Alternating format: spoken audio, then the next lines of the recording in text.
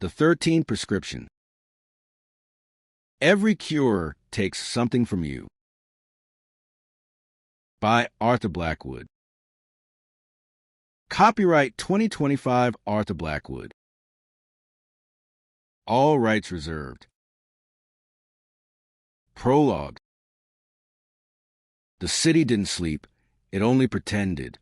After midnight, its lights dimmed just enough to convince the tired and the lonely that the world had paused. But in the narrow alley behind Harrow Street, where the neon signs had long surrendered to rust, something stirred. A faint bell rang, not the sound of a door opening. No one ever saw the door open, but the soft, metallic chime that announced the arrival of the apothecary. On some nights, it appeared between a boarded-up print shop and an abandoned dry cleaner. On others, it materialized at the far end of the lane, where even the street cameras glitched.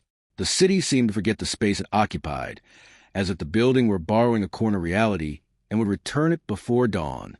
Tonight, the door stood there, oak, heavy, carved with symbols that shifted when looked at too long. A single lantern flickered above it, casting a circle of pale gold that didn't reach the ground. At 001, the sign slid into view behind the dusty glass. Open. Inside, the air smelled of bitter herbs, old rain, and something metallic, like a memory trying to bleed through. Shelves bowed under the weight of jars containing things no pharmacy should stock. Bottled reflections, captured dreams, files with miniature storms writhing inside them. Behind the counter stood the pharmacist, tall, thin, impeccably dressed in a charcoal coat. His hair was silver not with age, but with something colder. His eyes didn't shine, they absorbed. Most customers never remembered his face clearly, only the sensation being studied like a symptom. He never asked how people found the place. He only asked what they needed, and there was always a need. Tonight, at 007, the bell chimed a second time. The first customer this cycle stepped in, soaked by the rain, clutching their ribs, breath trembling. Their shadow lagged half a second behind their movements. The pharmacist smiled. It was not comforting. "Welcome," he said, voice smooth as expired medicine.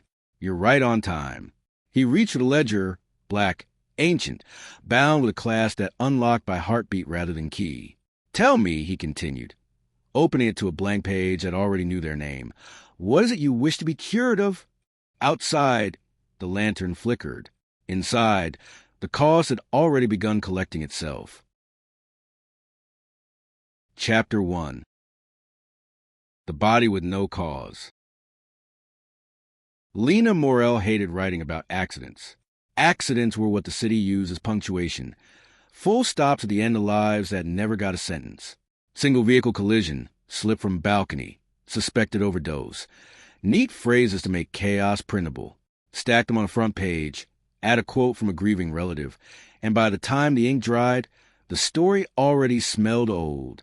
This one was different.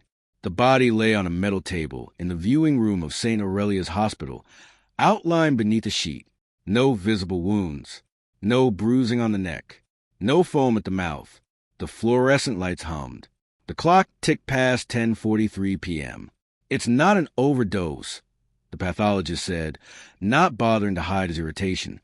He was short, red-eyed from too many shifts, ID badge swinging from his neck as he fidgeted with a pen. Lena watched the pen more than she watched him. People's hands told the truth before their mouths did. "I didn't say it was," she replied. "You're from?" He squinted at her press pass. "The Herald." "Right. Look, Ms. Morrell, I shouldn't even be showing you this before the report's signed off, but your editor said you'd be discreet." She gave him a professional half-smile. It usually worked on city officials and board security guards. It didn't work on him. "I'm not interested in the name," she said. "Just the pattern." He sighed, set the pen down, and lifted the sheet. The man on the table might have been asleep. Early 40s, trim beard, hair graying at the temples. His eyes were closed. His skin, though pallid, wasn't modeled the way Lena had learned to expect from too many nights in too many hospital basements. "You found him where?" she asked. "In his apartment." No sign of struggle. No alcohol, no obvious drugs. All the usual tox screens are coming back clean. The pathologist hesitated, then added, "Again." Again meaning how many? He covered the man's face with the sheet, as if that could muffle his answer. For this month, he said, different parts of the city. Male, female, different ages. Nothing connecting them that we can see. Except they look like this. He gestured toward the sheeted body, like someone flipped their switch. Lena jotted that down. Someone flipped their switch. Heart failure, she asked. Technically, yes, but hearts fail for reasons. Plaque, arrhythmia, underlying conditions. He rubbed the back of his neck. I'm not seeing reasons. I'm seeing empty. Empty. He seemed to realize he was starting to sound less scientific and more superstitious. His mouth tightened. I'll send you the official report when it's ready, he said, under the usual arrangement. That'd be appreciated. Dr. Patel. He hesitated again. Just don't turn this into some panic piece. People see mystery deaths and start making up ghosts in the pipes. Lena's pen hovered over the page. What are they making up? She asked quietly. He looked at her, then at the clock, then at the door, as if checking whether anyone else might drift in and overhear him breaking his own rules. Nothing, he said. Nothing that belongs in print. Lena slid her notebook back into her bag. She let the silence breathe just a little too long. Someone told you a story, she said. Maybe a nurse, maybe a night orderly, maybe the relative of one of the others. His eyes dropped, flicking to the security camera in the corner of the room. You're not recording this, are you? No. And if I were, I'd be smart enough not to admit it. A reluctant, humorless huff passed his lips. He leaned against the counter, arms folding themselves. Off the record, he said. Of course. Some of them, the families, they mention a place. He swallowed, as though the word itself were bitter. Some sort of clinic. Or pharmacy. I'm not sure. The details shift. They always do when people are grieving. Lena's pulse ticked up. What kind of place? The one that only opens after midnight. That's how one of them put it. He shook his head quickly afterwards, as if to dislodge the thought. Urban legends. People want a villain when the science doesn't give them one. Did they say where this pharmacy is? No, a pause. They said it was never in the same place twice. Lena tried to keep her face neutral. It didn't matter. He wasn't looking at her anymore. He was staring at the covered body, as if expecting it to sit up and correct him. You should go, he said. I have 3 more to process before morning. She thanked him and left, the word pharmacy echoing in her head, like a drop pill bottle rolling across a tile floor. Outside, the rain had softened to a fine mist, the kind that didn't bother with dramatic streaks and thunder, but still soaked your clothes if you stood in it long enough. The car park sodium light smeared everything in jaundiced gold. Lena unlocked her battered hatchback and dropped into the driver's seat. The interior smelled faintly of coffee, printer ink, and the lemon disinfectant she sprayed on a spilled takeout last week. She pulled the door shut and let the quiet close over her for a moment. Then she pressed her forehead lightly to the steering wheel and exhaled. A pharmacy, she whispered to no one. Her phone, wedged in the cup holder, lit up. A message from her editor. Need copy by 8 a.m. Keep it real this time. Lena. No ghosts. She stared at the message until the screen dimmed on its own. No ghosts. Her reflection in the dark windshield looked like it belonged to someone older than 32. There were new lines at the corners of her mouth. The shadows under her eyes were permanent now, no matter how much concealer she bought and then forgot to use. She started the engine and pulled out onto the road. The city at this hour was stripped down to its essentials. Taxis slipping through amber lights, buses dragging their tired passengers home, the occasional siren scribbling a diagonal line of noise through the streets. Harrow Street lay in the older quarter, where the pavement still buckled around the roots of long-suffering trees, and the brick facades leaned a little too closely together, gossiping over the heads of passers-by. She wasn't heading there. Not yet. She was going home. Her apartment was on the 3rd floor of a repurposed factory building. Exposed brick, high ceilings, windows that pretended to be soundproof. The lift had been out of order for 3 weeks. Lena preferred the stairs anyway. They gave her a chance to pretend the pounding in her chest was just exertion. As she reached her door, She heard the TV from a neighbor's place playing some game show rerun. Canned laughter spilling into the hallway. She let herself in, kicked her shoes off, and flicked on the light with her elbow. The living room was a tight rectangle. Sofa, coffee table buried under magazines and printouts, a bookshelf trying and failing to impose order on the chaos, a desk in the corner that carried the real weight, 2 monitors, a laptop, notebooks fan open like broken wings. On the wall above the desk hung a corkboard. Pinned to it was a mess of photographs, handwritten notes, and printed headlines. She dropped her bag on the sofa and walked straight to it, wiping a streak of rain from her cheek with the back of her hand. In the center of the board, secure with 4 black pins, was a single word typed in bold. Midnight. Around it, her obsession radiated outward in concentric circles of ink and paper.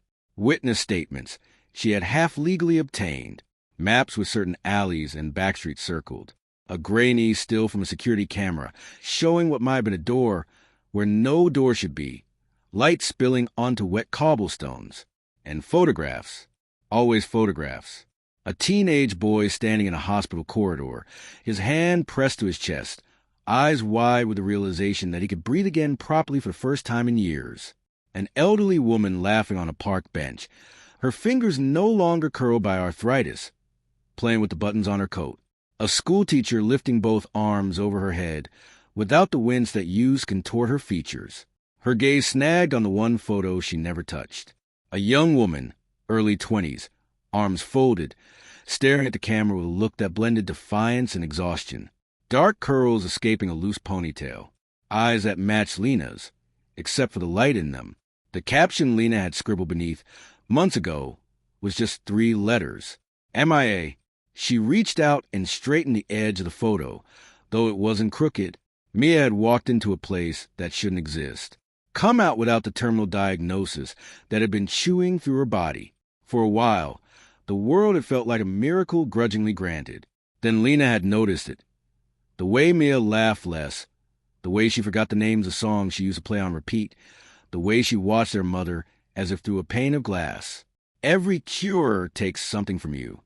That was what the older woman in the hospital waiting room had whispered, the one who claimed she'd heard about a pharmacy that opens when sane people are sleeping.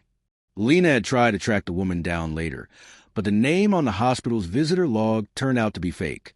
The pharmacy didn't appear on any business registry. No photographs of its interior existed online. Only stories, forum posts, and late-night threads filled with usernames that vanished the day after they wrote, recounting impossible recoveries. She took a step back from the board, crossed her arms, and stared at the word in the center. Midnight. Are you real? She asked the board softly. Or am I losing it? Her laptop chimed from the desk, a calendar reminder making itself heard. She ignored it. Another chime, new email, that one she didn't ignore. She slipped into the chair and woke the screen. The inbox glowed to life, already an accusation. Among the usual press releases and all staff memos, one subject line snagged her attention. You're looking in the wrong places. No sender name. Just an email address comprised of nonsense letters and numbers, the kind people generated when they wanted to leave no fingerprints. She clicked it open. There was no greeting, just a single sentence and an attachment. If you want the truth about the Midnight Pharmacy, start where the city tries not to look. The attachment was a still image, low resolution, from a security camera or phone. It took her a second to parse it. An alley, wet cobblestones reflecting distorted light. Trash bags slumped against the wall like defeated soldiers. And in the middle distance, very slightly out of focus, a door, not a normal door. Its frame seemed too sharp compared to the rest of the scene, as if it had been cut and pasted from a different photograph. Above it, barely legible, a wooden sign with flaking paint. She zoomed in until the pixels bled into one another. The letters on the sign merged, separated, then resolved again into something she could read. Iridian Apothecary. Her throat went dry. Iridian. She had never seen that word in any of the rumors, the threads, the whispered testimonies. If this were a hoax, it was a very new one. She scrolled down. At the bottom of the email, under the image, was one more line. Harrow Street. Tonight, after midnight. Come alone. Her immediate response was irritation at the cliché. Come alone. Whoever had sent it was leaning hard into the dramatic, but behind the irritation, something else stirred. A tightness in her chest that wasn't anxiety, but anticipation. Sharp, bright, dangerous. The same feeling she'd had when she first realized Mia's scans were clean. That trembling at the edge of an event that would rearrange her life. Her calendar reminder chimed again. She clicked it. Right copy, mystery deaths. The half-finished article blinked at her from another window, the cursor in the first line waiting impatiently. She could ignore the email, mark it as spam, attach the image to a light, cautious feature piece about urban legends and consumer desperation in a failing healthcare system. Quote a psychologist. Add a wry tone. Collect her paycheck. Or, Lena glanced at the clock in the corner of her screen. 23:11. Harrow Street was 20 minutes away if the traffic lights played nice. She stood up, the chair rolling back on its casters. Her body had decided before her mind caught up. On the wall, Mia's photograph watched her. You don't even know what you're walking into, that familiar face seemed to say. No, Lena murmured, but I know what I'm already in. She grabbed her jacket, her notebook, and the small digital recorder she'd once sworn she'd never use without people's consent. She tucked it into her pocket anyway. The city outside had darkened, the mist thickening into a light rain again. She locked her door and took the stairs two at a time. At the bottom of the building, just inside the main entrance, a woman in a yellow raincoat was collecting mail from the row of battered metal boxes. She looked up as Lena passed and gave a polite nod. You're out late, the woman said. Occupational hazard, Lena replied. The woman smiled a small, tight curl of lips and went back to her envelopes. Outside, the air snapped cold against Lena's cheeks. She pulled her hood up and started towards a car. Halfway there, her phone buzzed in her pocket. She fumbled out, expecting another message from her editor. Instead, the screen displayed a different name. Mom. She stared at it for a second, thumb hovering. If she answered, she might stay.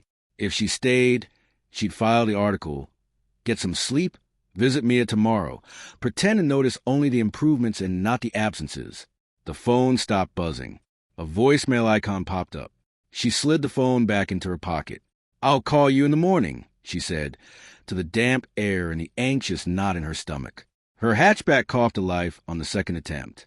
She reversed out, turned onto Main Road, and pointed the car toward the older quarter. Harrow Street was the city's bad memory. Not the glamorous kind of dereliction that attracted photographers and developers, but the sort that came from years of municipal neglect. Streetlights flickered, some permanently off, others too bright. Graffiti layered over graffiti until the walls looked like they'd been built from palimpsests. Lena parked at the far end, under a lamppost that hummed uneasily. A thin drizzle traced silver lines through its cone of light. She killed the engine and sat there for a moment, watching the rain on the windshield. Her phone buzzed again. This time it was a text from an unknown number. Don't be late. She swallowed and checked the time. 23:47. Of course, she muttered. He's punctual as well as ominous. She slipped the recorder into her jacket pocket and got out. The air smelled of wet brick, spilled beer from a nearby bar's back door, and a faint tang of garbage. Her boots splashed through shallow puddles as she walked. The alleyways branching off Harrow Street were narrow and uneven, some blocked by dumpsters, others choked with old cardboard and the husks of broken furniture. She moved slowly, checking each one, eyes flicking between the gloom and the image burned into her brain. Cobblestones, a door sign. At the third alley, she stopped. The cobblestones here shone darker than the others, like soaked leather. A fire escape hung crooked over the entrance, dripping rust and water. At the far end, half in shadow, half in the pale wash of a distant streetlight, stood a door. Her breath caught. It looked exactly as it had in the attachment. Wooden, solid, frame impossibly clean against the chipped brick around it. Above, a sign, the paint peeling but the letters unmistakable. Iridian Apothecary. The alley was empty. No hooded informant. No prankster with a camera crew. The windows above were dark rectangles, the kind of silence that wasn't just lack of sound but a decision not to hear. For a moment, Lena considered the possibility that this was some elaborately staged performance, an installation, a viral campaign for an energy drink. Then the door's handle turned of its own accord, just slightly, just enough. A line of warm light bled into the alley, cutting across the wet stones at her feet. Her heart slammed once against her ribs. This is it, she thought. This is where you either find what you've been chasing or prove to everyone, including yourself, that you've invented it. She stepped forward.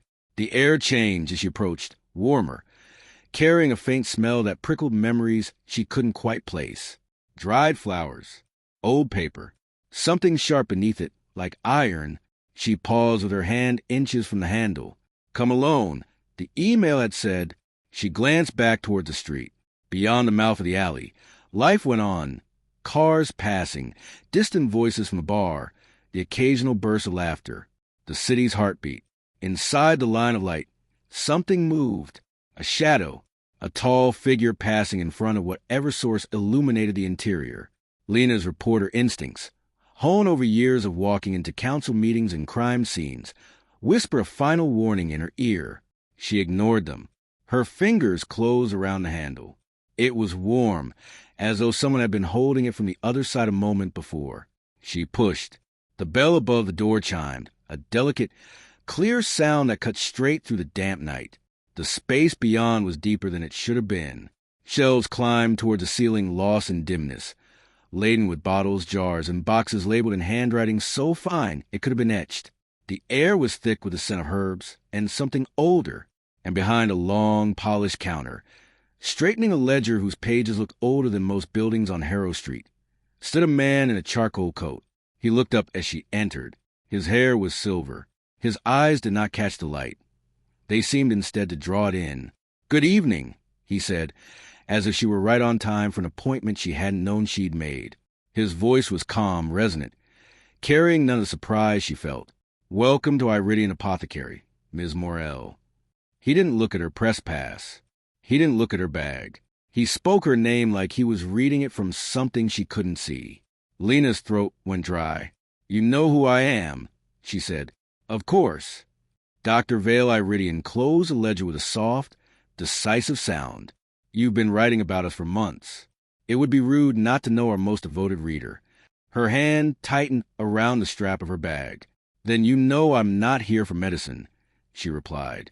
"I'm here for answers." A fractional smile touched his lips. It wasn't kind. It wasn't unkind. It was the expression of someone who had heard the same lines spoken in different mouths for a very long time. "Everyone who comes here," he said, "believes they want answers." He extended a hand, palm upward, as though inviting her to place something in it. "But the only thing we dispense," Dr. Vale Iridian murmured, "is cure. And cure, Ms. Morrell, is just another way of asking the wrong question." Behind her, the door clicked shut on its own. Outside, Harrow Street kept pretending not to notice. Chapter 2. The Cost of a Cure. Kai Renoir had learned long ago that the city treated delivery riders the same way it treated stray cats. Ignored until needed, tolerated until inconvenient. Tonight, it felt especially unforgiving. Rain slicked the streets into a map of black glass, and Harrow Street, already a confusing artery in daylight, looked like someone had rearranged its buildings while no one was watching. Kai pedaled to the wet air, jacket plastered to his shoulders, the delivery bag knocking rhythmically against his back. The app's voice chirped in his ear. "Turn right in 20 meters. "Yeah, sure," Kai muttered, adjusting his grip on the handlebars. The city's GPS had been acting drunk since midnight. He turned the corner and slowed. The building he was supposed to deliver to, number 61, was wrapped entirely in scaffolding. The entrance had been boarded shut, a laminated notice hanging limply from a single nail. "Structural works, no entry." "Of course," Kai sighed, "because life is fair like that." He pulled under a ledge barely wide enough to block the drizzle and tapped the call button for the customer. The line crackled once, then a groggy voice answered. "Yeah, your food's here, but the building you gave me is a cardboard box. You sure about the address? A confused pause. Definitely 73 Harrow. Red door. Between a laundrette and a bookmaker's. I've been waiting. The app says 61. Then the app's wrong. Happens all the time on this street. A rustle, a frustrated exhale. Just ride further down. I'll be watching the door. The call ended without a goodbye. Kai pocketed the phone with a grimace. Great. Love that attitude. He rode on, scanning the damp facades. House numbers jumped around. 63, 63A, then nothing. Then a derelict lot where a row of homes clearly used to be. Harrow Street had the logic of a dream. Familiar at first glance, incoherent underneath. Then he spotted a narrow alley on his right. A laundrette steamed behind fog windows. A shuttered bookmaker's sat opposite. And between them, halfway down the slick cobblestones, a red door leaned under the dim light of a faulty lamp. No number on it. Kai braked, reversed a few pedal strokes, and squinted. That better be 73, he muttered. He rolled into the alley, the cobblestones jarring the wheels. A droplet from a rusted gutter above landed on the back of his neck. Icy enough to make him shiver. He dismounted, propped the bike against the laundrette wall, and approached the door. The red paint peeled in long curls. A brass handle gleamed faintly despite the damp. The knocker, shaped like a lion's head, had softened into something unrecognizable with age. Kai knocked once. The sound traveled oddly, deeper than the thickness of what could explain. Almost hollow, almost expectant. He raised his hand to knock a second time. The door opened. Warm light spilled into the alley, a muted gold that didn't belong in a forgotten corner of the city. The air that drifted out carried layers, dried herbs, something metallic, a sweet scent that reminded Kai of old books and burnt sugar. And the room inside. Shelves rose almost to the ceiling, laden with jars and bottles filled with powders, liquids, and stranger things.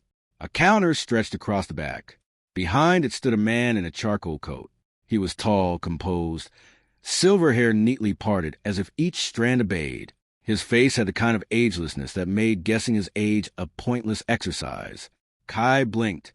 Delivery bags, steam from kitchens, late-night drunks. This he understood. Whatever this was, not even close. Is this 73? Kai lifted the food bag. I've got a burger getting old. The man behind the counter lifted his gaze, calm as still water. We place no order. Kai gave a short laugh. Figures. Wrong door. Sorry for... You are late, the man added, as if correcting him. For what? Kai asked, eyebrows rising. For what brought you here? The stranger said evenly. Please come inside. Kai stared at him. He knew better than to step into weird places with weird men during weird hours, especially when the city felt like it was rearranging itself. But something in the air tugged at him. Not a voice, not a command, more like a sensation that he had already made the choice. He stepped over the threshold. The air shifted instantly. Warmer, thicker. His ears popped. The door closed behind him with a soft click. Kai turned, startled. The inside face of the door wasn't red at all. It was dark, carved with etched with shifting patterns that retreated whenever he tried to focus on them. What is this place? He asked. Iridian Apothecary, the man said. We open after midnight. Right, of course you do. Sarcasm was the only shield he had left. He approached the counter cautiously. You didn't tell me your name, Kai said. I did, the man replied. Dr. Vale Iridian. Kai frowned. You definitely didn't. You told me yours, Dr. Iridian continued, ignoring the remark. Just not yet. Not yet. Kai's skin prickled. Dr. Iridian rested a hand on a large black ledger. The clasp opened by itself with a soft metallic sigh. The pages were filled with tight, precise handwriting, names, dates, symbols that seemed to pulse faintly under the warm light. A blank page awaited, except it wasn't blank. Kai's name was already written there. Okay, Kai whispered. Nope, that's not normal. You injured your knee 4 years ago, Dr. Iridian said calmly. Ligament damage, improperly treated. It aches in the cold. Kai stared at him. Lucky guess. You twisted it, leaving a bar, Dr. Iridian continued, trying to impress someone. You don't go there anymore. The accuracy knocked him silent. Are you stalking me? Kai demanded. Is this some kind of scam? I listen, Dr. Iridian said simply. The body speaks clearly. He reached for one of the shelves without looking. His fingers closed around a small square bottle filled with amber liquid. He set it gently on the counter. This will repair the ligament fully, he said. No surgery. No therapy. You will ride as you used to. A soft pulse of longing coursed through Kai's knee at the promise. What's the trick? He asked. The cost, Dr. Iridian answered. Money? Kai said. Because I'm not paying for mystery juice. We don't take money. Kai snorted. Okay, so what then? Dr. Iridian folded his hands. The cost must match the cure. Equivalent weight. Equivalent loss. And mine? Kai asked, though he already dreaded the answer. Truth. Kai stared. Truth? That's vague as hell. You rely on small lies, Dr. Iridian said. Harmless ones. To get better tips. To smooth conversations. To avoid disappointing people. To protect yourself. That's human, Kai shot back. It is habit, Dr. Iridian corrected. After the remedy, you will not lie, not even by omission.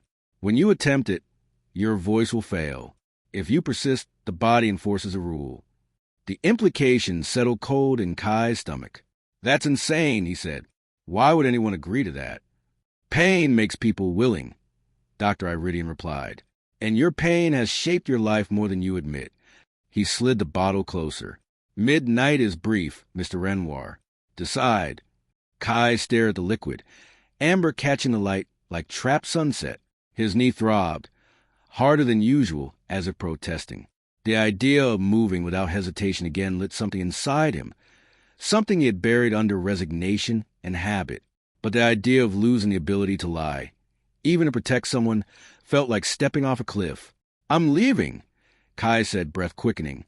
Thanks for the nightmare scenario. Dr. Iridian inclined his head slightly. As you wish. Kai turned, grabbed a handle, and yanked the door open. Cold alley air spilled in, washing the warm scents from his nose. He didn't look back. He pulled the door closed behind him and mounted his bike. His knee screamed at the motion. Perfect. He exhaled through clenched teeth. He pushed off, riding back toward the main road, forcing his thoughts away from the strange warmth of the apothecary. For a few nights, life returned to normal. Mostly, he delivered noodles, burgers, pastries. Avoided conversation more than usual.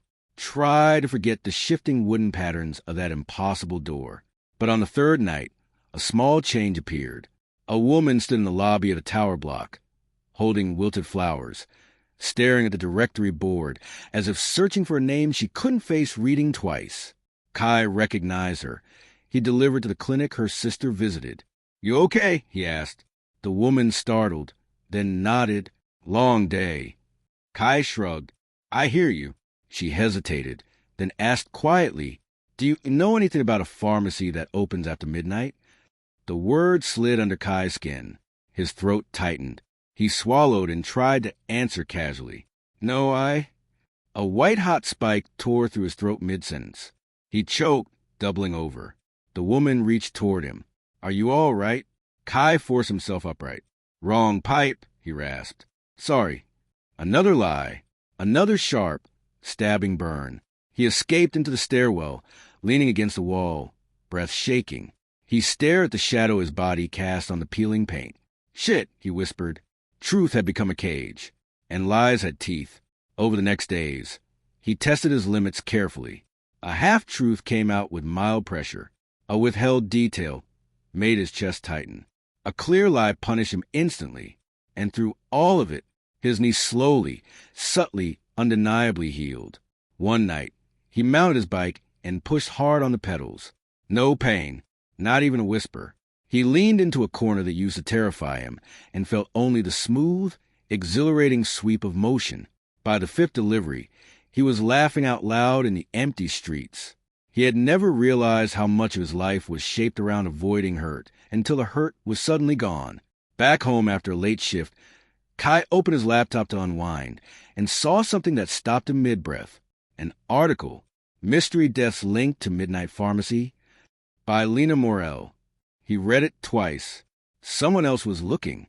Someone else hadn't noticed the pattern.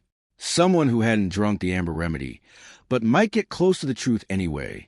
He sat for a long moment, the glow of the screen painting his face pale. Then he opened a blank email. His fingers hovered, then began to type. You're looking in the wrong places. No pain in his throat. He attached the blurry photo he had taken of Harrow Street's strangest alley, the night the door had first revealed itself to him. Then he added, if you want the truth about the Midnight Pharmacy, start where the city tries not to look.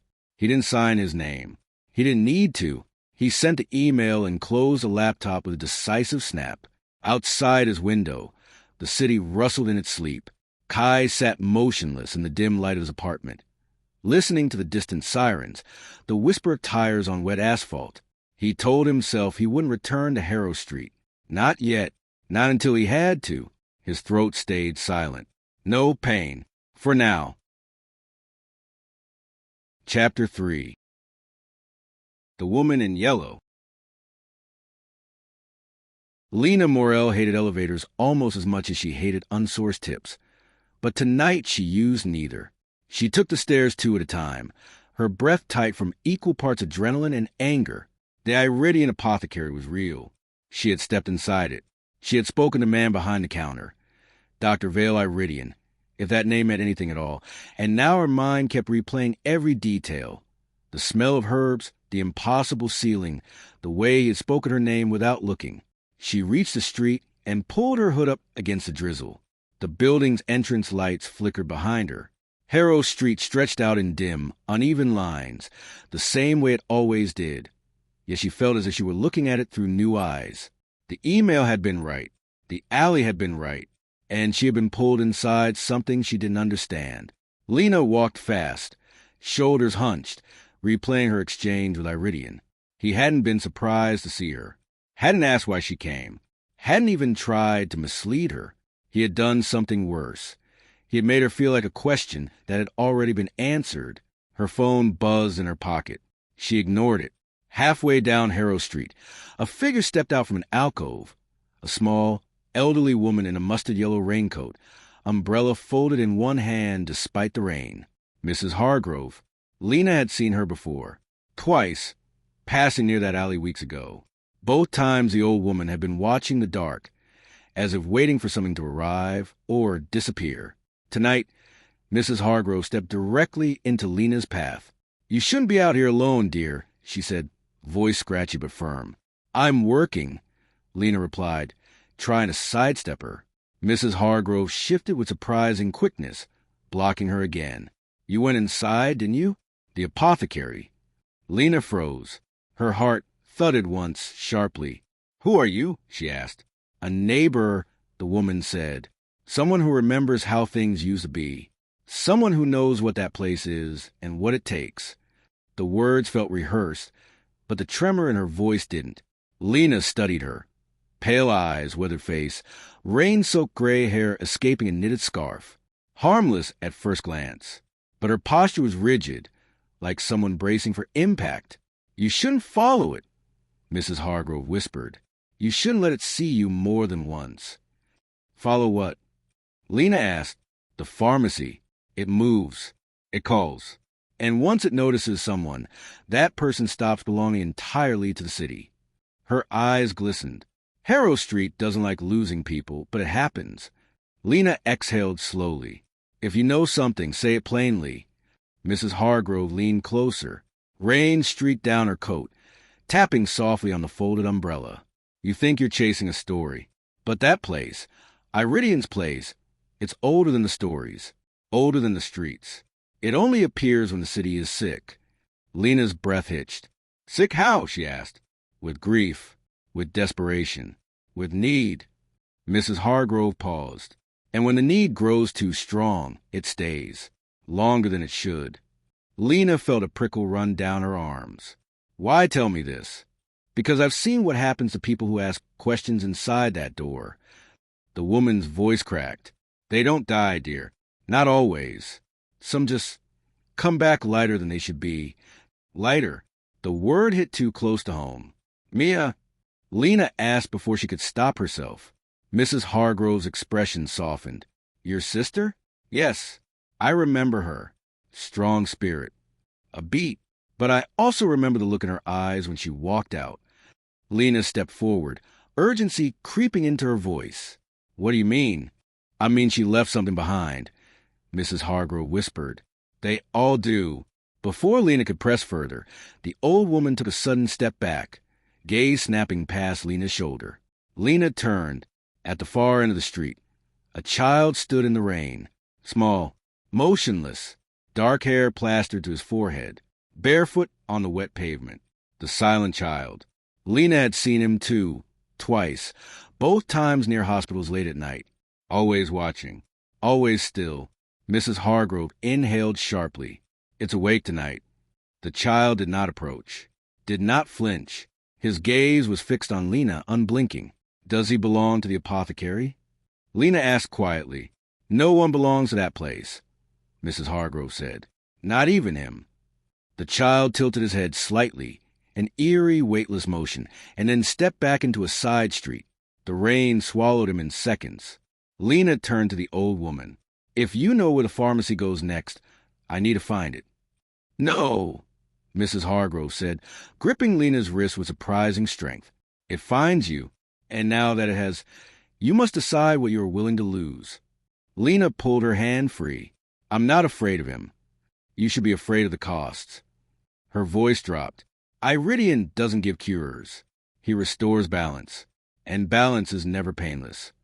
Before Lena could argue, a bus roared past them, spraying water over the pavement. When the noise faded, Mrs. Hargrove was gone. The street behind Lena stood empty. Only the quiet hiss of rain remained. Lena swallowed, turned her collar up, and walked toward her car. The city felt different now, sharper, as if listening. She unlocked the door, slid inside, and closed herself in the small bubble of dry air. Her phone buzzed again. This time she checked it. One new email. No sender name. Just a subject line. Do not return there alone. Lena stared at it. Then she looked up at the empty, glistening street. Too late, she murmured. She started the engine and pulled away, rain ticking softly against the windshield. Whatever Iridian Apothecary was, it hadn't finished with her, and she hadn't finished with it. Chapter 4. Collateral Stories. Jonah Price sat in the hospital parking lot with the engine off, and both hands clenched on the steering wheel. The rain had finally slowed, but his pulse hadn't. The world outside the windshield was a smear of sodium light and wet asphalt. People hurried in and out of the sliding doors. Patients, nurses, relatives carrying flowers. But none of them were here for him. None of them were here to fix what mattered. Jonah glanced at the small black case in the passenger seat. Inside it, cushioned in foam, lay the hearing aids he had worn since the accident. Tonight, they felt like fossils. Relics of someone else's life. His right ear still rang faintly from rehearsal earlier, the ghost of a note he hadn't played in years. He opened the case and stared at the devices. I'm not going back to you, he whispered. And he wasn't. Not after what Iridian had given him. He closed the case, shoved it into the glove compartment, and stepped into the rain. Inside the hospital, everything smelled of disinfectant and bitter coffee. Jonah walked the corridor slowly, adjusting the buzz in his ears that might have been memory or might have been his senses changing again. He reached room 214. Through the small window, he saw his mother sitting up in bed, book in her lap, glasses perched crookedly on her nose. She looked better, less pale, less drained, but her eyes still carried the dull fatigue of someone who had been sick too long. Jonah pushed the door gently. His mother looked up. A small smile warmed her face. Jonah, you're drenched. Rain caught me on the way in, he said, shrugging out his damn jacket. I told you not to leave rehearsals for me every day. You're my mother, Jonah replied. It's not optional. She gave him that soft, familiar look, the one equal parts love and worry. Sit. Tell me how you're feeling. Be honest. That last part hit him harder than it should have. He took the chair beside her bed. I'm okay. Better than okay. Does your head still hurt? She asked. Not really. And the dizziness? Gone. And the sounds? Jonah hesitated.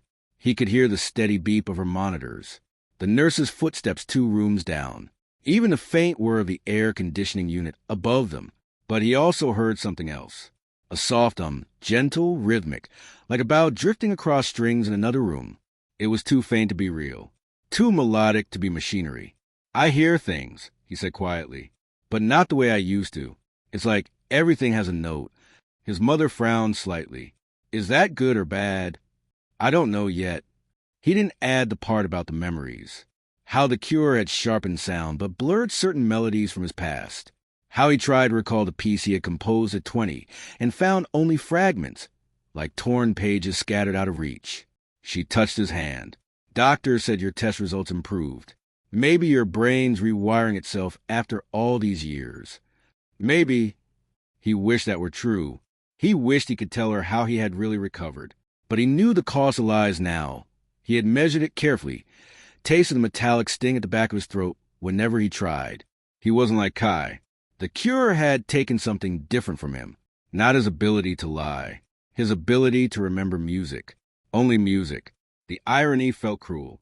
His mother studied him. You've changed these last weeks. Happier. Lighter. Something happened, Jonah, and you're trying hard not to say it. Jonah inhaled, searching for a half-truth that wouldn't betray either of them. I'm just feeling more like myself, he said softly. That at least cost him nothing. His mother nodded slowly, accepting the answer. For now, she closed her book. Stay with me a little. Read something. Or tell me about rehearsal. Jonah forced a smile. Rehearsal was fine. They've hired a new conductor. Young, dramatic, loves tempo changes. Dramatic is good, she said. Music needs drama. Music. His throat tightened. He reached for the therapy notebook he carried. Lines filled with attempts to reconstruct pieces he used to know by heart. Some pages were blank. Others scratched out violently. He flipped to a clean sheet. His mother watched him. Another new composition? Trying. He picked up his pen. Usually, the first note came easily. A spark. A sound. A beginning. Tonight, nothing surfaced. A void waited where inspiration used to be. He forced his hand to move anyway, drawing a single whole note on the staff. Then another. Then a third. They meant nothing. They sounded like nothing. His mother didn't comment. She had seen this before. The frustration disguised as focus. She reached out and squeezed his arm gently. You'll find it again, she said. Jonah closed the notebook. I hope so. A knock startled them both. A nurse peeked in, smiling warmly. Visiting hours are almost over, she said. Jonah stood and kissed his mother's forehead. I'll be back tomorrow. Take care of yourself, she whispered. And please stay out of rain. He promised he would. Another lie, a small one, but lies didn't punish him. The cure had taken something else. Outside the room, he exhaled, leaning against the wall. For a moment, he let the hospital sounds wash over him. The hum of machines, the murmur of voices, the faint squeak of rubber soles on polished floors. All of it wove into the same strange undertone he kept hearing, like a thread of music too distant to grasp. He closed his eyes. Was this what the cure was doing to him? Was this the beginning or the end of something? His phone vibrated. A notification from the Herald. Jonah clicked it. New article by Lena Morrell. Unlicensed clinics, an illusion of miracles. His stomach sank. Lena was getting close. Too close. And the apothecary, Iridian, did not like attention. Jonah tucked the phone into his pocket and left the hospital, the rain greeting him again with cold fingertips. He walked quickly toward the parking lot, the hum of that strange, invisible music following him like a second shadow. He wasn't the only one who had paid a cost. He wasn't the only one who had been cured. But he might be one of the few who understood what that cure was doing to him. Note by note, memory by memory. As he reached his car, he paused. A child stood 3 parking spaces away. Small, barefoot, rain-soaked, the silent child. Jonah froze, breath held. The child didn't move, didn't blink, just stared, with eyes too calm, too old, too aware. Jonah whispered, "What do you want from me?" The child tilted its head ever so slightly, then raised one hand, pointed, not at Jonah, at the black case in his car, the hearing aids he had abandoned. Jonah felt something twist inside his chest. The child lowered its hand, stepped backward once, and vanished between two parked cars, swallowed by the rain. Jonah stood motionless and quiet. Then he opened the car door and reached for the glove compartment. He didn't know why. He didn't know if it mattered.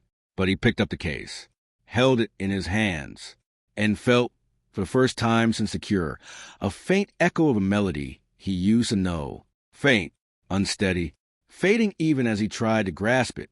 He closed his eyes. He was losing himself, one note at a time. Chapter 5. The ledger opens.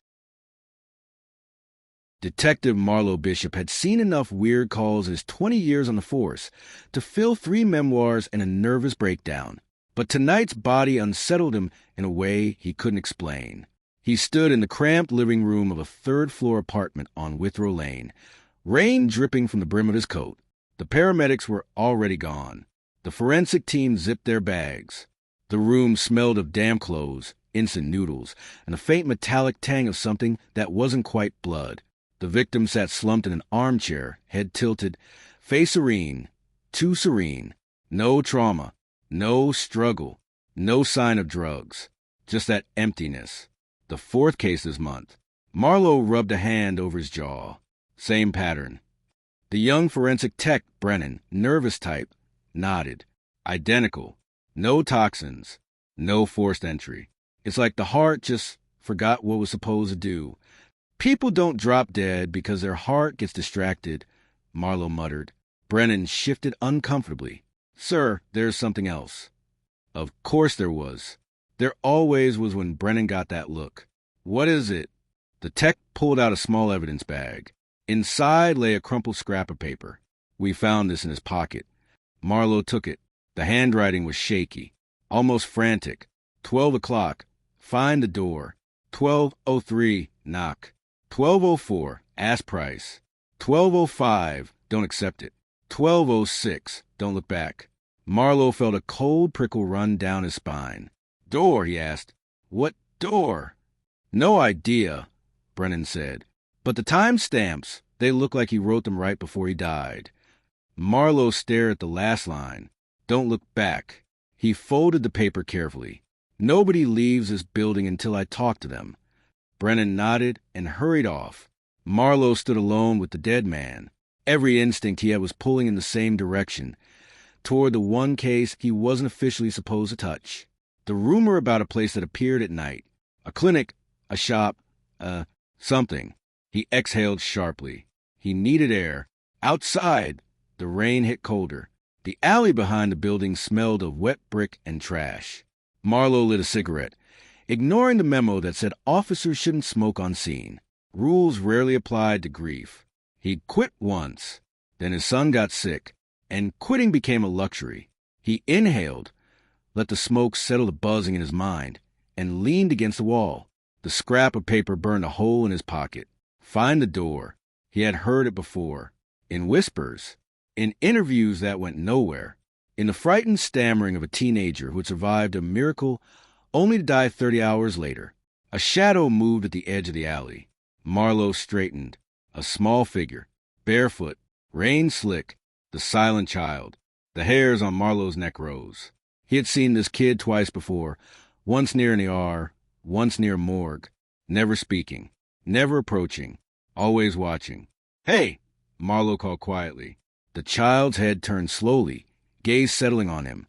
No fear, no curiosity, just a stillness that felt wrong on a human face. What do you want? Marlowe asked, stepping closer. The child raised a hand, pointed toward the street, then toward Marlowe's coat pocket. Marlowe frowned. The paper? The child nodded once, then lifted both hands, palms upward, as though offering something invisible.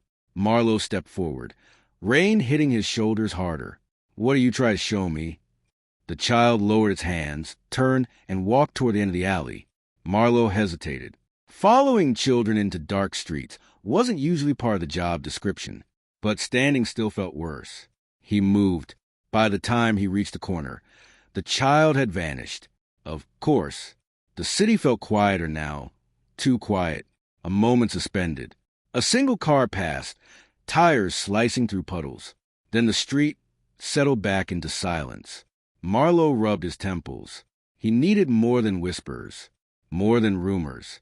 He needed truth, and there was only one person in the city chasing the same thread. The Herald, 2:17 a.m. The newsroom was never busy at this hour, but tonight it felt abandoned. Lights hummed in scattered rows, casting long shadows across empty desks. Lena Morrell sat alone, back hunched, staring at a corkboard that looked more like the obsession wall of conspiracy theorists and journalists. Photographs, maps, notes pinned in frantic constellations. Marlowe watched her from the entrance. She didn't notice him until he coughed. Lena turned sharply, eyes still wide with leftover adrenaline from her encounter on Harrow Street. When she recognized him, her face hardened. "Marlowe Bishop," she said. "You're not my favorite visitor."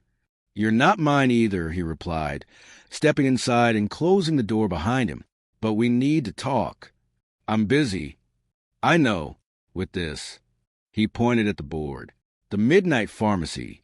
Her expression flickered. Annoyance, caution, curiosity. "You don't believe in it." "I didn't.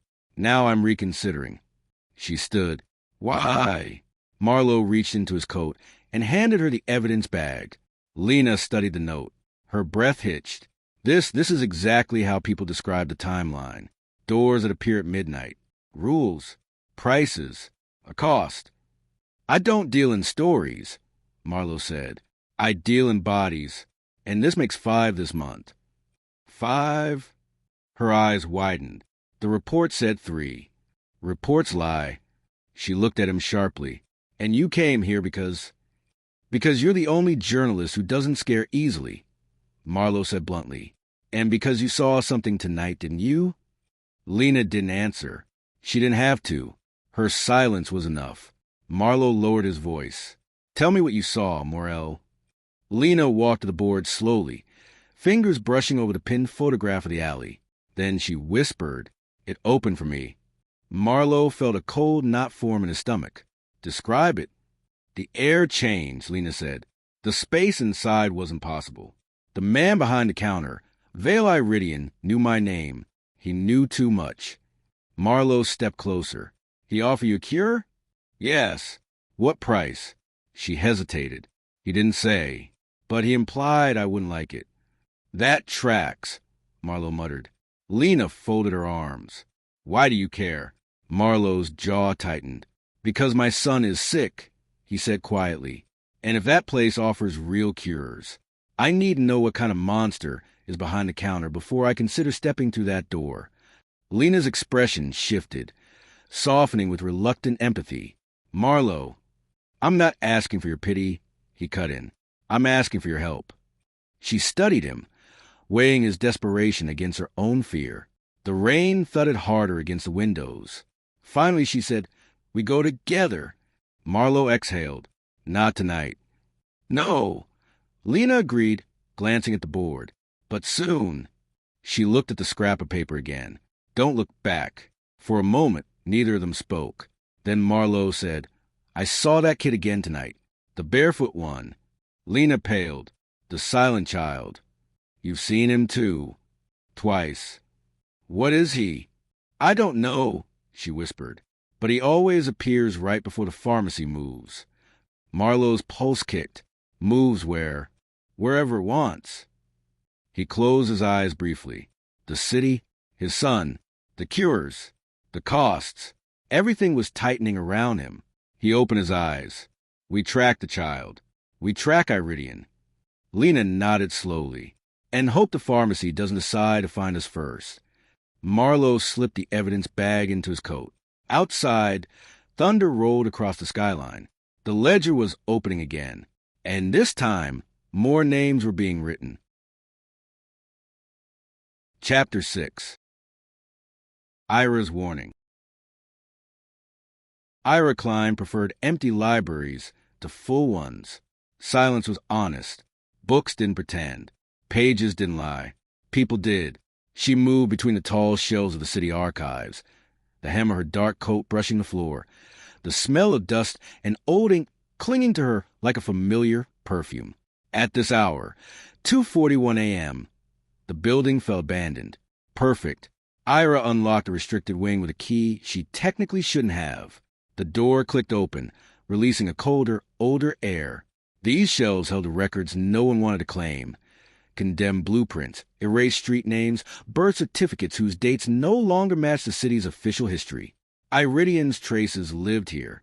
She knew, because she had been looking for years. She set her lantern-style desk lamp on a wooden table scarred with annotations from archivists long dead. Then she pulled 3 boxes from the highest shelf, whispering the catalog numbers under her breath like a mantra. Glassfall, OG Registry, Harrow Anomalies. The last box was the one she feared most. She opened it anyway. Inside were brittle files tied with red string. She chose the one marked Harrow District. Discontinuity events. Opened it gingerly and laid the papers flat. Old city maps. Altered street lines. Sudden disappearances of small businesses no one remembered, and tucked in the back, a photograph, black and white, faded, a street that no longer existed, a wooden sign above a door, Iridian Apothecary.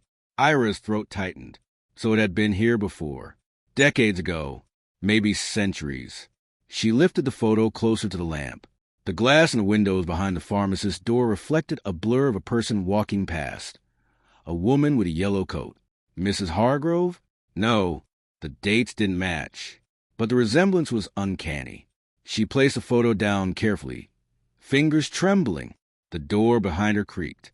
Ira spun, heart thudding, but relaxed when she saw the intruder. A boy, 9 maybe, sopping wet, shoeless, the silent child. He stepped into the archive room without disturbing a single mote of dust. Ira braced against the table. "Not you," she whispered. "Not tonight." The child didn't blink, didn't move, only watched. "What do you want?" she asked, voice barely audible. His gaze lowered to the photograph. Ira followed his eyes. "You know what this is," she murmured. "You were there." The boy's breath didn't fog in the cold air. His clothes dripped, but the floor beneath him remained dry. Ira swallowed. "It moved last night," she said. "Harrow Street. It hasn't appeared there in years." The child tilted his head very slightly. "Why now?" she asked. "Why return to the same street?" He raised a hand, a small, delicate motion, pointing, not at the photograph, at the map beneath it. One corner folded, revealing an older layer of the district, Harrow Street, and a faint handwritten mark next to it, 13th entry. Ira inhaled sharply. "It's choosing someone." The boy lowered his hand, then turned and walked out, swallowed by the dark corridor. Ira dropped into the nearest chair, pulse racing. The 13th entry, the 13th prescription. The reason the pharmacy moved, returned, waited. Someone in this cycle was the 13th, and she needed to know who. She packed the files quickly, slid the photograph into her coat, and moved toward the exit. The corridor lights flickered, the old building groaning again after too many years of disrepair. Ira descended the staircase and stepped into the chilly early morning air. The street was still dark, wet, silent. She checked her phone. One new article notification. Lena Morrell, unlicensed clinics, an illusion of miracles. Ira's stomach twisted. Journalists were dangerous in this kind of story. Not because they lied, because they looked too hard. She turned the corner. Mrs. Hargrove was there, standing under a crooked street lamp, raincoat glowing faintly in the soft sodium light, umbrella closed at her side. "You're late," the old woman said. "You knew I'd come," Ira replied. Mrs. Hargrove's lips thinned. "The pharmacy never repeats a cycle without purpose. It's begun choosing again." "I know." Ira tapped her coat where the photograph rested. 13th entry. Mrs. Hargrove's face paled. You shouldn't say it out loud. Why? Because it listens. Because it obeys. Ira took a step closer. Who is it choosing, Hargrove? The old woman hesitated, then said, voice cracking, someone who has already stepped through the door. Ira's breath caught. Lena, she whispered. Or the boy, Mrs. Hargrove replied. Or the musician. Or the runner. Or someone who hasn't been asked yet. Her gaze hardened. But one of them is marked. A distant rumble echoed over the rooftops. Thunder or something heavier. Ira gripped her coat. Then I need to find them. And warn them? Mrs. Hargrove asked. No, Ira said. Warn myself. Mrs. Hargrove blinked. Why yourself? Ira stepped back into the shadow of the street. Because I'm the one who stole from Iridian, she said quietly. And he remembers debts better than anyone. The old woman stared at her in horror. Ira turned away and walked into the thinning night, coat sweeping behind her. By dawn, she would have a list of names, and one of them would belong to the 13th prescription. Chapter 7. The city that rearranges itself.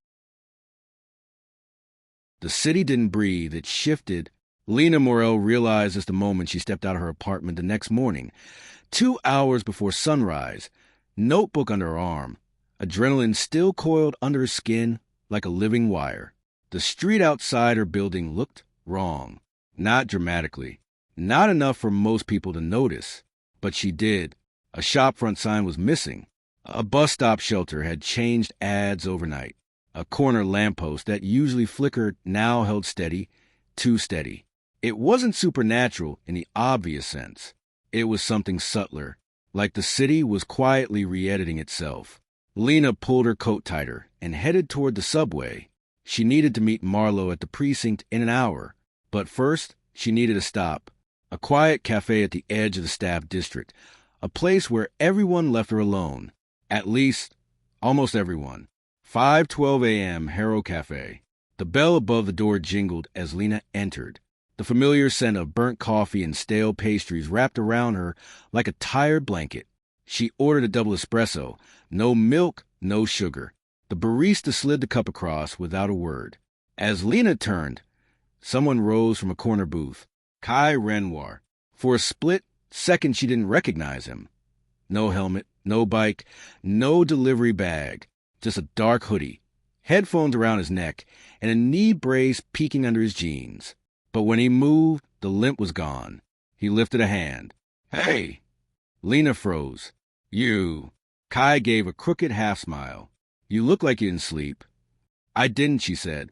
Why are you here? I told you your article. Thought you should know something. Email wasn't enough? Kai hesitated, hands buried in his pockets. Thought we should talk in person. Safer. Lena sat, mostly because the room had started to tilt. Talk, she said. Kai leaned forward. You went inside last night. How do you know that? He gave a small, humorless laugh. Because I've been inside, too. Lena's pulse kicked. You took a cure, she whispered. Kai looked away, jaw tight. Yeah, and it worked. She stared at the brace on his knee. The way he moved, too smoothly. It fixed you, she said. Yeah. What did it cost?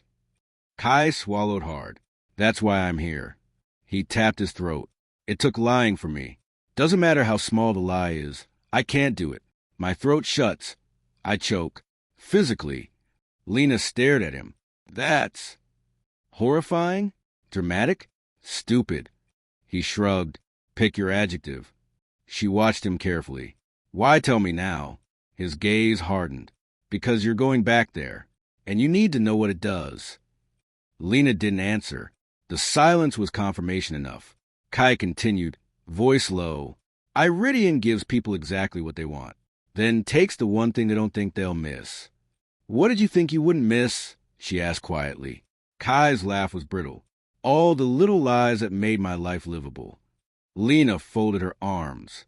And now everyone gets the truth, whether they want it or not.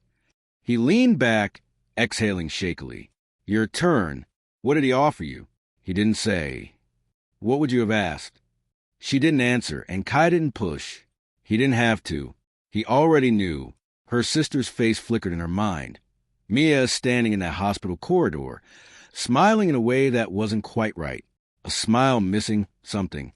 A girl healed but hollowed. Lena closed her eyes briefly. I'm not taking anything from him.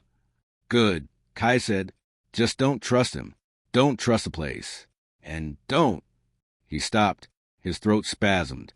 His hand flew to his neck. Lena leaned forward. Kai. He coughed once. Twice. Pain tightened every muscle in his face. Then, don't go alone. The last word scraped out like sandpaper. Lena's blood ran cold. Who were you trying to lie to? She whispered. Kai wiped his eyes, breath shuddering. Myself. Lena reached across the table, lowering her voice. Kai, the pharmacy, does it move? Yeah, he said, rubbing his throat. All the damn time. Street layouts change. GPS glitches. It hides. Then how do we track it? Kai hesitated, and that hesitation, painful, involuntary, told her he was trying to lie again. The choking hit instantly. Kai! Stop, she said, but he couldn't breathe, couldn't speak. She grabbed his wrist. Stop trying to lie. Tell me the truth. He forced himself still, eyes watering, then inhaled shakily. You don't track it, he whispered. It tracks you. Lena felt a coldness spread through her. How? Kai shook his head. Don't know, but once you step inside, it marks you. The city rearranges itself, so you keep crossing its path. Lena sat back, heart pounding. That explained the street outside her apartment, the lamppost, the missing sign. She wasn't imagining it. The city really was shifting. You said something else in your email, Lena said. You told me to look where the city doesn't. Kai nodded. Alleys, dead ends, places where the street map's wrong. Those are the pressure points. That's where it appears.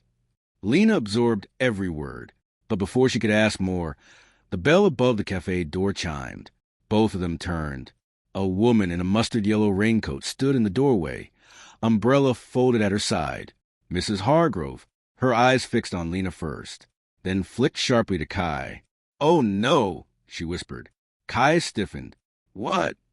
Mrs. Hargrove approached slowly, fear etched into every line of her face. You two are sitting together, she said. That's not good. Lena frowned. How is that not good? Because the pharmacy never chooses just one person, the old woman breathed. It chooses a constellation. People whose lives are about to collide. Kai blinked. Constellation of what? Mrs. Hargrove's voice dropped to a tremble. The 13th prescription. Lena's heart lurched. What does that mean? Mrs. Hargrove looked at her with raw pity. It means one of you will pay more than you can bear. A crash sounded outside, something metallic falling, echoing across the street. All three turned toward the window. At the far end of the block, barely visible through the early morning fog, a child stood still, barefoot, watching. The silent child. Mrs. Hargrove's hand trembled. It has begun. Lena reached automatically for her notebook. Kai whispered, We need to move. But Lena didn't move. Neither did Kai, because the silent child lifted one hand and pointed directly at their table. Chapter 8. The map that shouldn't exist. Greymoor City looked different from above. Lena Morrell realized it as she climbed the metal stairs leading to the rooftop of the old Herald building, Kai following close behind, and Mrs. Hargrove trailing with short, determined steps. The silent child had vanished from the street the moment they approached the window. Vanished, not walked away, not turned a corner. Gone, like a piece of Greymoor that had been erased mid-scene. The old woman insisted they move immediately. Eyes on rooftops, she kept repeating. Higher places see things sooner. Lena wasn't sure that made sense, but she didn't argue. The air outside had felt wrong. Too still, too heavy for dawn. And the way the child had pointed at them, she pushed the rooftop door open. Cold morning air rushed in. Greymoor City stretched out in muted shades of gray and wet metal, the skyline jagged like broken teeth. In the distance, The river cut a dark curve through the city's spine. Streetlights flickered in patches. As if waking reluctantly, Kai stepped beside her, catching his breath. So, what exactly are we looking for? Mrs. Hargrove reached the top step and leaned on her umbrella. Changes. Changes in what? Kai asked. In the map, she whispered. Lena frowned. The city map? No, the old woman pointed outward. The real map. The rooftop shift. They walked toward the edge of the roof. From here, Lena could see Harrow Street, a crooked artery threading through Greymoor's older quarter. Except something was off. Look at that intersection, she murmured. Kai squinted. Which one? The one with the bakery that burned down last winter. There's no bakery, Kai said. Lena stiffened. Yes, there is. 3 blocks from here. Not anymore. Not. What are you talking of? She stopped. The bakery wasn't there. Not burned. Not boarded. Not rebuilt. Gone. Replaced by a parking lot she had never seen before. Her stomach sank. Kai whispered, Okay, that's not normal. Mrs. Hargrove nodded grimly. It's begun. Lena tore her gaze away from the street and turned to the old woman. What is happening to the city? It rearranges itself when the pharmacy decides to change doors, Mrs. Hargrove said. Greymoor bends. Streets erase. Others reappear. It's like watching a wounded animal shift its weight. Why now? Kai asked. Because a 13th is being chosen. Lena swallowed. You said that before. What is a 13th? Mrs. Hargrove hesitated, then untied a small cloth pouch from around her neck. Inside was a folded sheet of aging paper, yellowed, creased, fragile. She handed it to Lena. This is the first map, the old woman said, drawn when the apothecary first appeared in Greymoor. Decades ago, maybe longer. Lena unfolded it carefully. It was a hand-drawn layout of Greymoor City. Recognizable but wrong. Streets in places that didn't match. Corners sharper, alleys deeper. But one thing stood out. 12 red crosses marked different positions across the map, each labeled with a year. Those, Mrs. Hargrove whispered, are the 12 appearances of Iridian Apothecary. Lena traced her finger along the markings.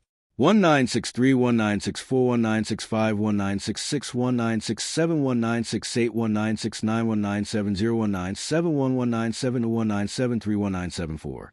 A dozen visits. She stared. It's been appearing for 60 years? Longer, Mrs. Hargrove corrected. Those are only the times people live long enough to write it down. Kai leaned over her shoulder. So what's happening now? Mrs. Hargrove lifted a trembling finger and pointed at the bottom margin of the map.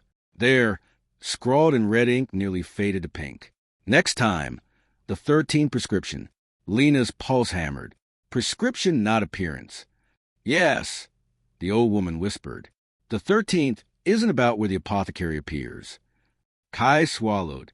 It's about who? Mrs. Hargrove nodded. It chooses a soul, she said.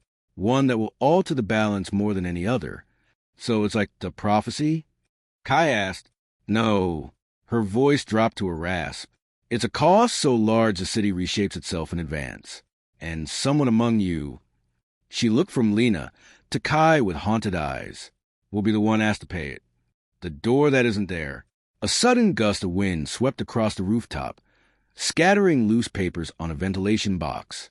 Lena grabbed the map before it flew out of her hands. Kai stepped to the edge again. You said the city bends when the pharmacy moves. Can we find it by following the distortions? Mrs. Hargrove nodded. Yes, but you must be careful. The closer you get, the more it hides. Then we'll go now, Lena said, before it shifts again. She turned toward the rooftop door and froze. The door she had walked through moments earlier was gone. In its place stood a smooth stretch of concrete wall. Kai swore under his breath. That wasn't like that before. Mrs. Hargrove's fingers tightened around her umbrella. It's too close. What do we do? Lena whispered. The old woman's voice was barely audible. Find another way down. Quickly. Kai scanned the roof. Fire escape? Backside, Mrs. Hargrove said. But it won't be where you remember it. They hurried across the roof, and there, the fire escape was still there, but shifted several meters to the right, bolted into a wall that had clearly been built decades ago. Lena exhaled. It's real. It's changing in real time. Kai tested the ladder with one cautious tug. Looks stable. Let's move. Mrs. Hargrove shook her head. I'm old, not brittle. They began to descend. Halfway down, Lena heard a sound behind them. A small footstep. Soft. Deliberate. She turned.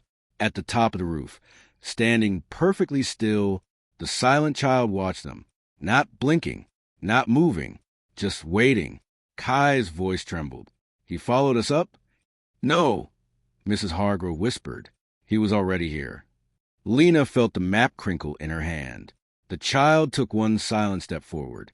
Mrs. Hargrove hissed, Don't look at him. Why? Lena whispered, Because once he knows you're ready to see him. The old woman said, The pharmacy knows you're ready to be chosen. Lena forced her gaze downward. Kai did the same. The child moved again, a soft scrape of bare feet on concrete. Lena quickened her descent. Kai climbed faster. Mrs. Hargrove muttered a prayer under her breath. The wind picked up. The moment they reached the alley below, Lena looked up. The silent child was gone. No footsteps. No shadow. Nothing. Kai rubbed his arms against the cold. Okay, that's enough nightmare energy for one morning. Mrs. Hargrove didn't smile. She didn't look relieved. She looked scared. Truly scared. We must move before he returns, she said. Where? Lena asked. Mrs. Hargrove pointed toward Harrow Street, but not where the bakery had once been. No, she whispered. There. Lena followed her gaze. A narrow alley had appeared between two buildings that had always been flushed together, an alley that had not existed yesterday. Kai let out a slow breath. Found it. Mrs. Hargrove shook her head. No, it found you. Lena stared into the new alley. Dark, quiet, impossible. The city had shifted again, and somewhere ahead, the door would be waiting. Chapter 9. The Alley That Remembers. The new alley looked wrong in every possible way. Greymoor City was full of tight passages and crooked back streets, but this one felt fresh, like a wound that had only just opened. The bricks were too clean. The ground, too, dried despite the rain, and the air, still heavy, carried a faint metallic scent Lena had learned to associate with Iridian Apothecary. Kai stepped beside her, shoulders tense. That alley wasn't here last week. Mrs. Hargrove shook her head sharply. It wasn't here last night. Lena tightened her grip on the folded map. So it's another access point? No, the old woman whispered. It's a memory. Kai frowned. Of what? Of a door that wants to return. A chill crawled down Lena's spine. The approach. They stepped into the alley slowly. The deeper they went, the more the city's normal sounds, distant traffic, a barking dog, the early morning hum of Greymoor, faded behind them. Every footstep echoed too loudly. Every breath sounded close. Kai glanced upward. No fire escapes. No windows. That's weird. Lena checked the brick texture. These walls look new. Mrs. Hargrove murmured. They're not. They're old. Older than the city. The alley borrows whatever it needs. Lena turned sharply. Borrow from where? Mrs. Hargrove didn't answer. The first distortion. 15 meters in, the alley twisted, not physically, but perceptibly. One moment it was narrow and straight. The next, wider at the shoulders. Lena blinked. Did the walls just move? Kai stepped back. Okay, did we just... Mrs. Hargrove raised a hand. Don't speak too loudly. It listens. Lena swallowed. What listens? The space, the old woman whispered. It wants attention. They walked deeper. The alley widened again, subtly, like a breath expanding a chest. A few steps later, it narrowed sharply, enough to force them single file. Kai whispered, Feels like it's guiding us. Mrs. Hargrove's voice trembled. No, it's testing if you'll keep going. Lena fought the urge to stop. Why us? Because all of you, Mrs. Hargrove gestured weakly, have touched the pharmacy in some way. Lena frowned. I didn't take anything. But you were offered something, the old woman said. That's enough. Lena felt her pulse hammer. She didn't want to ask the next question, but she did. What did I offer? Mrs. Hargrove sighed shakily. Your memories. Lena froze. My memories? Not all, just the ones you cling to most. Kai looked horrified.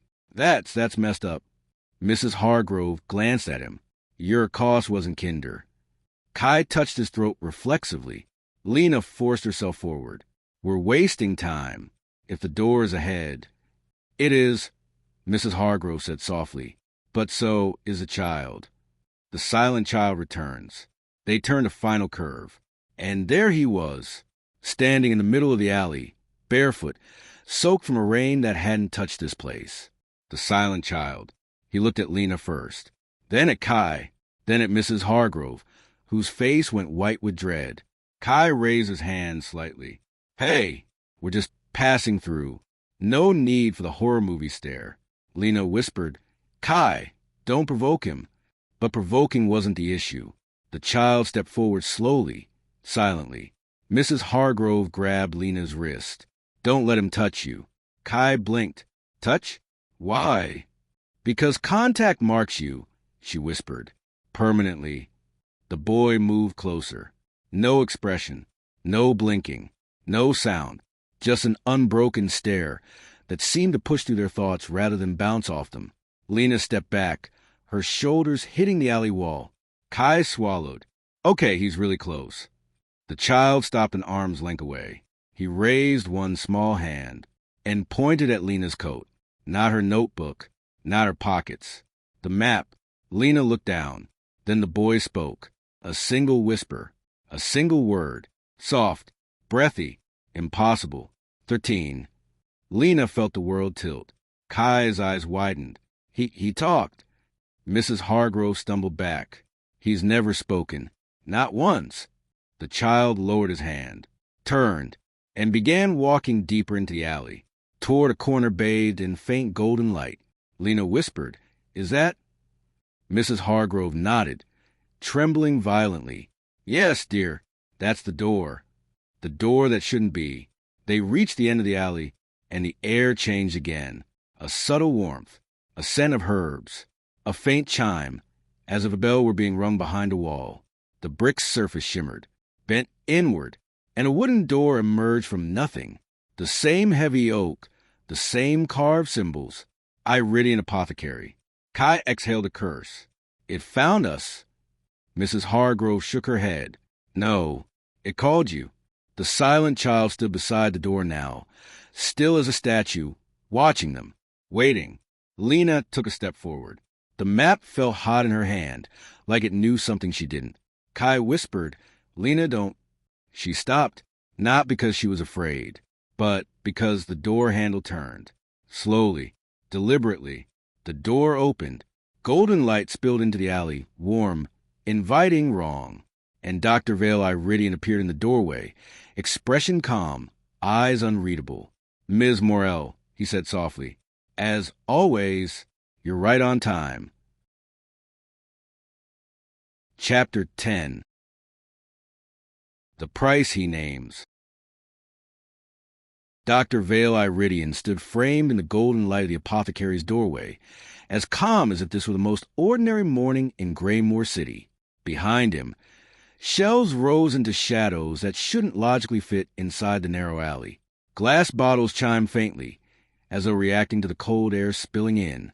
Somewhere deeper inside, something metallic echoed, a sound like a chain sliding gently across stone. Lena's knees locked. Kai inhaled sharply behind her. Mrs. Hargrove didn't breathe at all. The silent child stood by the threshold, head lowered slightly, as if awaiting his master's decision. Iridian's eyes fixed on Lena. Your persistence is admirable, he said. Most people turn away after their first glimpse. Lena steadied her voice. I didn't come for a cure. I know. His gaze slid briefly to Kai, and he didn't come to take another one. Kai's jaw tightened. Stay out of my head. Iridian smiled, not kindly, not cruelly, simply knowingly. I don't need to read thoughts. Your bodies speak louder. Mrs. Hargrove stepped forward, clutching her umbrella as if it were a weapon. Dr. Iridian, this is not their time. Iridian regarded her gently, almost fondly. Agnes, you look tired. Mrs. Hargrove flinched at her first name. Don't do this. Not again. Lena turned sharply. Again? Iridian lifted a hand, almost dismissively. She worries. And she should, Lena said. Iridian stepped one pace closer to the doorway, boots silent on the wooden threshold. Ms. Morrell, he said softly, you entered once. You stood before my counter. You asked for truth. I asked for answers, Lena snapped. And truth, he corrected. They are rarely the same. His eyes traveled to the map clutched in her hand. You have found the old record. Lena held it tighter. It shows 12 appearances. 12 completed cycles. Iridian said calmly, each restoring balance to what was broken. And the 13th? Lena asked. Iridian's expression did not change, but something in the alley tightened, as though the brick itself listened. The 13th prescription, he murmured, is not a remedy. It is a resolution. Kai stepped beside Lena. Meaning what? Iridian's gaze softened, almost regretful. Meaning the cure is not given to one person. It is taken from many. Mrs. Hargrove shut her eyes. Don't say it. Iridian ignored her. He looked at Lena again. In every cycle, there comes someone whose decision corrects a larger imbalance. Someone whose loss restores a city. Lena's fingers trembled against the map. Loss of what? Iridian tilted his head, considering her carefully. Then he stepped fully into the alley, closing the distance between them by half. Your memories, he said quietly, the ones that anchor you, the ones that burn you, the ones that define you. Lena's breath hitched. Mia, she whispered. Iridian nodded once. A memory of such weight, he said, could realign an entire city. Kai moved between them instinctively. She's not giving you anything. Iridian regarded him with mild fascination. Mr. Renoir, he said, your honesty is admirable, painful, involuntary. A crude adjustment, but effective. Kai's throat tightened, as if reacting to the words themselves. Iridian stepped past him, gaze returning to Lena. You came here because you seek answers about your sister. I will give them, all of them, her cure, her cost, her missing memories, the truth she carries and the truth she lost. His voice softened to a whisper. But truth has a price, and the city has chosen its currency. Lena's voice cracked. And if I refuse? Iridian smiled faintly. Then the city will keep shifting. Doors will keep appearing. Streets will keep rearranging. Lives will keep tipping. And someone else, someone unprepared, will pay instead. Mrs. Hargrove stepped forward, pleading. Lena, don't. Not yet. Iridian regarded the old woman. Agnes, you taught her well, but she has come too far to turn back. The silent child lifted his head slightly, watching Lena with dark, ancient eyes. Kai grabbed Lena's wrist. We leave. Now. Iridian's voice followed him like a quiet bell tone. Ms. Morrell. Lena stopped. She shouldn't have, but she did. Iridian extended a hand. Not touching, not forcing, simply offering. When you are ready, he said softly, bring me the memory you fear most, and I will give you the truth you seek. Lena stared at his hand. Her heartbeat pounded in her ears. Her sister's face flickered in her mind. Mia laughing in a hospital corridor, smiling without remembering why, holding pieces of herself that no longer connected. The memory she feared most wasn't losing Mia. It was losing the last piece of who Mia used to be. Iridian lowered his hand slowly. Not today, he murmured, but soon. The door behind him glowed faintly. The alley walls shimmered. Something heavier than air pressed at Lena's chest. Then, the silent child turned and touched the door once with 2 fingers. The apothecary blinked. Light folding inward, door collapsing like paper, walls snapping back. And Iridian vanished. The alley was empty, silent, wet, cold. Lena staggered back, map crushed in her fist. Kai steadied her. Lena, look at me. She looked. His face was pale but steady. You didn't give him anything, he said. You didn't take anything. You're okay. Mrs. Hargrove shook her head slowly. No, she whispered. She's not. Lena's voice was barely audible. He knows what memory I'm afraid of. Mrs. Hargrove stepped close, eyes wet. Of course he does, dear. It's the same memory he took from your sister. Lena's breath stopped. What? Mrs. Hargrove swallowed hard. Mia didn't lose memories, she said. She lost yours. Lena felt the world tilt, and the map slipped from her fingers. Chapter 11. What Mia Forgot. Lena did not speak for several seconds. She couldn't. Greymoor City pressed around her, damp walls, narrow alley, the fading echo of the apothecary's disappearance. Yet all she could feel was a hollow drop inside her chest. Mia, lost my memories? The words barely left her. Mrs. Hargrove stepped closer, umbrella trembling in her grip. Yes, dear, your sister didn't forget her past. She forgot you. Lena shook her head sharply. No, she remembers me. We talk every week. She remembers the shape of you, the old woman whispered. Not the truth. Kai looked between them, stunned. What does that even mean? Mrs. Hargrove lifted a hand toward Lena, but didn't dare touch her. When Mia walked out of the apothecary, she remembered your name, your face, but the memories, the laughter you shared, the music she played for you, the promises, the childhood moments, those were taken. All the emotional threads that made you sisters were cut. Lena stepped back, breath breaking. That's impossible. She tells me stories. Things we did when we were little. Beaches, birthdays. I've heard her say them. Mrs. Hargrove swallowed. She repeats your stories, Lena. Stories you told her to fill the gaps. She has no emotional imprint of them. No feeling. No grief. No warmth. She hesitated. That is the cost she paid. The cure she received demanded something precious. And Iridian took what mattered most. Lena rubbed her forehead, dizzy. Why my memories? Why not hers?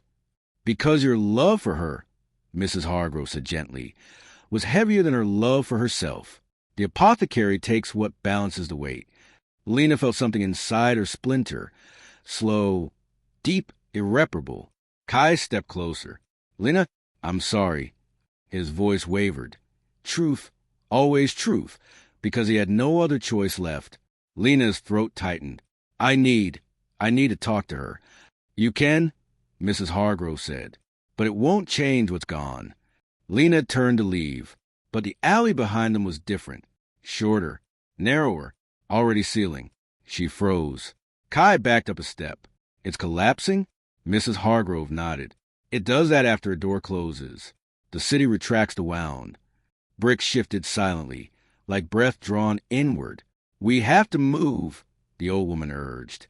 They hurried toward the street, squeezing through the shrinking passage. When they finally emerged onto the open sidewalk, the alley behind them was barely a crack. Then just stone. No door. No passage. Only a wall that had always been there. Greymoor returned to its usual hum, as if nothing had happened. But inside Lena, nothing returned to normal. The call. At the corner near Harrow Cafe, Lena pulled out her phone with shaking hands. Kai watched her, hesitant. Are you sure you want to do this now? No, she said, but I have to. She dialed Mia. The phone rang twice. Then her sister's voice burst through the line, warm, bright, familiar. Lena, hey, everything okay? Lena felt her breath shake. Mia sounded exactly like she always did, comforting, steady, alive. A version of normal Lena had clung to for months. I just wanted to hear your voice, Lena said. There was a pause, then a soft laugh. You're scaring me. Did something happen at work? No, Lena lied, and felt the sting. She winced slightly. Kai noticed and looked away, giving her space. Mia spoke again, voice gentle. Len, you sound upset. Do you want to come over? Lena closed her eyes. The alley behind her was gone, but Iridian's voice still lingered. Bring me the memory you fear most. No, she whispered. Stay home. Rest. Please. Okay, but tell me you're all right. Lena forced herself to breathe. I'm fine. Mia paused. You sure? And there it was, the familiar gap. Mia's tone held worry, but not the emotional resonance Lena needed.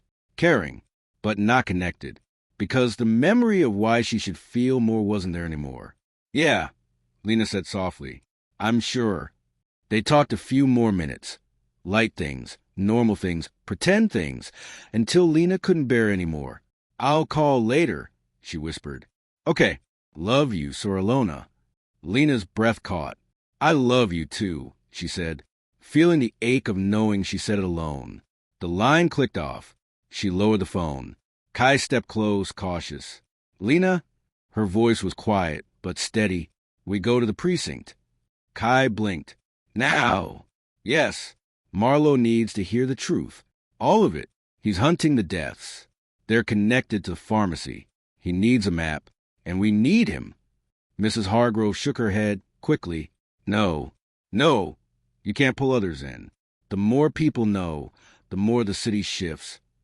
But Lena turned toward the main road, resolve tightening her posture. Marlowe's already in the cycle, she said. His son is sick. Iridian knows he's a candidate. Kai stiffened. Candidate for what? For the 13th, Lena whispered. Just like us. Mrs. Hargrove's eyes widened in horror. Then, the old woman breathed. The city won't wait much longer. Lena exhaled shakily and started down the street. The apothecary has chosen a constellation, she murmured. Kai caught up beside her. And we need to find the others, he added. Lena nodded once. Before Iridian does. Chapter 12. The Detective's Thread. Detective Marlowe Bishop had been awake for 31 hours, and Greymoor was beginning to look like a city sketch by someone who'd never actually seen one. Signs slightly shifted, road markings off by centimeters, shadows where they shouldn't be. But he forced himself to focus on the paperwork sprawled across his desk. Autopsy summaries, toxicology reports, incident photos, and the scrap of paper he'd found in the last victim's pocket. 12 o'clock, find the door. 12:03, knock. 12:04, ask price. 12:05, don't accept it. 12:06, don't look back. He stared at the note until his vision blurred. Someone knocked. Marlowe lifted his head, just as Lena Morrell and a young man he didn't recognize stepped inside. Kai Renoir. Marlowe had seen him in a case file once. Minor charges, nothing memorable. But now Kai looked like someone who hadn't slept in a week and had run through something with teeth. Lena didn't waste time. We found something, she said. Something you need to see. Marlowe gestured them in, rubbing his eyes. Tell me you're bringing good news. Not even close, Lena replied, dropping a folded map on his desk. He opened it, paused, swore under his breath. This is Greymoor. Greymoor as it looked during the apothecary's past appearances, Lena said. It's moved 12 times, always leaving distortions behind. This map tracks every cycle. Kai stepped forward. The city shifts when the pharmacy prepares to reappear. We saw it this morning. Streets changing, alleys appearing. He swallowed, doors forming. Marlowe looked specifically at Kai. And you? Kai hesitated, but no hesitation could protect him anymore. I've been inside, he admitted. Iridian healed my knee. The cost. His throat spasmed slightly, and Lena quickly intervened. He can't lie anymore, she said. That's the cost he paid. Marlowe stared. You're serious? Kai nodded, voice hoarse. Too serious. Lena leaned in. The deaths you're investigating? They're connected. These people weren't targeted. They went looking. Marlowe frowned. Looking for what? For cures, Lena said. For miracles. For something they wanted enough to risk watching the world shift around them. Kai added. One of them left that note. He found the door and resisted. That killed him. Marlowe asked. No, Lena said. What killed him was imbalance. Marlowe stared. Explain. Lena pointed to the map. Every cure affects a city. Every cost weighs something. When a cycle begins, Greymoor enters a kind of recalibration. The city shifts because something large is approaching. Marlowe leaned back in his chair. You mean the 13th? Kai blinked. He knows. Marlowe tapped the paper with his pen. That word, 13th, shows up in 2 witness statements, both from relatives of earlier victims. I didn't understand it.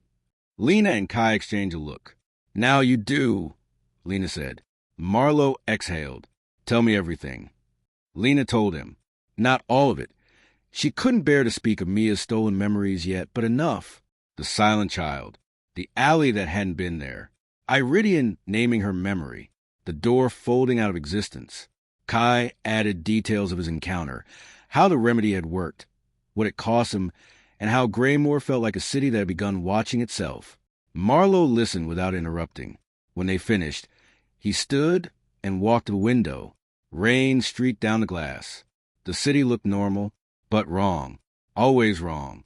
My son's in the hospital, he said finally. Doctors don't know what the hell is wrong with him. His heart works some days, then just slows, like it's forgetting how to be a heart. Lena tensed. That's how the victims looked. I know.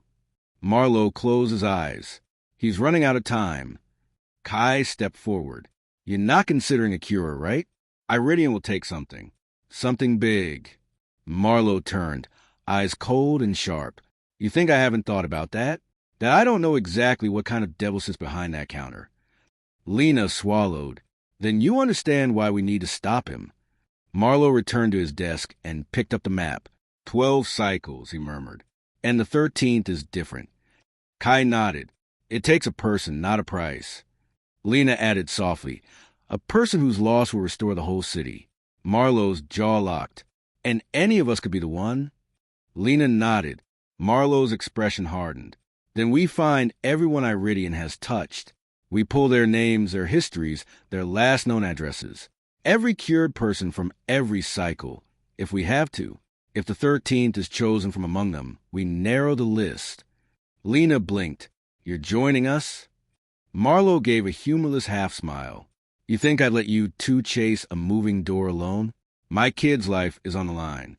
And if Greymoor is twisting itself into knots, I'm not letting the city decide his fate. Kai let out a slow breath. Then what's our first move? Marlowe opened a drawer. Inside lay a separate file, one he hadn't shown anyone. He slid across the desk. This, Marlowe said, is a list of every name connected to sudden cures reported in Greymoor over the last 40 years. Lena stared at it. These people survived? She asked. Some, Marlowe said. Some didn't. Some vanished. Some forgot who they were. Some paid costs no one could classify. Kai whispered. And we're on that list now. Marlowe nodded slowly. All of you. Lena's pulse quickened. Who else? She asked. Marlowe hesitated, then tapped the topmost folder. A missing person case. A photo of a young woman. Curled hair. Bright eyes. Lena's breath caught. Mia, she whispered. Marlowe watched her carefully. Your sister's name appeared in the system 10 months ago, marked as incomplete recovery and flagged by a nurse who noticed inconsistencies in her memory record. Lena staggered back. Kai reached for her arm. Lena, she felt the world closing around her. Her sister had already been pulled into the city's ledger, and Iridian had known it from the moment she stepped inside the door. Before she could speak, a knock at the office door jolted them all. Marlowe frowned. I told Jenkins no interruptions. But the knock came again, slow, rhythmic. Lena went still. Kai whispered, That's not a cop. Marlowe reached for his sidearm. The knock came a third time. Soft, deliberate. Marlowe opened the door, just an inch, and froze. Standing in the hallway, dripping wet, barefoot, was the silent child, inside a police precinct, watching them. Lena's heart stopped. Kai whispered, No, no, no, no. The child raised a hand and pointed, not at Marlowe, not at Kai, not at Lena. He pointed at the folder with Mia's photo. Marlowe breathed. Jesus Christ. The child lowered his hand and spoke, voice soft, echoing in a way that didn't match the room. 13. Then he turned, walked down the hallway, and disappeared between two officers who didn't even see him. Lena collapsed into the nearest chair. Kai sat beside her, stunned. Marlowe shut the door slowly, hand shaking for the first time in years. "The pharmacy," he whispered, "is inside the precinct." "No," Lena said, tears burning her eyes. "It's closer than that." Kai looked at her. "What do you mean?" Lena stared at Mia's photo, voice hollow. "It's choosing." Chapter 13. The names that answer back. The precinct felt suddenly too small, too bright, too loud, as if the building itself were reacting to the silent child's presence. Officers moved in a hallway, unaware of the barefoot figure that had walked straight through them like smoke. Lena couldn't breathe. Her pulse hammered in her throat. Her hands shook against her knees. Kai crouched beside her. "Lena, stay with me." But she wasn't hearing Kai. She was hearing Iridian's voice. "Bring me the memory you fear most." "Mia, always Mia." Marlowe closed the blinds with a sharp mechanical motion, shutting out the hallway. His jaw worked, tension rising like heat waves off concrete. "No one outside this room sees that kid," he said. "Not in their eyes, not in their memory. That means the apothecary cycle is accelerating." Kai exhaled, and were its main targets. Mrs. Hargrove's words echoed in Lena's mind. "It chooses a constellation." And the constellation was tightening. Marlowe's decision. Marlowe planted both hands on his desk.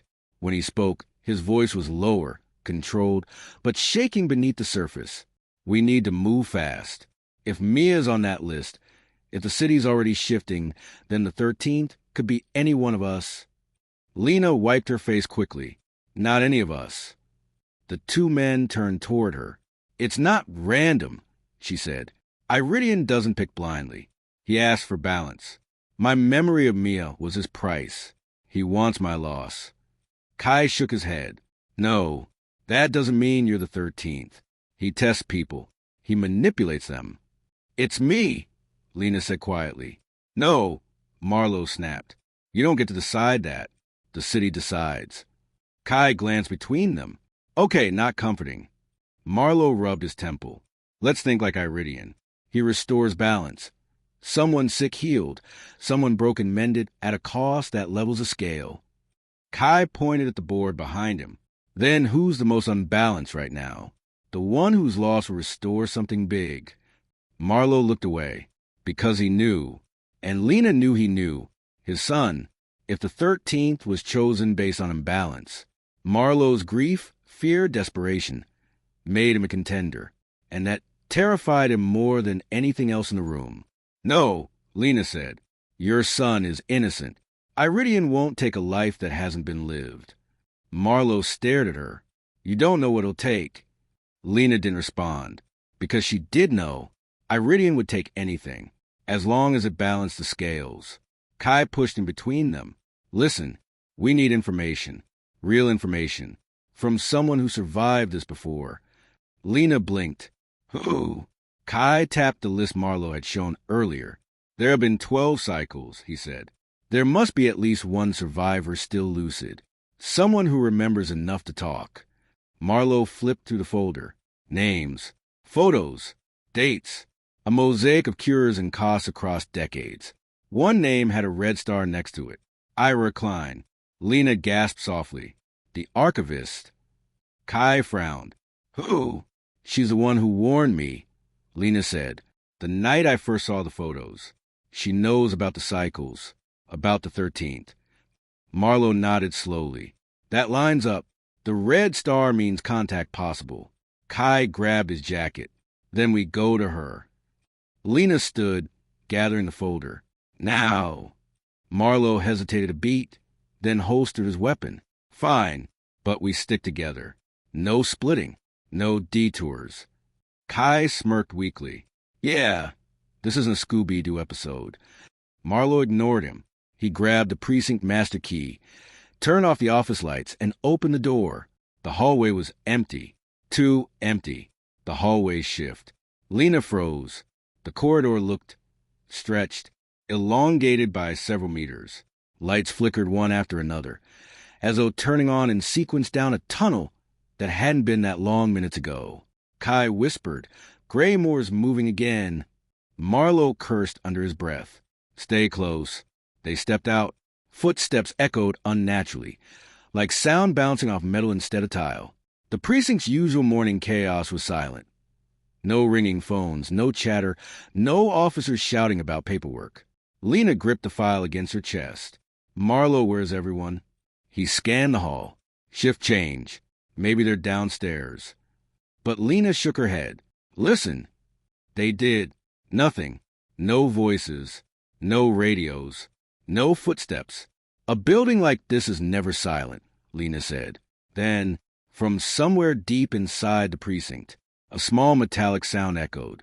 Clink, clink, clink. Kai whispered, "What the hell is that?" Marlowe motioned them behind him and followed the sound. It led toward the eastern stairwell. As they approached, the sound grew clearer. Clink, clink, like glass bottles bumping gently against each other. Lena's breath hitched. "That's the sound inside the apothecary." Kai grabbed her wrist. "We should go the other way." But before they could turn, the stairwell door pushed open with a soft creak. A warm golden glow spilled into the hallway. Lena staggered back instinctively. Kai whispered a curse. Marlowe raised his weapon, and from behind the door, the silent child stepped out. Not wet, not barefoot, not ghostly, just standing there as if waiting for them. Lena felt her heart stop, but this time, he wasn't alone. A second figure stepped into view, a tall silhouette, coat dark and immaculate, silver hair catching the light. Dr. Vale Iridian, inside Greymoor Police Precinct. He looked at Lena first, then Kai, then Marlowe, as if greeting students who had finally solved half the lesson. "Detective Bishop," he said softly. "Ms. Morrell, Mr. Renoir." He stepped fully into the hall. "The constellation is complete." Kai whispered, "Constellation of what?" Iridian's eyes warmed. "Candidates." Marlowe narrowed his eyes. "For the 13th?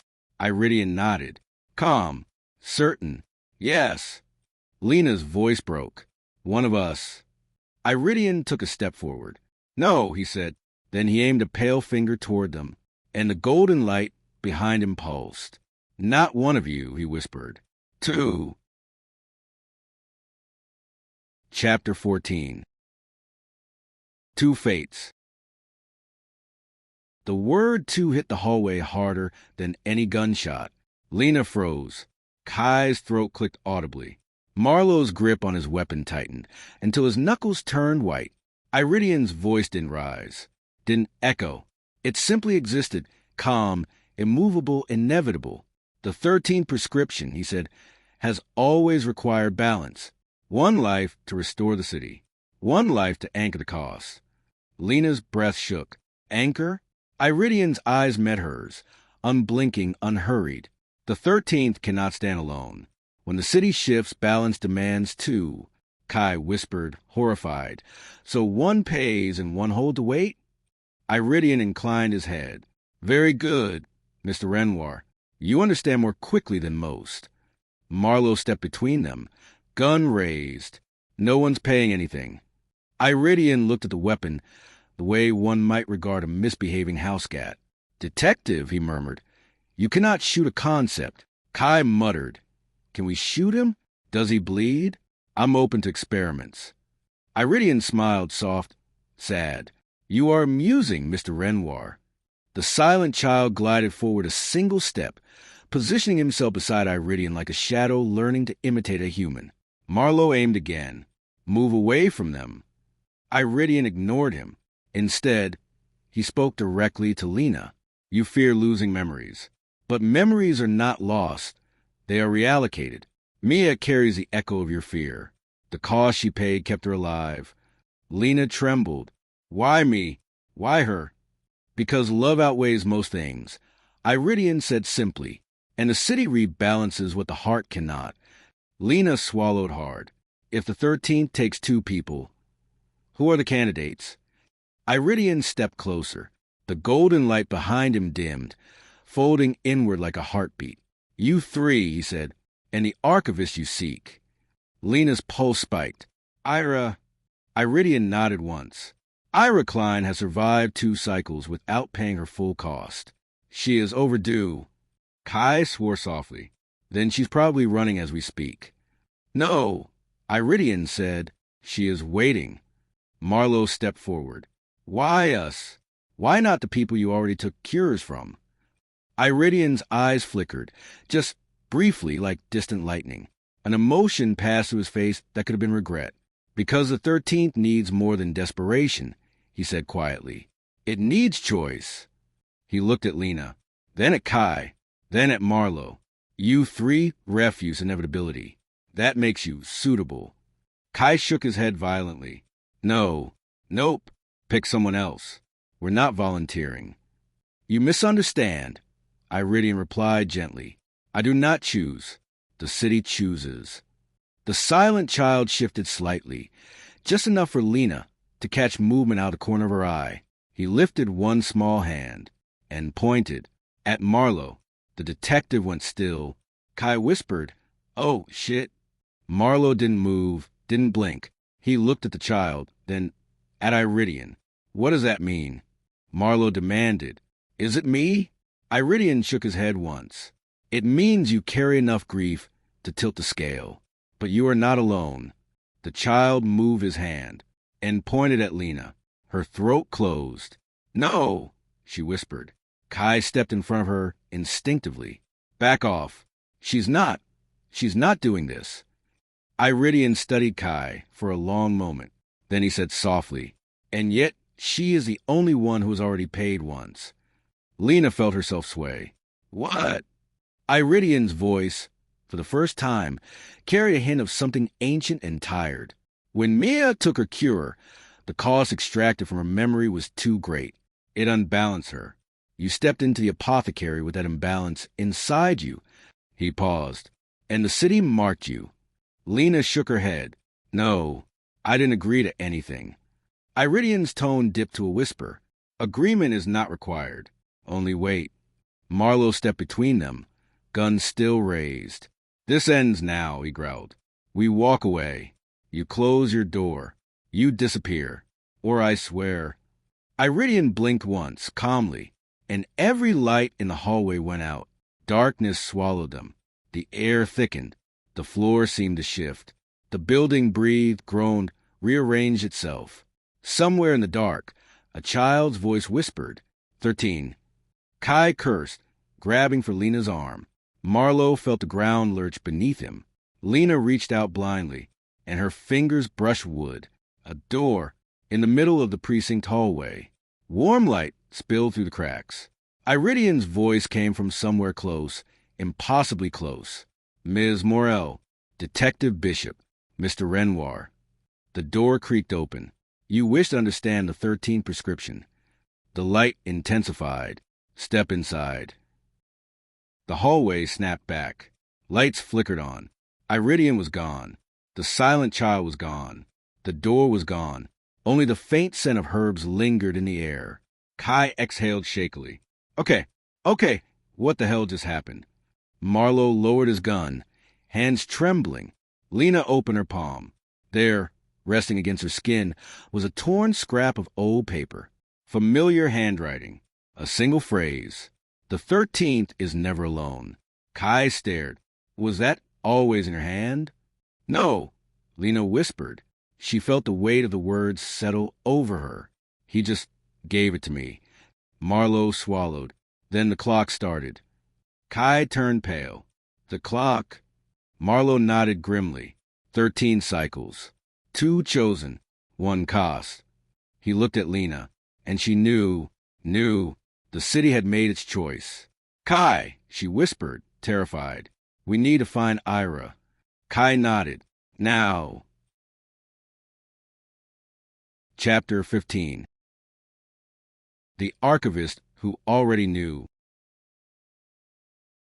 Ira Klein lived on the fourth floor of an old railway building in East Greymoor, a place where the walls sweated rust and the windows rattled whenever a train groaned past in the night.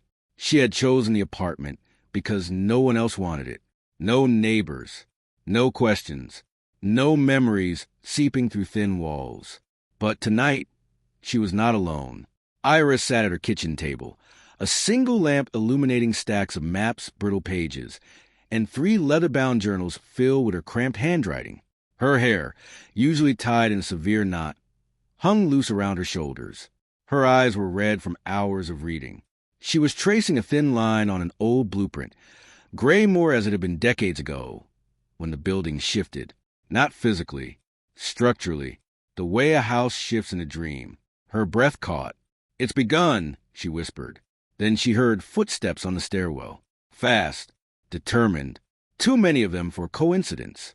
She closed the journals, slid the blueprint under a pile of books, and reached for the small silver box on the table, the one she never opened unless absolutely forced. She didn't have time. Her door rattled, then 3 sharp knocks. Ira closed her eyes. Whoever stood on the other side was either a threat or the only people left she could trust. She chose trust. For now, the arrival. She opened the door. Lena Morrell nearly fell into the room, chest heaving, Kai gripping her shoulder. Marlowe entered last, gun drawn, eyes scanning the hallway before shutting the door behind them. Ira raised an eyebrow. "You all look terrible." Lena stepped forward. "Ira, we need your help." "You do," Ira said calmly. "The city told me you were coming." Kai blinked. "The city talks to you?" Ira shrugged. "Not in words. In impressions." Marlowe holstered his weapon. "Iridian showed up at the precinct." Ira didn't flinch. "Of course he did. The cycle is reaching its midpoint." Kai paced the room. He said there were 2 candidates. 2 for the 13th. Ira met his eyes. "I know." Lena stared at her. "You knew?" "I suspected," Ira said, closing the door firmly. "When the 13th arrives, the city unravels unless the burden is shared. One life is taken. The other anchors the consequences." Kai shivered. "And who exactly anchors a consequence?" "Someone who has already borne cost," Ira said softly. "Someone touched by imbalance." All eyes slid to Lena. Lena swallowed. "Ira, what else do you know?" Ira hesitated. Then she crossed the room and unlatched the silver box on her table. Inside lay a folded sheet of yellow parchment, older than Greymoor itself. She unrolled it. On the page was a list of names. 12 names, each one crossed out. At the bottom, written in a different ink, a 13th name waited. Not written by Ira. Not written by any human hand. Lena stepped closer. "Kai," she whispered. "Look." Kai's heart dropped, because the name wasn't Lena's, and it wasn't Marlowe's. It was Ira Klein. Kai stammered. "H. How, why are you the 13th? Ira met Lena's eyes with quiet resignation. "Because I cheated." "Cheated what?" Marlowe growled. "The cost." Ira lifted her sleeve. A faint mark, like a burn shaped in a curling symbol, glowed just beneath her skin. "I once stepped inside the apothecary," Ira said. "Iridian offered me a cure, knowledge. Absolute knowledge of Greymoor's hidden cycles. How the city rearranges itself. How the balance works. And the cost." Lena whispered. Ira looked away. "Memory. My own. But I didn't give him what he asked. I found a way to anchor the cost outside myself. I delayed payment." Kai's eyes widened. "That's why you remember so much. Why you know all this." Ira nodded. "But Iridian doesn't forget, and the city doesn't forgive. I owe years of memory. And the 13th is how that debt is collected." Lena shook her head violently. "No, you can't give yourself up. We can stop this." Ira smiled sadly. "You cannot stop cycles, Lena. You can only influence their direction." She pointed to the parchment. 2 names will be written before the 13th completes. Mine is one." Marlowe stepped forward. "And the other?" Ira turned the parchment toward him. There was a second blank line beneath hers. "No name. Not yet." Lena whispered. "It's going to be me." Kai grabbed her arm. No, absolutely not. Marlowe shook his head. It could be me. My kid. Ira slammed her hand on the table, startling all of them. No, Iridian does not choose by pity or fear. He chooses by weight. And all of you carry heavy things. She looked at Kai. The lie you live behind. She looked at Marlowe. The grief you hide from yourself. Finally, she looked at Lena, and her voice softened. And the memory you fear losing more than yourself. Lena felt the words land like stones in her chest. I won't let him take me, she said. Not after what he did to Mia. Ira stepped closer. Then help me finish this before he decides. Kai frowned. Finish what? Ira's expression hardened. The apothecary can be moved. Lena blinked. Moved? You mean forced? Yes, Ira said, but only once every 13th cycle. Only when the city is weakest. That moment is coming. Marlowe narrowed his eyes. Moved where? Ira whispered. Out of Greymoor. The room went silent. Kai finally spoke. If we do that, what happens to you? Ira looked down at her marked skin. I pay what I owe. And the second? Lena whispered. Ira looked at her. Softly, sadly, knowingly. The city chooses, but you can intervene. Lena felt her heart twist. How? By deciding who stand beside me, Ira said. That choice determines who becomes the anchor, who shares the burden, who survives. Kai looked horrified. No way. We're not sacrificing anyone. It isn't sacrifice, Ira said. It's equilibrium. Marlowe stepped forward. Tell us what to do. Ira nodded. The silent child will guide us to the next door, but he will only follow one person.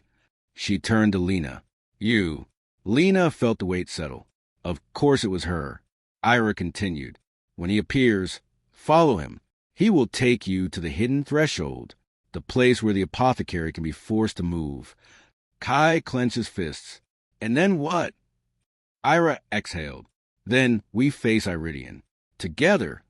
Behind them, the light flickered. Lena's chest tightened. Kai whispered, Lena, because standing in the hallway, silent, barefoot, the silent child waited. Chapter 16. The Threshold That Moves. The silent child didn't knock. He never did. Ira's apartment door simply slid open as if nudged by an unseen hand, and the boy stood there, soaked, still, staring directly at Lena, not at Marlowe, not at Kai, only her. Lena's breath caught. She felt more seen in that moment than in her entire life. Ira stepped forward immediately. Don't touch him, she warned, and don't step toward him until he moves first. Marlowe exhaled slowly. This is insane. Kai whispered, correction. This is Greymoor. The silent child lifted one hand and pointed, not inside the apartment, not back toward the corridor, but down the stairwell. Ira nodded. He's leading us. Kai swallowed. To where? Ira's expression hardened.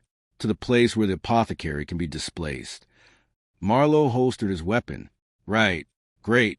A door that moves to a place that isn't real. Let's follow the ghost kid to it. Detective, Ira said, this isn't sarcasm hour. Kai leaned closer to Lena. Stay behind me. Lena whispered back. I think he wants me in front. Kai scowled. I hate that you're probably right. The child descended the stairs silently. No creaks. No footfalls. Just the sense that gravity bent slightly for him. They followed. The stairwell shift. By the third floor, the building began to change. Paint peeled backward, flakes pulling into the wall instead of falling off. The light buzzed and dimmed, then stretched upward like a long exhale. Lena felt her pulse quicken. It's starting again. Ira nodded tightly. The city is folding to open a path. By the second floor, the hallway had elongated by several meters. The staircase made an extra turn that hadn't existed seconds before. Kai whispered, Okay, nope. I'm not hallucinating this, right? Marlowe grimaced. If you are, we're all hallucinating the same nightmare. The silent child didn't look back. He didn't need to. The building followed him. rearranging its bones. When they reached the ground floor, Lena hesitated. "This door," she whispered. "It wasn't here." A second front exit, narrower, made of old black wood, stood where a fire extinguisher cabinet used to be. Ira's voice was low, steady, resigned. "This is the hidden threshold." Marlowe tilted his head. "How hidden?" "Because it's not blending well." "It won't hide from the marked," Ira said. "Only from the rest of Greymoor." Kai stepped closer. "And what's on the other side?" Ira inhaled. "The in-between." The silent child reached for the doorknob. Lena whispered, "Wait! Before we go in, tell us what we're walking into." Ira turned to them, eyes tired but sharp. "The apothecary exists between Greymoor and something older. When the cycle is strong, the threshold behind the door pulls you into that space." "And once we enter?" Marlowe asked. "We won't be in Greymoor anymore," Ira said. "Not fully." The silent child twisted the knob. The door opened. A cold rush of air swept past them, like wind from a deep cavern. Inside was not a room, not a street, not a hallway. It was a void filled with floating shards of Greymoor, lampposts, cobblestones, bits of old signage, drifting through a pale gray light. Between the floating pieces, narrow walkways formed and dissolved, like the city was assembling itself in real time. Kai touched his chest. "Okay, yeah, great. Perfect.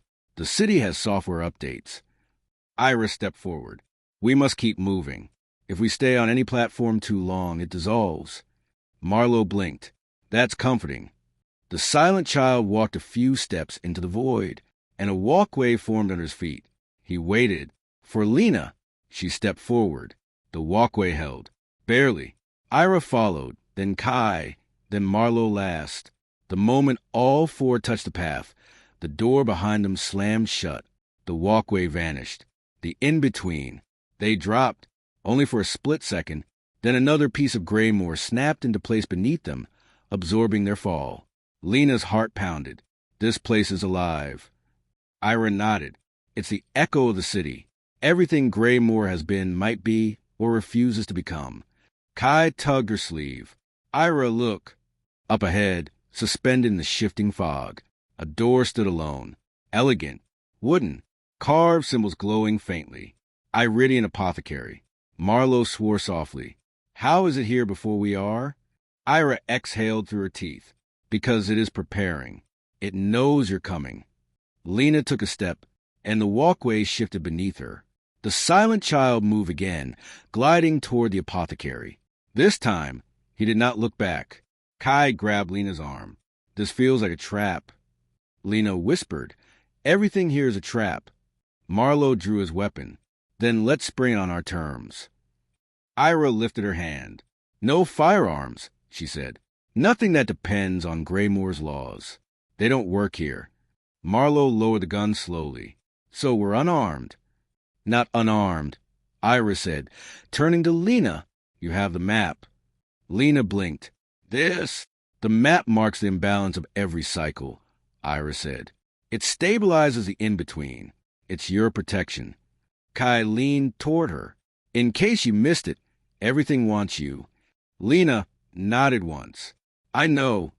She stepped forward. The walkway formed under her feet. Ira walked behind her, Marlowe behind Ira. Kai stayed close at her side.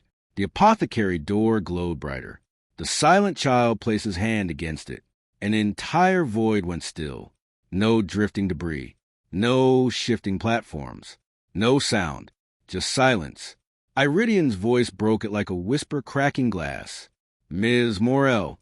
Ira Klein. "Detective Bishop." "Mr. Renoir." The door swung open. The light was golden. Inviting. Wrong. "Your choices." Iridian said calmly. "Await inside." Lena felt every muscle tighten. Kai whispered, "We're walking in, right?" Marlowe touched her shoulder. "Not alone." Ira nodded. "We go together." And as Lena stepped toward the glowing doorway, the silent child took her hand. Chapter 17. The Cure That Isn't a Cure. The silent child's hand in Lena's was cold. Not winter cold. Not death cold. A different cold. the kind that felt like touching something pulled out of memory instead of flesh. As he guided her over the final step, Lena crossed the threshold, and the world snapped into focus.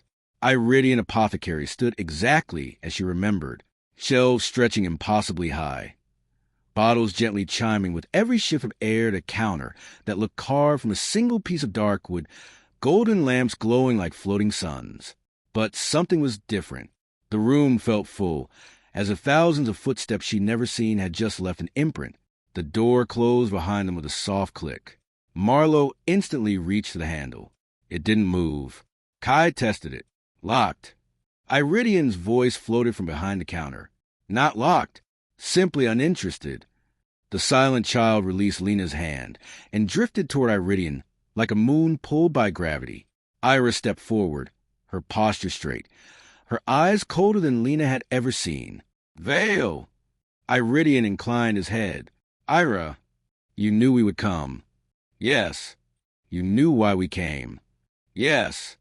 You knew, she whispered, that the cycle was failing. Iridian's expression didn't change, but the golden lamps flickered. The city is not failing, he said softly.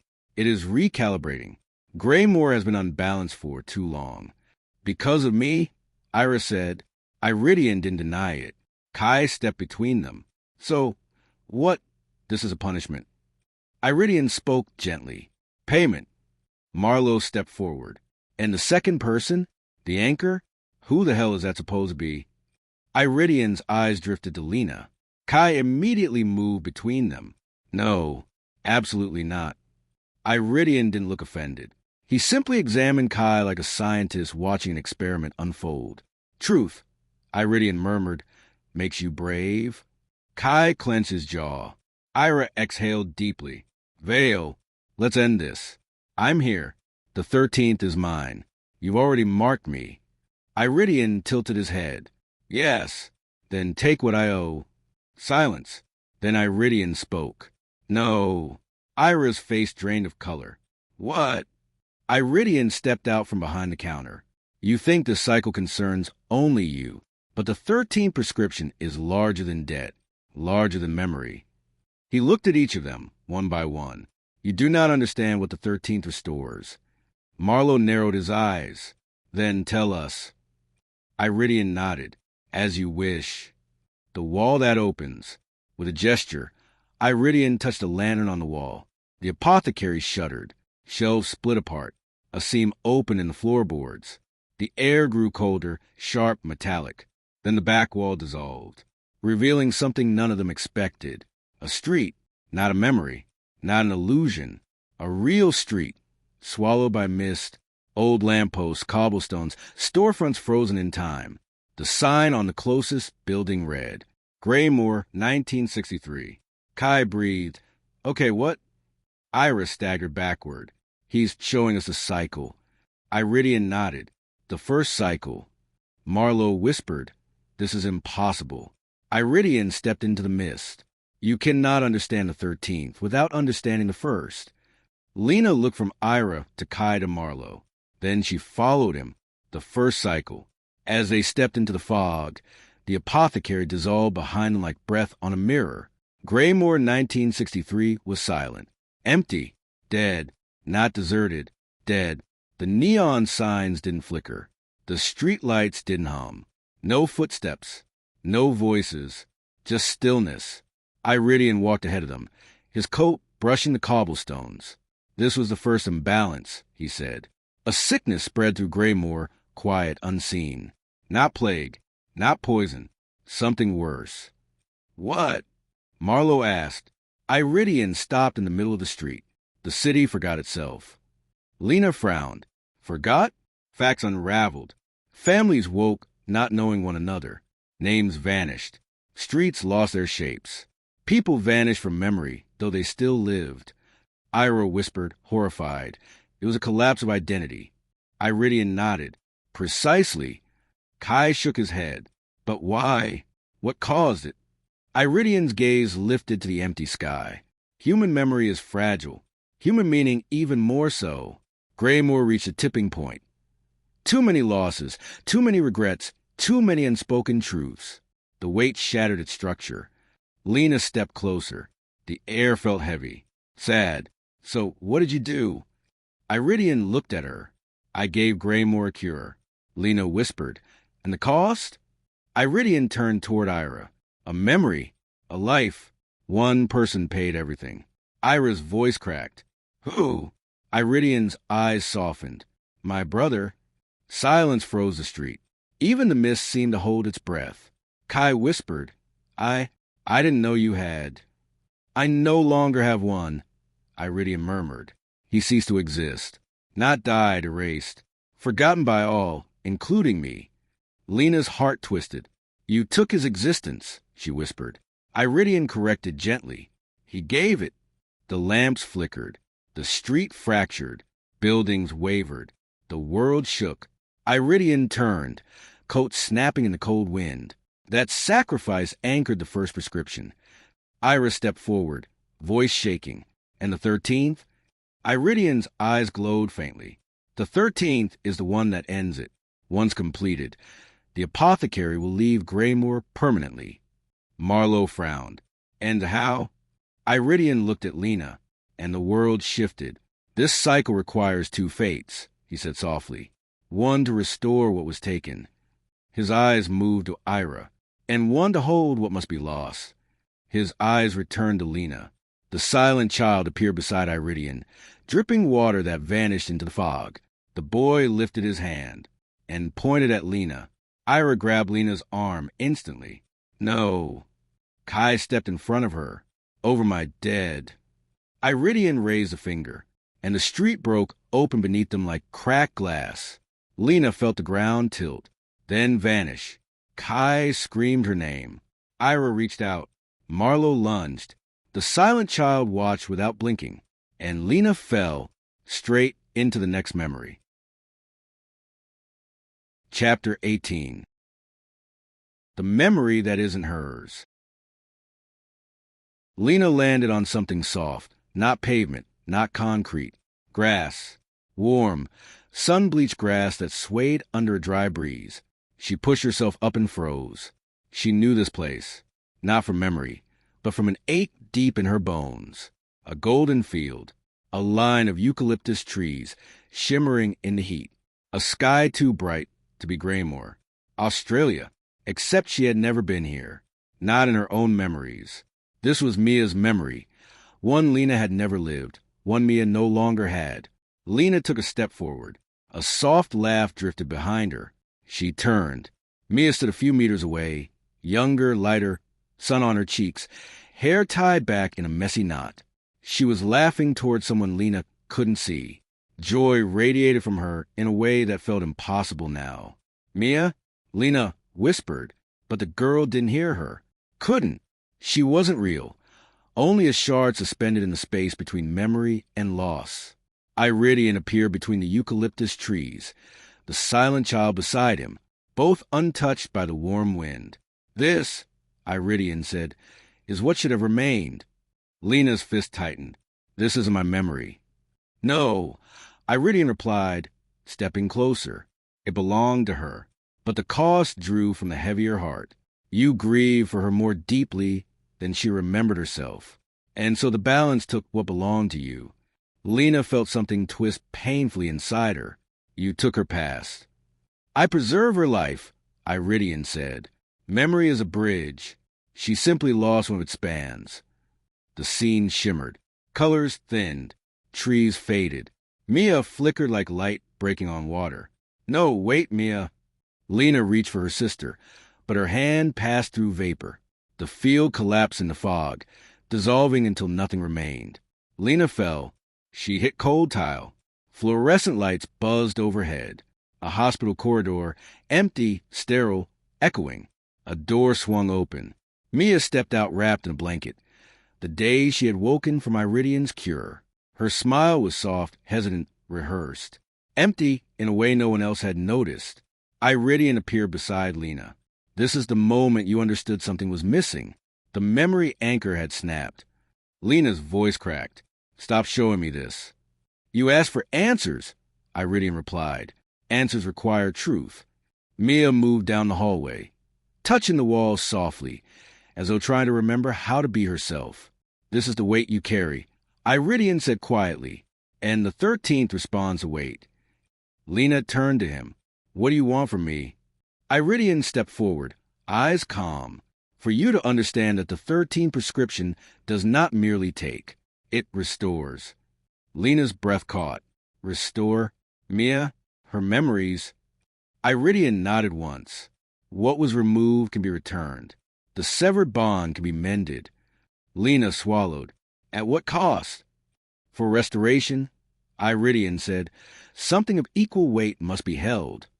By who? Iridian looked directly at her. You. The corridor flickered. Lights dimmed. The world folded. The silent child stepped into view, eyes locked onto Lena as everything dissolved around her. Iridian's final words followed her into the void. You can return your sister's memories, but you will not remain the person who remembers them. Chapter 19. The Way to Return. Lena's body stopped falling. Not gently, not softly. It was as if the void itself decided she had fallen enough. She landed on cold stone, the impact jarring through her bones.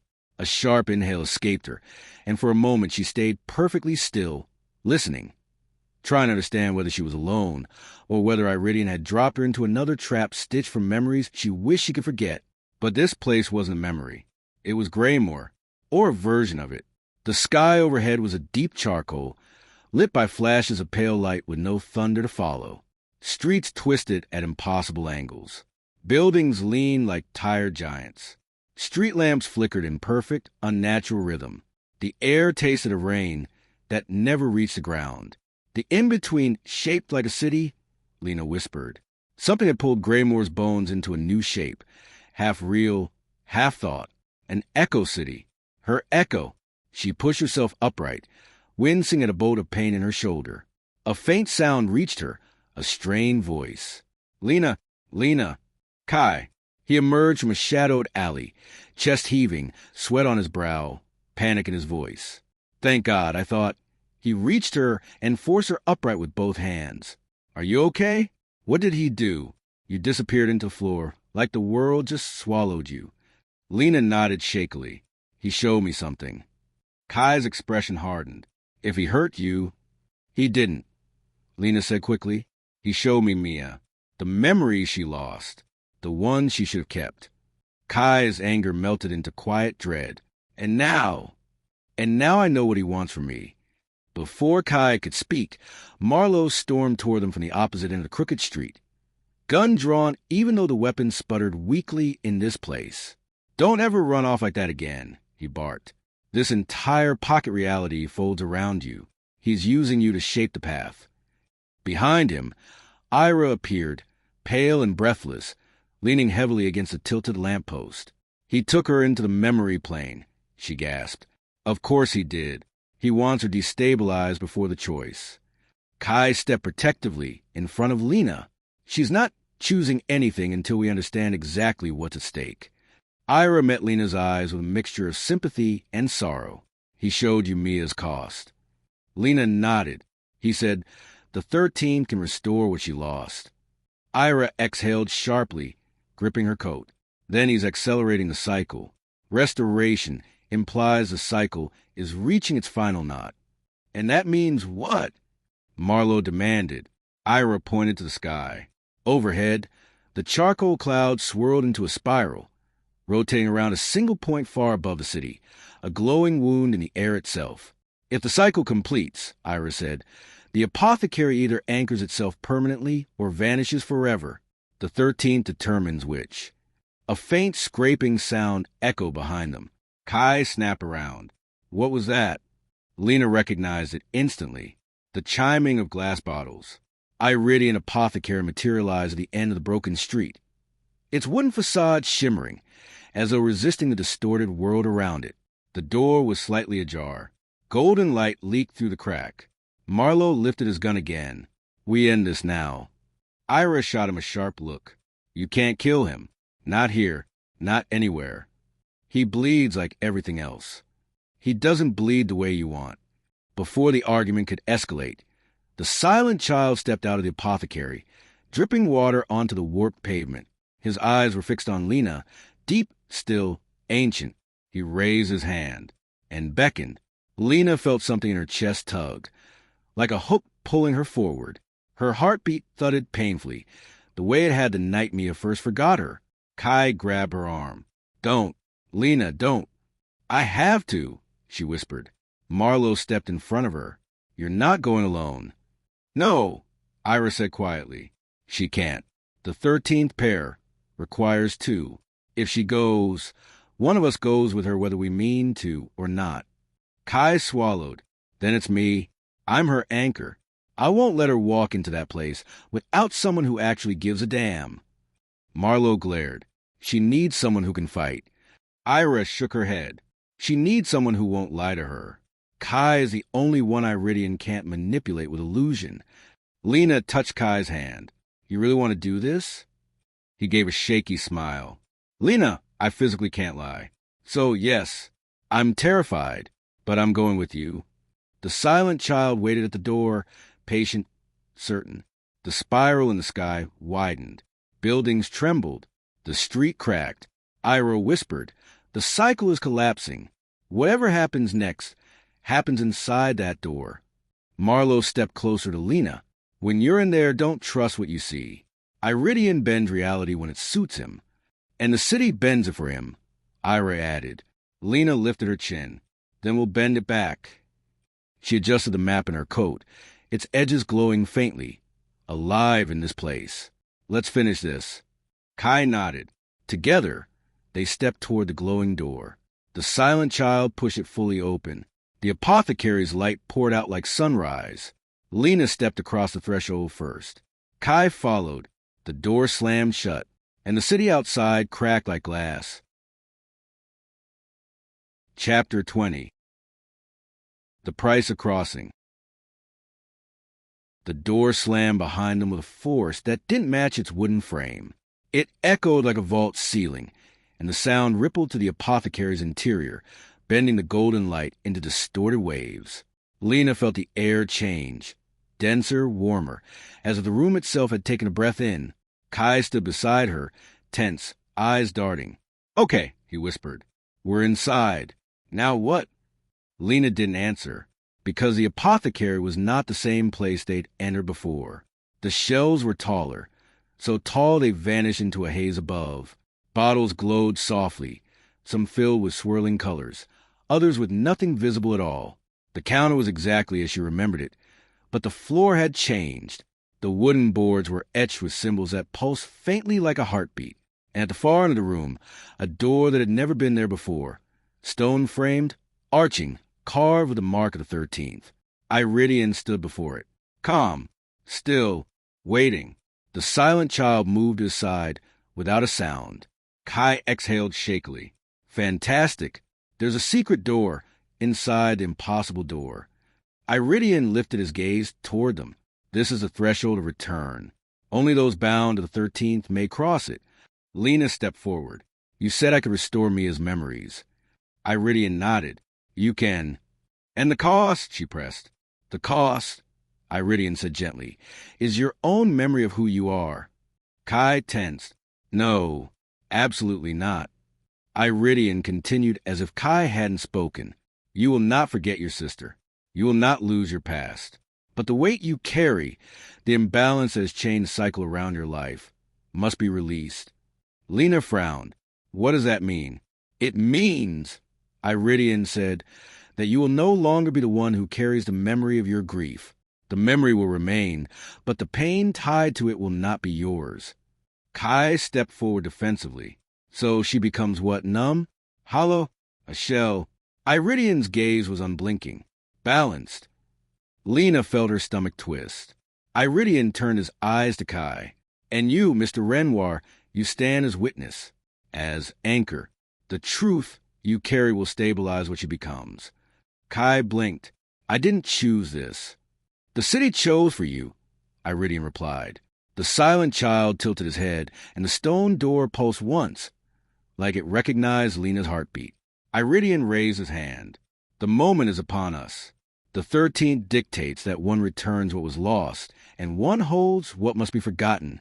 Lena's chest tightened, and if I refuse, Iridian regarded her with something like pity. You cannot refuse. The cycle has already taken shape around your choice.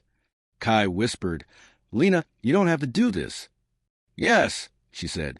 I do. She stepped toward the stone door. Iridian extended one hand toward her. Before we proceed, you must see what awaits her if you do nothing. Lena's blood ran cold. What do you mean? Iridian flicked his fingers. The apothecary walls dissolved, and a scene formed, sharp, real, alive. Mia, sitting alone in a dimly lit apartment, shoulders hunched, eyes empty, moving on autopilot from one minute to the next. A life structured around absence, around a wound she didn't know she had. Kai whispered, Oh, God. Iridian spoke softly. This is her future if the imbalance remains. A life lived without the memory of connection, without the emotional truth that should bind her to others. She will not suffer, but she will not belong to anyone. Lena felt her breath break. Iridian closed his hand. The vision vanished. The apothecary returned. And this, Iridian said, is the future the 13th completes. The shells around them lit up more brightly than Lena had ever seen. The golden glow warmed the room. A pulse of life infused the air. Another vision formed, Mia again, but this time, Mia's eyes shone with warmth. Her expression was soft, open. She was laughing, really laughing, with someone Lena didn't recognize. Her voice full, alive, her memories restored.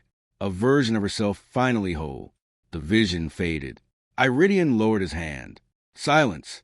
Lena wiped her face, trying to steady the breath tearing through her chest. That's her, she whispered. Kai's voice was hoarse. Lena, whatever he's asking, it's not worth losing yourself. Iridian corrected him gently. She will not lose herself. She will become a version of herself free from the weight that chained her. The memory of Mia will remain. The grief will not. Lena looked at Kai, then at the stone door glowing with that slow, steady pulse. I'm not doing this because I want to forget, she said quietly. I'm doing it because she deserves her life back. Kai grabbed her wrist. Then I'm going with you. Iridian shook his head. You may accompany her to the threshold, but beyond it, only those bound may pass. Your presence is to stabilize, not to choose. The silent child moved toward the door and placed his hand on the stone. It opened. A white light poured out, bright enough to erase shadows, warm enough to feel like breath. Kai whispered, Lena, whatever happens, I'm right here. She nodded. She stepped forward. Iridian's voice followed her, calm and final. Once you cross this threshold, you accept the cost. Lena crossed a line where the floor changed from wood to stone. Kai followed until the light pushed him gently back. Lena! She turned once, saw a silhouette dissolving in brightness, and whispered, It's okay. Then she stepped fully inside. The door closed, and the apothecary went silent. Chapter 21. What must be given back? Stone closed around Lena, like the lid of a tomb. No apothecary. No shelves. No Kai's voice calling after her. Just a white corridor stretching forward, seamless and silent, illuminated by a light that had no source. Lena touched the wall. Warm, alive, breathing. A pulse ran beneath the stone like a slow heartbeat. This is a chamber of return. A voice said behind her. She spun and found Iridian, alone, the silent child nowhere in sight. But he didn't look the same. The golden glow under his skin dimmed, as if even he feared the room. His coat hung heavier on his shoulders. His eyes were softer, too human for the place they stood in. Lena set her jaw. Where's Mia? Beyond, Iridian said. But before you reach her, you must offer the balance. And that balance is my pain? Lena asked. Iridian stepped closer. Pain, grief, guilt, yes, but not erased. Transferred. To who? Iridian didn't answer. Instead, he gestured down the corridor. You must walk. The chamber reveals what you must release. Lena moved forward. Her foot touched the marble floor, and the corridor shifted. A hospital hallway snapped into place around her.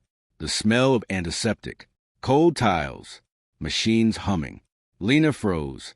"This again," she whispered. Iridian didn't appear, but his voice echoed through the walls. "No, not a memory. The shape of what you refused to let go." A door opened on the left.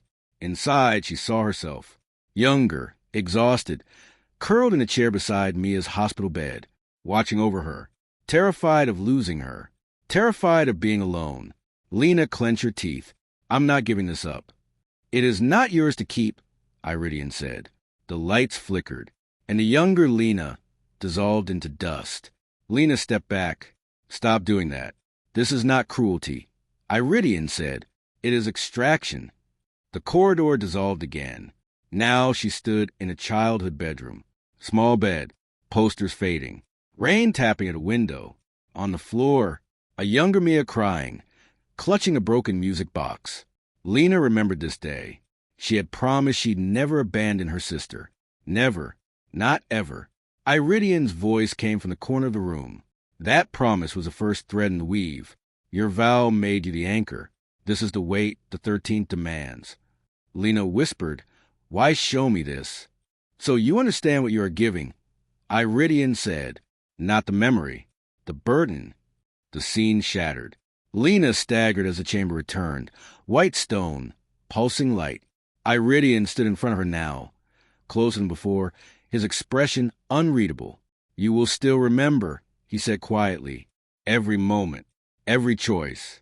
But the pain that binds you, the guilt that suffocates you, those will no longer be yours." Lena stared at him. "Then whose will they be?" Iridian didn't blink. "Mine." The world went still. "What?" Iridian lowered his gaze. "I cannot restore what was taken without taking the weight from you. Your pain becomes my anchor. Your grief becomes my burden." Lena felt her breath hitch. Iridian's voice dropped to a whisper she almost didn't hear. "This is how the apothecary leaves Greymoor. I cannot depart while carrying the city's balance, but I can carry yours." Lena shook her head. "Why? Why would you do that?" "For the first time," Iridian said, "the 13th has offered a path that does not require a life, only a cost willingly held." He stepped aside. The chamber widened, and a new door appeared ahead. Through it, Lena saw a silhouette. Mia, standing still, waiting, breathing, alive. Iridian's voice trembled. "Just once. When you pass through that door, your sister will be whole. She will remember the bond that shaped you both." Lena felt tears sting her eyes. "And I still remember her?" "Yes," Iridian said, "but without the grief that chains you." Lena hesitated. "If you take this, what happens to you?" Iridian exhaled slowly. "I carry the weight of 2 lifetimes, and I no longer return to this city. My apothecary dissolves. My work ends." The silent child appeared at Lena's side, placing a small hand against her arm, guiding her, inviting her. The chamber brightened. Mia's silhouette sharpened. Iridian stepped back, a quiet, tired sadness crossing his face. "The 13th prescription is yours to complete, Lena Morrell." Lena took a breath, stepped toward the door, and the chamber trembled as if holding its breath. She reached for the handle, turned it, and stepped through. Behind her, Iridian closed his eyes, and the chamber took its first piece of him. Chapter 22. The girl at the center of the storm. Warm light met Lena before the door even closed behind her. Not golden, like the apothecary's glow. Not sterile, like hospital fluorescence. A soft human light, morning light. The room she entered was small, simple, sunlit. A single window, a wooden chair, a shelf with a few books. And on the far side, Mia, her sister, stood with her back turned, hands clasped in front of her, staring out the window into a softness that didn't belong to any real place. She was older than the child memory Lena had seen in the chamber, yet her posture was the same, tense at the shoulders, fragile at the center. "Mia," Lena whispered. The name barely left her lips before Mia inhaled sharply. She turned, And for the first time in months, for the first time since the cure, her eyes weren't empty. They widened, searching, recognizing. Lena felt something collapse inside her, a wall she didn't know she'd built. "Yes," she breathed. "Yes, it's me." Mia took a step forward, hesitant, uncertain. Then another. Tears shimmered in her eyes, but they didn't fall. Her voice broke. "I remember you." Lena's knees almost gave out. Mia continued, her voice trembling. "Your laugh, your stupid jokes, the way you used to sing when you were bored. You stayed with me in the hospital that night. I remember everything. I remember." Her breath hitched. "You." Lena reached her, grabbing her shoulders, pulling her into the tightest embrace she had ever allowed herself.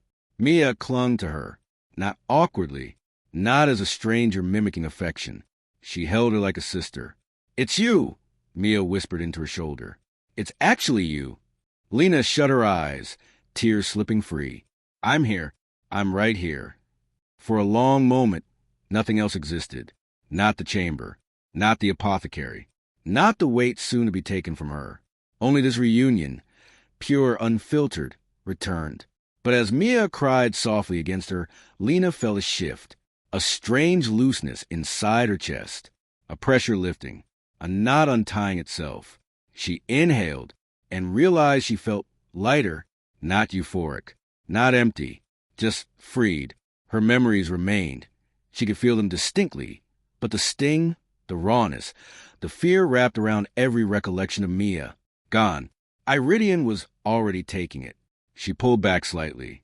"Mia, listen. There's something I need to tell you." Before she could finish, the light in the room dimmed. Not abruptly, not violently, like a cloud passing over the sun. Mia frowned. "What's happening?"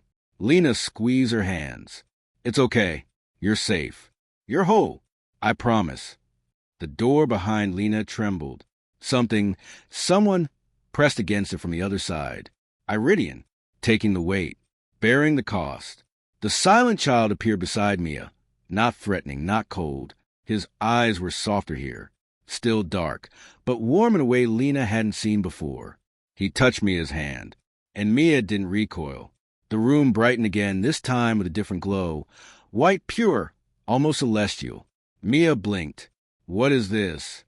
Lena swallowed. The cycle's ending. The silent child stepped to the center of the room. For the first time, he spoke more than a single word. His voice was quiet. "Human, young, you're ready." Mia gasped.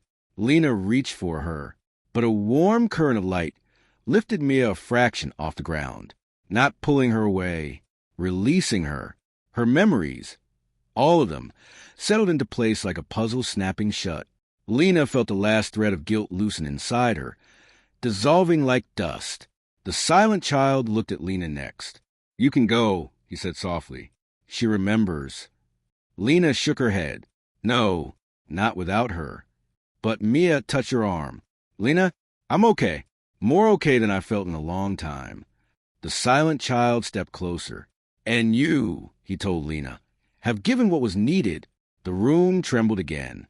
A crack formed in the air, a tear back into the apothecary's light.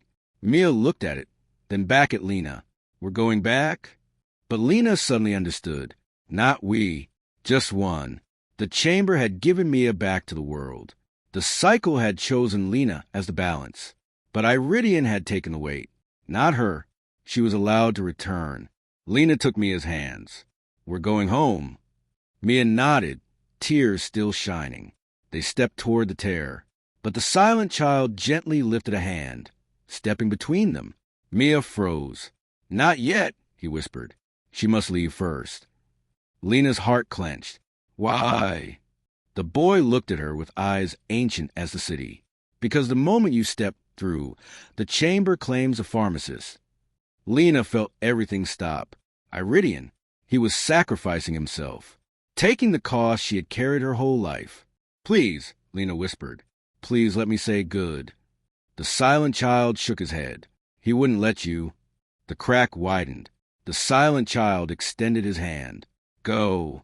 Lena looked at Mia, alive, remembering, whole, Then she stepped forward. A breath, a flash of white, a sensation like surfacing from deep water. And she was gone. The room and Mia faded behind her. The silent child stood alone as the light dimmed. Then he turned toward the other side of the chamber, where Iridian waited, kneeling now, trembling under the weight he had taken. The boy whispered, "It's over." But Iridian only closed his eyes and braced for what the 13th would take next. Chapter 23. The cost collected. Lena stumbled out of the white light and back onto solid ground, with under her boots warm golden lamps, the faint chime of bottles. She was inside the apothecary again, but it was different now, quieter, hollow, as if the walls themselves were holding their breath. The air lacked Iridian's presence, that barely perceptible static that always hummed around him. Kai rushed to her immediately. "Lena!" He grabbed her arms, checking her face, her eyes, her pulse. "Talk to me. Are you okay? What happened in there? Where's Mia? What did he?" "I'm okay," Lena whispered, her voice raw. "She remembers. She's whole." Kai exhaled like someone punched all the air out of him. Relief cracked his composure. Good. Jesus, Lena, you scared the hell out of me." Marlowe approached slower, silent, studying her with the gaze of a detective trying to see what changed. "You're different," he said. Lena nodded. "I feel different." "How?" Kai asked. Lena placed a hand over her chest. "Like a weight I've carried for years is gone, but I still remember it." Iris stepped into view from behind a tall shelf, her face drained. "That means it worked." Lena looked around. Something was missing. "Where is he?" Ira swallowed hard. "Still inside." The stone door in the back of the apothecary, now cracked, trembling, pulsed with light. Not warm, not golden, but a jagged amber like molten glass. Kai frowned. "Should it be doing that?" Ira whispered. "No." A sharp tremor ripped through the apothecary. Bottles rattled. A shelf shifted. Lamps flickered. Marlowe raised a hand instinctively. "Everyone back." But Lena stepped forward. The stone door began to split, hairline fractures racing across its surface like lightning. Something heavy slammed against it from the other side. Once, twice. A low, rumbling groan followed, shaking the floor. Ira's eyes widened with horror. "It's taking him," she whispered. "The chamber is taking all of it. Every cost he ever held. Every imbalance. Every life balanced through him. He's absorbing it all at once." Kai grabbed Ira's shoulder. "Can we help him? Can we pull him out?" "No," she said sharply. "If you open that door, the chamber will take you instead. It doesn't distinguish willingly." The apothecary shuddered again, harder this time. A crack tore across the ceiling. Shells groaned. Bottles fell, shattering into smoky bursts of color that evaporated before touching the ground.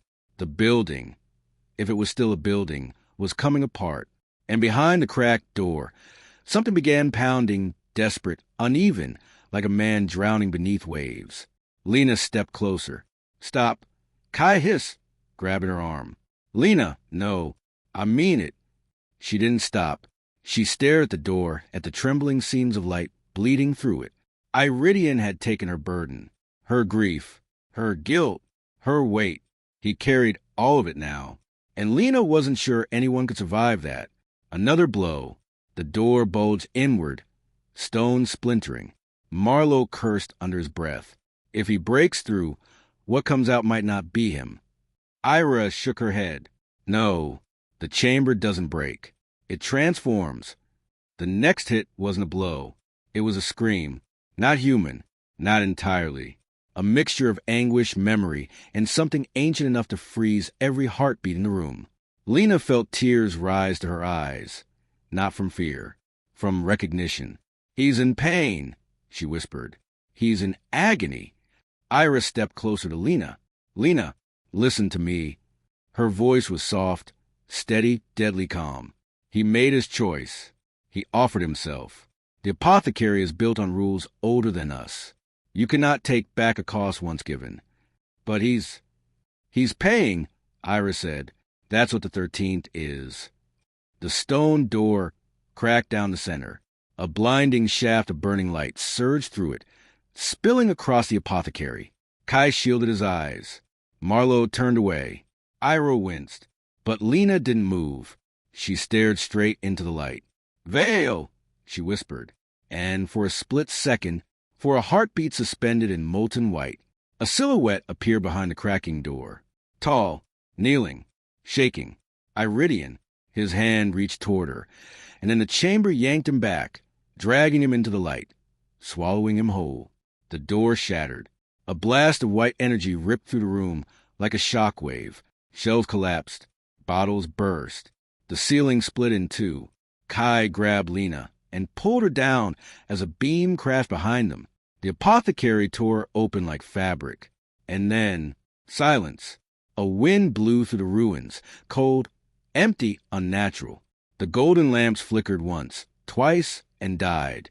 The apothecary was gone. What remained was a hollow space. Floating dust, broken shelves, scorched symbols on an empty floor. Ira stepped forward, trembling. "It's over," she said. "He did it. The apothecary is unmade." Marlowe looked around the ruins, disoriented. "Then is the city safe?" Ira nodded slowly. "Greymoor will rebalance itself. The cycle ends here." Kai looked at Lena. Her face was wet with tears she hadn't noticed, but her voice was steady. "So does he?" And from beneath the wreckage, something moved, small, quiet, familiar. The silent child rose from the dust, unhurt, his eyes dimmer than before. He looked at Lena and whispered, "He's gone." Chapter 24. The City That Remembers. The silent child's whisper hung in the ruined air like frost. "He's gone." Lena stood frozen, Kai's grip still around her arm, her breath caught halfway in her chest. Somewhere behind her, a shelf collapsed with a soft thud, scattering broken bottles across the floor. Glass that no longer held cures or prices or magic. Just glass now. Ordinary. Empty. Marlowe was the first to speak. "Gone? How gone?" The silent child looked at him with those dark, depthless eyes that now held a flicker of something Lena had never seen in him before. "Weariness. He is no longer here," the boy said softly, "and nowhere else that the city can reach." Ira stepped closer, studying the child with slow, cautious movements. "Is he dead?" The boy shook his head once. "Not death. Not life. He carried too much to remain either." Lena felt something twist inside her. A part of her wanted to collapse. Another part kept her spine straight purely out of refusal to fall apart while the apothecary still smelled of dust and burning light. Kai touched her shoulder gently. "Lena, come on. Sit. Just sit for a second." "I'm fine," she whispered hoarsely. She wasn't, not even a little. But Kai didn't push it. Marlowe surveyed the ruins with detective instinct, piecing together a crime scene that defied every law he knew. What happens to Greymoor now? Ira answered without taking her eyes off the silent child. The cycle collapses. The city rebalances. Without Iridian to pull at its fabric, the distortions fade. Streets return to their proper shape. The memories stop shifting. Kai swallowed. And the cures? What about everyone he healed? Jonah, Mia, all the others. Ira finally looked at him. Their cures remain. The cost has been transferred, not undone. They'll live whole. Marlowe nodded slowly. So everyone wins. He glanced at the wreckage. Except him. Lena's pulse thudded painfully. Everyone's eyes fell to the silent child. He blinked once, almost too slowly. The 13th demanded a balance greater than before. He carried it. All of it. His gaze moved to Lena. "You can feel it, can't you?" She nodded once, barely. The emptiness that hollowed her grief wasn't absence. It was displacement. A burden moved without erasing. A memory without weight. "Where is he now?" she asked softly. The silent child looked toward the far corner of the ruined room, where the stone door had once stood. Wherever unbalanced things go. Somewhere without shape. A place for what the world cannot hold. Lena stepped forward, steadying herself on a broken beam. Then bring him back. The silent child tilted his head. I cannot. Iridian chose the cost. You chose the balance. The chamber chose the form. That's not an answer, she said, voice sharp. It is, Ira murmured, and it's the only one we get. Lena shook her head, tears burning at the edges of her vision. He didn't deserve that. Ira's expression softened. Maybe not, but he understood it, better than any of us did. The apothecary, what remained of it, gave a final, tired groan. A beam sagged. More dust sifted down. Time to go, Marlowe said quietly, before this whole place folds into whatever pocket dimension keeps it standing. He turned toward the exit, what was left of it. Kai hesitated, then reached for Lena's hand. We don't have to rush. Just tell me when. But Lena was staring again at the corner where the stone door had been, where Iridian had reached out, where the chamber had pulled him away. She whispered. He didn't even say goodbye. The silent child stepped closer, small, fragile, yet impossibly steady. He never says goodbye, the boy said. He said thank you instead. Lena blinked. When he took your grief. A faint, flickering warmth crossed the boy's face. That was his goodbye. Lena let a shaky breath crack out of her chest. Kai squeezed her hand gently. Come on, let's get out of the haunted pharmacy before it decides we're part of the decor. Ira led the way through the rubble. Marlowe followed, keeping an eye on the building's tilting beams. Lena turned toward the silent child one last time. He watched her with an expression she couldn't decipher, pity, maybe, or relief, or something older than both. Will I ever see you again? She asked. The child blinked slowly. No. Then, after a beat, not like this. He turned away, and the moment Lena stepped through the broken doorway into the fading streets of Greymoor, she felt it, a shift, a breath, a sigh through the city's bones. The apothecary was gone, completely. Finally, Greymoor was healing, but something lingered at the back of her mind. A whisper of light, a weightless echo of a man who had carried everything so she could carry nothing.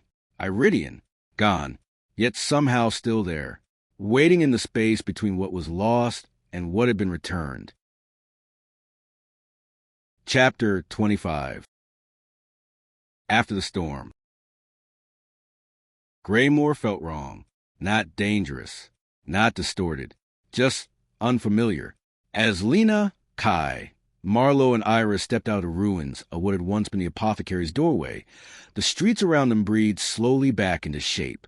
Buildings straightened, street lamps steadied. The asphalt stopped rippling like liquid. The city exhaled a long, weary sigh, like a fever breaking. Marlowe scanned the empty street. No distortions. No echoes. Looks normal. Kai squinted. Yeah, that's suspicious. Ira shook her head. No, this is how it's supposed to feel. Greymoor hasn't been truly itself in years. Lena wasn't listening. She was watching the shadows. Not because she expected Iridian to step out of them. She knew he wouldn't. But because the city no longer hummed with his presence. The faint pressure she had lived with since this all began was simply gone. It felt like walking with one less heartbeat. Kai noticed her quiet. Hey! He nudged her gently. You okay? I'm here, Lena said. That's all I know. That's enough for now. They started walking, no destination in mind, just moving, letting the city settle around them. Street by street, Greymoor looked more alive. Neon signs flickered properly, not erratically. Window reflections matched the real world. Distant sirens sounded like real sirens, not echoes of something deeper. Marlowe checked his phone. Signals back. Kai snorted. Great. The apocalypse ends, and the first thing we get is notifications. A message popped up on Lena's screen. Mia, where are you? Are you safe? I remember everything. Lena, please come home. Lena's breath hitched. Kai leaned over her shoulder, smiling softly. That's good. That's more than good. Ira crossed her arms, watching the sky. The city isn't done rearranging itself yet, but the danger's over. Marlowe tucked away his badge, suddenly looking 10 years older. So what now? We just go back to our lives. Kai shrugged. What's left of them? Ira looked at Lena. The city will settle within a day. After that, the 13th stops echoing. Things become stable again. Lena inhaled slowly. And the silent child? Ira hesitated. He won't appear again. His purpose only existed because the cycle did. Without the apothecary, without Iridian, there's nothing left for him to shepherd. Lena's gaze drifted toward a distant alley. No pale silhouette. No wet footprints. Just Greymoor. Alive. Steady. Ordinary. It almost hurt. Marlowe cleared his throat. Look, I'm not sentimental, and I don't understand half of what happened. Not even a third, Kai offered, but you all saved the city, Marlowe continued. Whatever it is you do next, you don't do it alone. Ira nodded in agreement. We're tied together now, whether we like it or not. Kai glanced at Lena. You ready to go home? Lena hesitated. I need a minute. Kai didn't question it. He just nodded and stepped back, giving her space. Marlowe and Ira followed him down the sidewalk, talking quietly. Lena stood alone on Harrow Street. The sky overhead was clearing, streaks of pink and silver bleeding into each other. Morning was coming, a real morning, not one bent by distortions or shifting streets. She closed her eyes. The air was still. For the first time in months, she wasn't afraid. She waited for familiar tightness in her chest, the weight of Mia, the guilt, the ache. But it didn't come. The memories were there, sharp and clear, but the pain was gone. Iridian had taken it. Thank you, she whispered toward the empty street. There was no answer, just a soft wind, brushing past as if the city itself heard her. A single slip of white paper tumbled across the pavement and landed at her feet. Lena bent to pick it up. Only 4 words were written on it, in the same elegant handwriting she'd seen before. Balance returns to you. Lena clutched it to her chest. Kai called from up the block. Lena, come on. Mia's waiting. She turned toward him, toward the dawn, toward home. For one last moment, she glanced back at the space where the apothecary had once stood. Nothing remained but a faint shimmer in the air, like heat rising from asphalt. Then even that faded. Lena walked toward Kai, toward Mia, toward the life Iridian had made possible. Greymoor streets brightened as she moved, the city settling into a rhythm it had forgotten. The 13th prescription was complete, and the world, her world, finally felt ready to begin again. Chapter 26. The quiet that follows. Lena didn't sleep that night, not because of fear, but because quiet felt foreign. Her apartment was dim, the city's soft hum drifting through the cracked window as she sat on the floor beside Mia's bed. Her sister slept peacefully, curled under a blanket, breathing slow and deep. Real, present, whole. Lena watched her chest rise and fall, letting the rhythm stitch her back together. Every so often Mia stirred, murmuring Lena's name with the old warmth that had been missing for months. Each time, Lena felt something bloom in her chest, a feeling she didn't trust at first. Hope. When dawn arrived, pale light painted the walls. Mia blinked awake, groggy and squinting. Morning, Lena whispered. Mia smiled, not the polite, empty smile she'd forced before. A real one. You look tired, Mia said. And you look alive, Lena replied. Mia laughed softly. I remember everything, even the stupid fight we had in high school, and the way you cried during that kids' movie. You tried to hide it. You failed. Lena groaned. We're deleting that memory immediately. Nope, Mia said, tapping her temple. Back where it belongs. Lena leaned her head against the bed, closing her eyes. I'm just glad you're here. I'm glad I'm me, Mia whispered. Thank you. Lena shook her head. Don't thank me. I didn't do it alone. A city resets. By late morning, Lena stepped outside for the first true look at Greymoor after the collapse. The streets were clean, not unnaturally clean, just steady. Cars passed without flickering. Footsteps echoed normally. People looked real again, grounded, like the city's spine had straightened overnight. And for the first time in weeks, Lena didn't sense distortions lurking at the edges of her vision, just a city in recovery.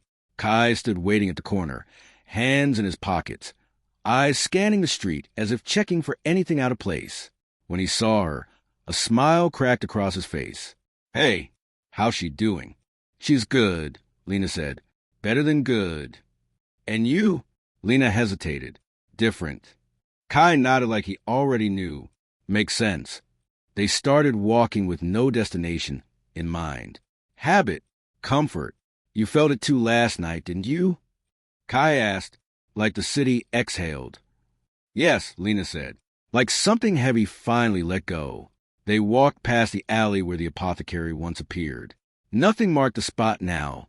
No shimmer, no scent of old herbs, no impossible doorway. Just bricks and shadows. Kai stopped, looking at the empty wall. "So it really is gone?" "Yes," Lena whispered. "This time for good." He turned toward her. "Do you regret anything?" She shook her head. "No. Mia's whole again. That's all I wanted." Kai smiled faintly. "An Iridian?" Lena looked up at the sky for a long moment. "I don't know what he was. Kai. Not human. Not anything we have a word for. But he never lied to me. Not once." Kai's jaw tightened. "He saved you." "He saved Mia," Lena corrected softly. "And he took my grief so I could live." Kai sighed. Then he did something good. Maybe the only good he ever wanted to do. Lena couldn't argue. Marlowe's decision. They found Detective Bishop leaning against his car outside the precinct, sipping lukewarm coffee like a man who'd aged a decade overnight. "You two look better than I expected," Marlowe said. "Is that your version of good morning?" Kai asked, "Don't push your luck." He opened the passenger door and pulled out a folder. "I filed the case," Marlowe said. "Unsolved. Cause undetermined. No further investigation." Kai choked. "That's it. That's it," Marlowe said. "No pharmacy. No suspect. No evidence. Nothing to chase." Lena nodded slowly. "Thank you." "Don't thank me," Marlowe muttered. "I'm not doing it for you." Then, quieter, "I'm doing it because the city doesn't need me digging into things that shouldn't exist." He paused. "And because my son woke up this morning asking about breakfast. Haven't heard that in months." Lena blinked. "He's better. Doctors don't know why," Marlowe said. "But I do." A weight passed between them. Balance. Marlowe cleared his throat awkwardly. "Listen, if either of you ever need something, anything, call me. We're tied together now." Kai snorted. "We notice." Marlowe grunted. "Don't make me regret saying it." He climbed into his car and drove off. The note that shouldn't exist. As they walked away from the precinct, a small white envelope slid from Lena's coat pocket. One she didn't remember putting there. Her breath stopped. Kai noticed immediately. "What's that?" Lena opened it with trembling fingers. Inside was a single strip of paper. The handwriting unmistakable. "You carry light now. VI." Lena pressed the paper to her chest, eyes stinging. "Is it really from him?" Kai whispered. "Yes," Lena said. "This is his hand." Kai swallowed hard. "Then he's not completely gone." "No," Lena murmured. "Not completely." They stood there in the soft light of a reborn Greymoor, the city humming gently around them, alive, healing, balanced. Lena folded the note carefully and slipped it into her pocket. "Come on," she said, turning toward home. "My sister's making pancakes." Kai laughed. "That's the most supernatural thing I've heard all week." They walked together down the brightening street. For the first time in a long time, the future didn't scare her.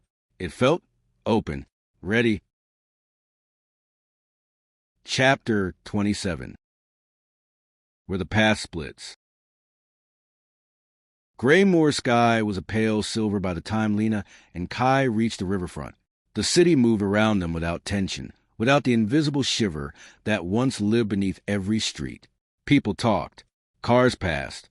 Life went on, almost like the last few weeks had been nothing but a fever dream. But Lena felt the difference in her bones. She was lighter, and weightless things noticed gravity more than anything else. Kai shoved his hands into his jacket pockets as they walked along the water. "Feels weird, doesn't it?"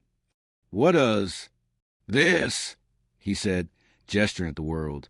"Normal." Lena smiled faintly. I think I forgot what normal felt like. Kai chuckled. Same. I keep waiting for a door to pop open and swallow us. Don't jinx it, she said. I think Greymoor's had enough swallowing for a while. He laughed, but it was soft, tired. They both were. Survival left its own exhaustion. A breeze brushed the river, carrying the smell of rain and steel. Lena leaned on the railing, watching the water ripple under the morning light. The city reflected back, steady, not fractured. Kai leaned beside her. So, what are you going to do now? The question hit her harder than expected. She hadn't thought that far. Every step had been about Mia, about the apothecary, about the 13th. Now that it was over, I don't know, Lena admitted. Go back to the paper? Write about something normal? Pretend I didn't spend weeks talking to a boy who never blinked? Kai shrugged. I mean, you'd still have me to annoy you. She nudged him gently. Lucky me. Kai's smile faded a bit. Seriously, though, you don't have to figure it out today. Or tomorrow. Lena nodded. I know. But when you do figure out, Kai added, just don't disappear on me. She turned to him, surprised. Disappear? Kai scratched the back of his neck. Yeah. Well, people vanish around me a lot. And now that the truth doesn't choke me to death, I can say it out loud. I don't want you to be one of them. Lena looked at him, really looked, at the way he avoided her eyes whenever he said something personal, at the faint tremor in his hands from fatigue and adrenaline, at the sincerity written all over him now that he physically couldn't lie. Kai, she said quietly, I'm not going anywhere. He let out a breath he'd been holding. Good. Ira's warning. A car door slammed behind them. They turned to see Ira approaching, coat billowing like she'd walked through a storm no one else could see. Kai frowned. Ira, you okay? No, she said plainly. And neither are you. She stopped in front of Lena. Her eyes, usually sharp, calculating, looked unfocused, unsettled. What's wrong? Lena asked. Ira lifted a hand. Her fingers trembled. The city is settling, she said. But something isn't right. Not right, how? Kai asked. Ira looked around, scanning every face, every building, every shadow. It's quiet. Lena frowned. Isn't that good? No. Ira whispered. Greymoor has never been silent, not even before the cycles. Not for as long as I've lived here. Kai glanced at the river. Maybe it's just recovering. Ira shook her head. No, the silent years are worse than the distorted ones. Lena's stomach dropped. Silent years. Ira's expression tightened. She stepped closer, too close, and lowered her voice. When the apothecary disappears completely, the city doesn't just rebalance. It resets. Old things reawaken. New patterns form. And something else takes the space left behind. Lena whispered, What does that mean? Ira drew in a breath. It means Greymoor is about to choose something new to fear. Kai blinked. I'm sorry, what? We just stopped the biggest supernatural problem in the city's history. Ira glanced over her shoulder, as if listening for something only she could hear. Balance isn't peace. Balance is replacement. Lena felt her pulse tighten. Replacement with what? Ira swallowed. I don't know yet. A cold wind swept the river, sharp enough to raise goosebumps across Lena's arms. For a moment she felt something. An echo, a tremor, a faint ripple beneath the surface of the city. Not dark, not dangerous, but watching. Kai stepped closer to Lena. Ira, should we be worried? Yes, Ira said without hesitation. Lena's voice was steady. Is Mia safe? For now, Ira said. The chamber protected her. Iridian protected her. But the city remembers that a void must be filled. Lena, clench your jaw. If something else is coming. It isn't coming, Ira interrupted softly. It's already here. Kai looked around sharply. Where? Ira's gaze shifted. Down the river, toward the industrial district, where a single street lamp flickered. Once, twice. In a pattern Lena recognized without wanting to. A pattern Iridian used when signaling a shift. Her stomach dropped. Kai! Lena whispered, gripping his arm. He followed her gaze. Oh, come on, he muttered. We deserve at least a week off from supernatural nonsense. But Ira shook her head, eyes dark. This isn't Iridian, she said, and it isn't the apothecary. Lena swallowed hard. Then what is it? Ira stepped back, her voice barely audible. Greymoor's real nature. They watched the flickering lamp until it steadied. The wind died, the river went calm, and the city went quiet again. Too quiet. Lena exhaled slowly. I think, she said, our break just ended. Kai groaned. Then we better get coffee. We're going to need it. Ira didn't smile. Yes, you will. And in that moment, in the hush that followed, Lena understood something with absolute clarity. The apothecary was gone, but Greymoor's story wasn't, and neither was hers. Chapter 28. The lamppost that shouldn't blink. The street lamp in the industrial district flickered again. Once, twice, a long, slow pulse. Lena, Kai, and Ira stared across the river. The three of them lined up against a railing like soldiers, waiting for a signal they didn't want to understand. Kai broke the silence. Okay, it's blinking. Could be nothing. Things blink. Not like that, Ira said. Not in that rhythm. Lena swallowed. Iridian used that pattern when the apothecary was shifting. But he's gone. Ira's eyes didn't leave the lamppost. Exactly. A chill ran down Lena's spine. Something else was using the signal. Something that understood it. Kai rubbed his face. Great. Fantastic. Perfect. We destroy one supernatural threat, and Greymoor just hires another. Lena stepped away from the railing. Whatever that is, we need to see it up close. Kai blinked. Lena, no. That is exactly how people die in horror movies. Then stay here, she said. He grabbed her wrist. Not happening. Ira was already moving. Come on. If we wait, it'll hide again. The silent industrial district.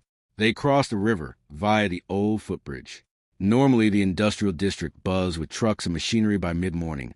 But today, the air was still. Too still. The factories stood like dormant giants. Chimneys lifeless. Windows reflecting nothing. Kai whispered, "This place feels abandoned." "It isn't," Ira said. "Greymoor doesn't abandon. It rearranges." The further they walked, the more the silence pressed against them. Even Lena, lighter, unburdened, felt it. The strange, expectant hush of a city holding its breath. The flickering lamppost stood at the end of the street. As they approached, the pulses slowed, as if sensing them.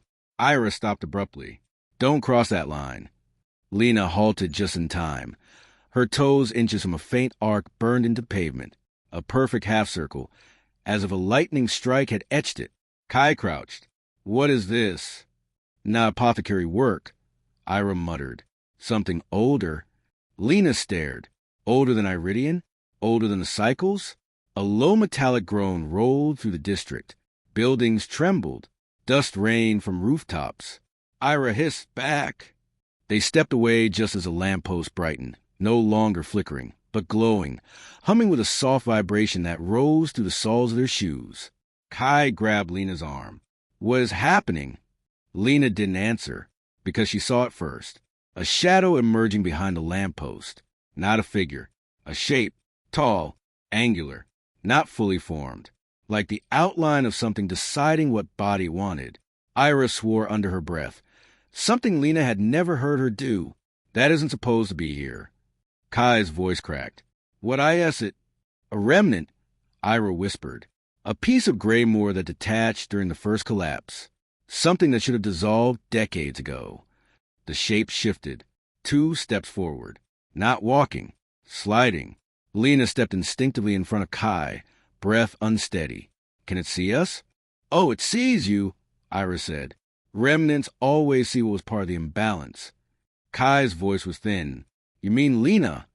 "No," Ira corrected. "I mean all of us." The remnant turned its head, if it even had one, toward Lena. The lamppost dimmed. Everything dimmed. A cold wave rolled down the street. And then the shadow spoke, not with a voice, with an echo, a layered whisper that crawled into their bones. 13th, offset. Kai recoiled. Nope. No. Absolutely not. We're leaving. But the remnant continued. Apothecary. Gone. Balance. Shifted. Ira stepped forward, hands trembling. Lena, stay behind me.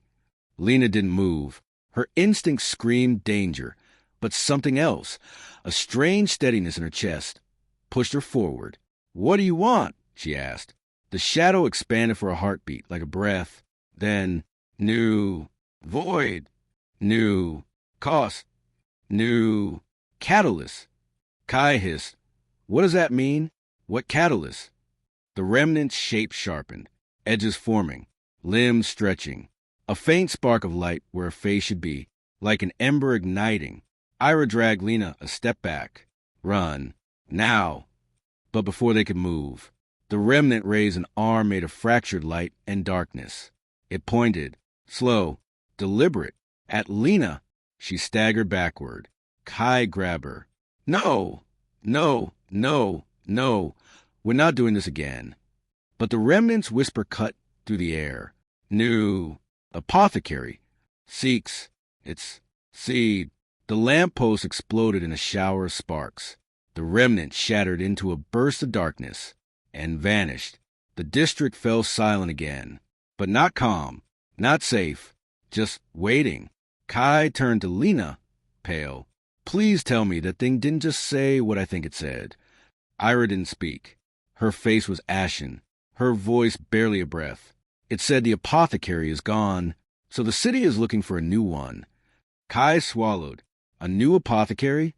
As in, someone else running it? Someone taking Iridian's place. Ira's eyes locked onto Lena. No, she said, not someone else. She pointed at Lena. It chose her. Lena went cold. No, she whispered. No, I'm not, I can't. But the faint glow in her pocket, the note from Iridian, began to warm. You carry light now. Her breath stilled. No, she repeated. Kai stepped between them. We're not letting this happen. We just survived one magical nightmare. We're not walking into another. Ira shook her head. It's not a choice, Kai. When the city loses a stabilizing force, it seeks the next one with the right weight and the right balance. Lena whispered, horrified. Me? The ground trembled softly beneath their feet. A warning. A promise. Greymoor had not finished with her.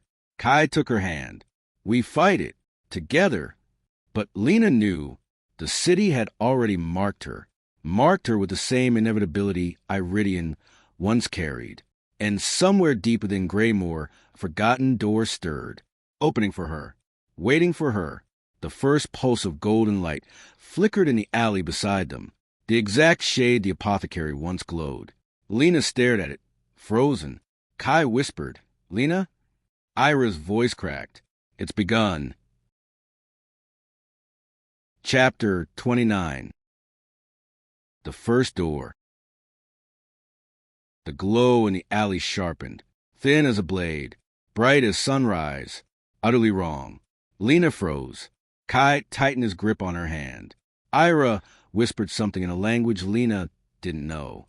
The light pulsed again, brighter, drawing a perfect vertical line against the brick wall. No hinges, no frame, just a seam of gold carved into reality itself. Exactly like the apothecary once appeared, but smaller, less stable, like a newborn heart trying to beat. Kai took a step back. Nope, I'm out. We are leaving the alley. Immediately. But the light responded to Lena, not to Kai, not to Ira, only to her. It widened. A crack. A door. A breath of something warm spilling out. Ira hissed, don't move. But it was too late. The glow reached Lena's feet and curled around her like smoke. Lena's breath caught. It's calling me. It's not calling, Ira said sharply. It's selecting.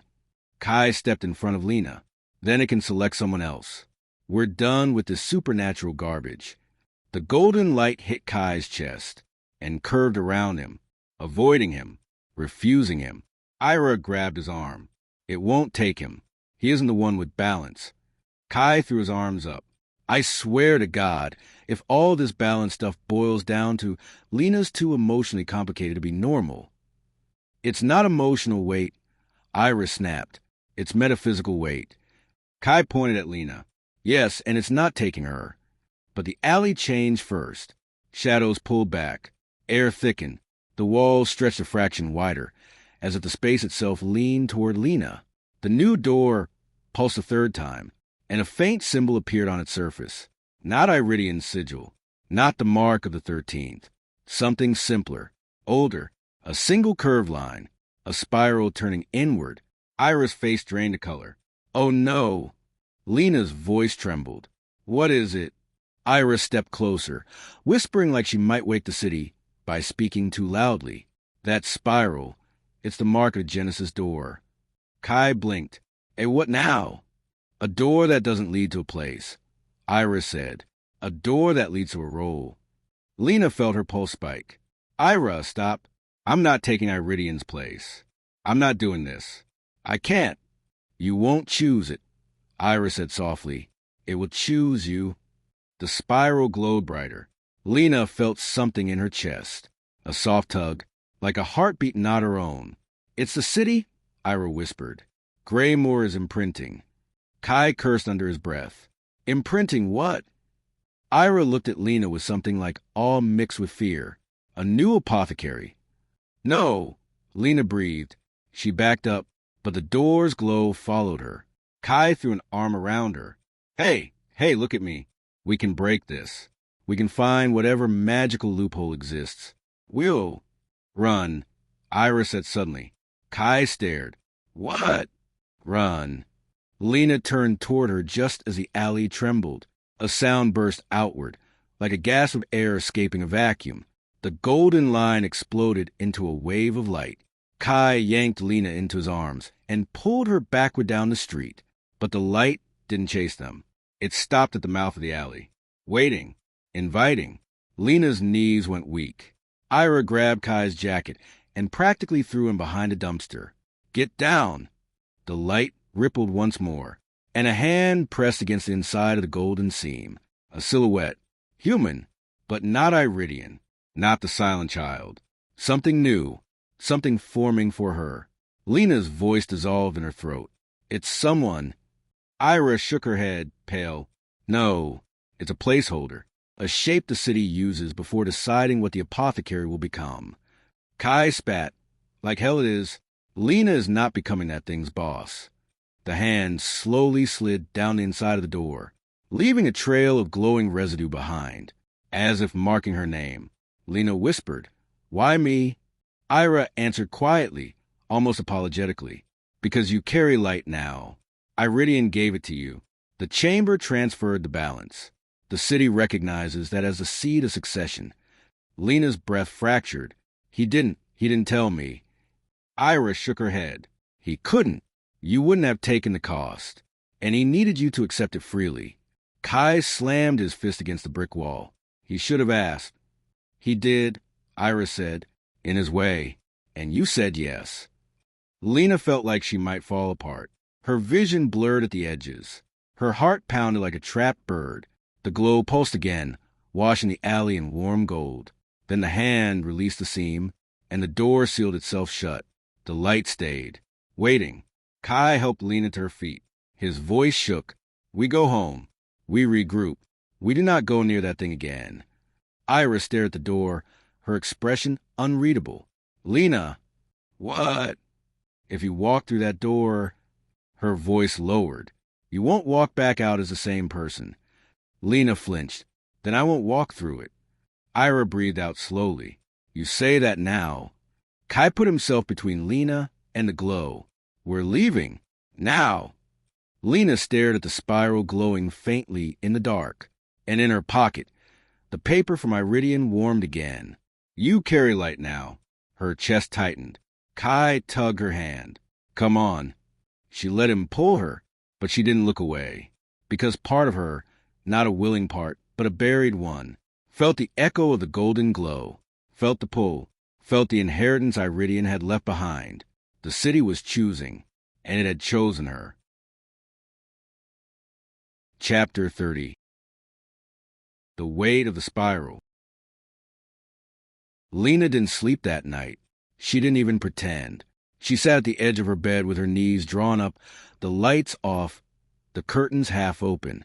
Greymoor glowed faintly outside, streetlights humming, windows breathing, shadows settling where they belonged. Everything looked normal, but the alley behind Harrow Street would not leave her mind. That spiral burned behind her eyes, and the hand pressing through the glowing seam. That was worse. A placeholder, a shape waiting for her. No, she repeated that word over and over, like chewing glass. No, no, no. But the memory of Iridian's note in her pocket whispered louder. You carry light now. Lena clenched her fists. I didn't ask for this, she muttered. I didn't ask for any of it. The room didn't answer. Of course it didn't. Greymoor only spoke when it wanted something. Kitchen, 4:12 a.m. A soft noise woke her from her trance. Mia, moving in the kitchen. Lena hurried out. Mia stood barefoot in the dim light, pouring water into a glass. She paused when she saw Lena. You okay? Mia asked. Lena forced a smile. Couldn't sleep? Because of everything? Lena nodded. Mia set the glass down and approached her slowly. Lena, I remember everything now. All of it. And you saved me. Lena looked away. Iridian saved you. No, Mia said firmly. You made the decision. You paid for it. He only carried it. Lena's throat tightened. Mia reached out and took her hand. Whatever's bothering you now, you don't have to deal with it alone. Lena nearly broke, but she couldn't do that to Mia, not tonight. Not after Mia finally had her life back. I'm fine, she said softly. Mia studied her for a long, heavy moment, then nodded, letting it go. Okay, when you're ready, you'll tell me. Yeah, Lena whispered. When I'm ready. They hugged, and for a few seconds, the world felt stable, normal, human. But when Lena returned to her room, the air was warm, too warm. The note in her pocket had heated again, not burning, beckoning. The spiral was calling. Again. Kai's apartment, 7:23 a.m. Kai opened the door with a toothbrush still in his mouth. You didn't sleep either, Lena said. He pointed the toothbrush at her in accusation. No, because someone decided to drag me into a magical succession crisis. Lena stepped inside.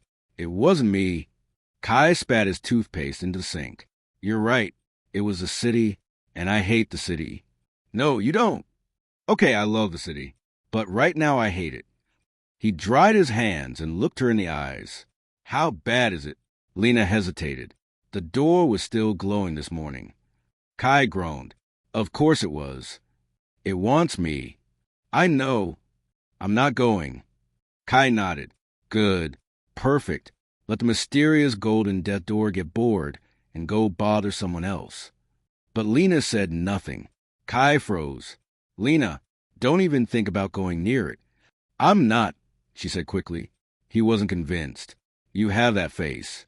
What face? I'm going to do something incredibly stupid and say it wasn't my choice face. Lena exhaled. Kai, something is happening to the city. I know, he muttered. Ira called me at 6. Said the spiral woke up again. Lena's stomach twisted. Where? You're not going to like it. Tell me. Kai hesitated. It wasn't in the alley. She stared. Where, Kai? He rubbed his temples. The spiral appeared on 6th and Lockwood. Lena's breath hitched. That's your street. Kai finished. Yeah. The city was moving the mark closer to her. It wasn't waiting. It was closing in. The call. Ira arrived 20 minutes later, out of breath, barely knocking before entering Kai's apartment. We need to move, she said. Now. Kai threw his hands up. Fantastic. What is it this time? A floating door? A glowing sidewalk? A demon vending machine? Worse, Ira whispered. Lena felt her chest tighten. What happened? Ira lifted her phone and showed them a video clip. Shaky, grainy, recorded by someone running. The camera darted past a cafe, then a bus stop, then Lena's lungs froze. The golden seam. The spiral. A fully formed outline behind it. Not a placeholder anymore. A figure in the door. Human shape. Shoulders. Arms. Head bowed. Breathing. Waiting. Kai swore violently. No. No. Nope. I refuse. Delete the video from reality. Ira shook her head. It's choosing a shape. It's becoming her counterpart. Counterpart? Lena whispered. Ira met her eyes.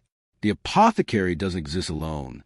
It has a keeper, a witness, a stabilizer. Kai blinked. Like a partner? A balance, Ira corrected. The apothecary's light forms a cure. The keeper holds the cost. Lena went cold. Like Iridian carried the cost for me, she breathed. Yes, Ira said. And now the role of the keeper is forming again for whoever becomes the next apothecary. Lena staggered back. No, I won't do it. I won't go near it. Kai grabbed her shoulders. You're not. We won't let you. But Ira stepped closer, and her voice lowered to something pained. Lena, you don't understand. What? Ira swallowed. The keeper chooses the apothecary. Silence. Kai's eyes widened. Meaning? Ira pointed at the glowing figure in the video. That thing, whatever it is choosing Lena. Lena felt the room tilt. Her heartbeat pounded. Her breath vanished. Kai reached for her hand again, but this time she didn't take it. Outside the window, across the city, a faint golden shimmer flickered through the morning fog. Ira watched the light, her voice barely more than a whisper. Lena, the city isn't asking anymore. And in Lena's pocket, Iridian's note burned white hot. You carry light now. Lena shut her eyes. The choice was gone. The inheritance stood waiting. And somewhere across Greymoor, the new keeper was forming. For her. Chapter 31. The keeper emerges. The city didn't wait. Greymoor never waited. By the time Kai, Ira, and Lena reached 6th and Lockwood, the morning fog had thickened into a low, swirling veil that clung to the pavement. The kind of fog that wasn't weather, but warning. Lena's breath fogged in front of her, even though the air wasn't cold. Her hands shook. Every step felt like walking toward the edge of a cliff she didn't want to see the bottom of. Kai walked beside her, jaw clenched so tight she could hear his teeth grind. If anything comes out of that door, he muttered, I'm punching it. Ira didn't even look at him. You can't punch a metaphysical role, Kai. Then I'll punch the city. Lena almost laughed. Almost. But her throat was too tight. As they rounded the corner, the fog parted, and the door stood at the mouth of the alley. Not flickering, not hesitant, fully formed. The spiral glowed with a deep honey gold light. Not harsh, but warm, like sunrise caught in glass. And behind it, the figure, still half shadow, half light, but no longer formless. Shoulders broad, posture straight, hands relaxed at the sides. Humanoid, calm, waiting. Not Iridian's shape, not a mimic, not a ghost. Something new. Kai inhaled sharply. Oh, hell no. Ira stepped forward, wide-eyed. It's stabilizing fast. Too fast. The golden seam pulsed, sending ripples across the ground like rings on water. Lena whispered, Why me? The door pulsed again in answer. Kai moved in front of her, arms spread wide. Back off. She's not your next victim. The light ignored him completely. It passed around him like he wasn't even there. That scared Lena more than anything. Lena, Ira said urgently, Listen to me. The city doesn't choose randomly. The apothecary role requires 3 things: emotional weight, spiritual balance, and a capacity to hold paradox. Lena's voice shook. I don't want to hold anything. You already do, Ira whispered. The light brightened. The figure lifted its head, and for the first time, it opened its eyes. They weren't Iridian's glowing amber. They were white, not blind, but luminous, seeing everything. Lena staggered back. No, I'm not doing this. I'm not stepping through. I'm not. She stopped because the figure took a single, careful step toward her, not threatening, choosing. Kai jumped between them. Touch her and I swear. Stop. Ira snapped. You cannot interfere. It could destabilize the city again. Good. Kai shouted. Let it destabilize. Lena doesn't belong to some cosmic job assignment. But the figure didn't move toward Kai. It kept its eyes fixed on Lena alone. Ira's voice softened. Lena, this is a keeper. It's forming as your counterpart. Lena's heart slammed against her ribs. Counterpart? The apothecary carries cures, Ira said. The keeper carries a cost.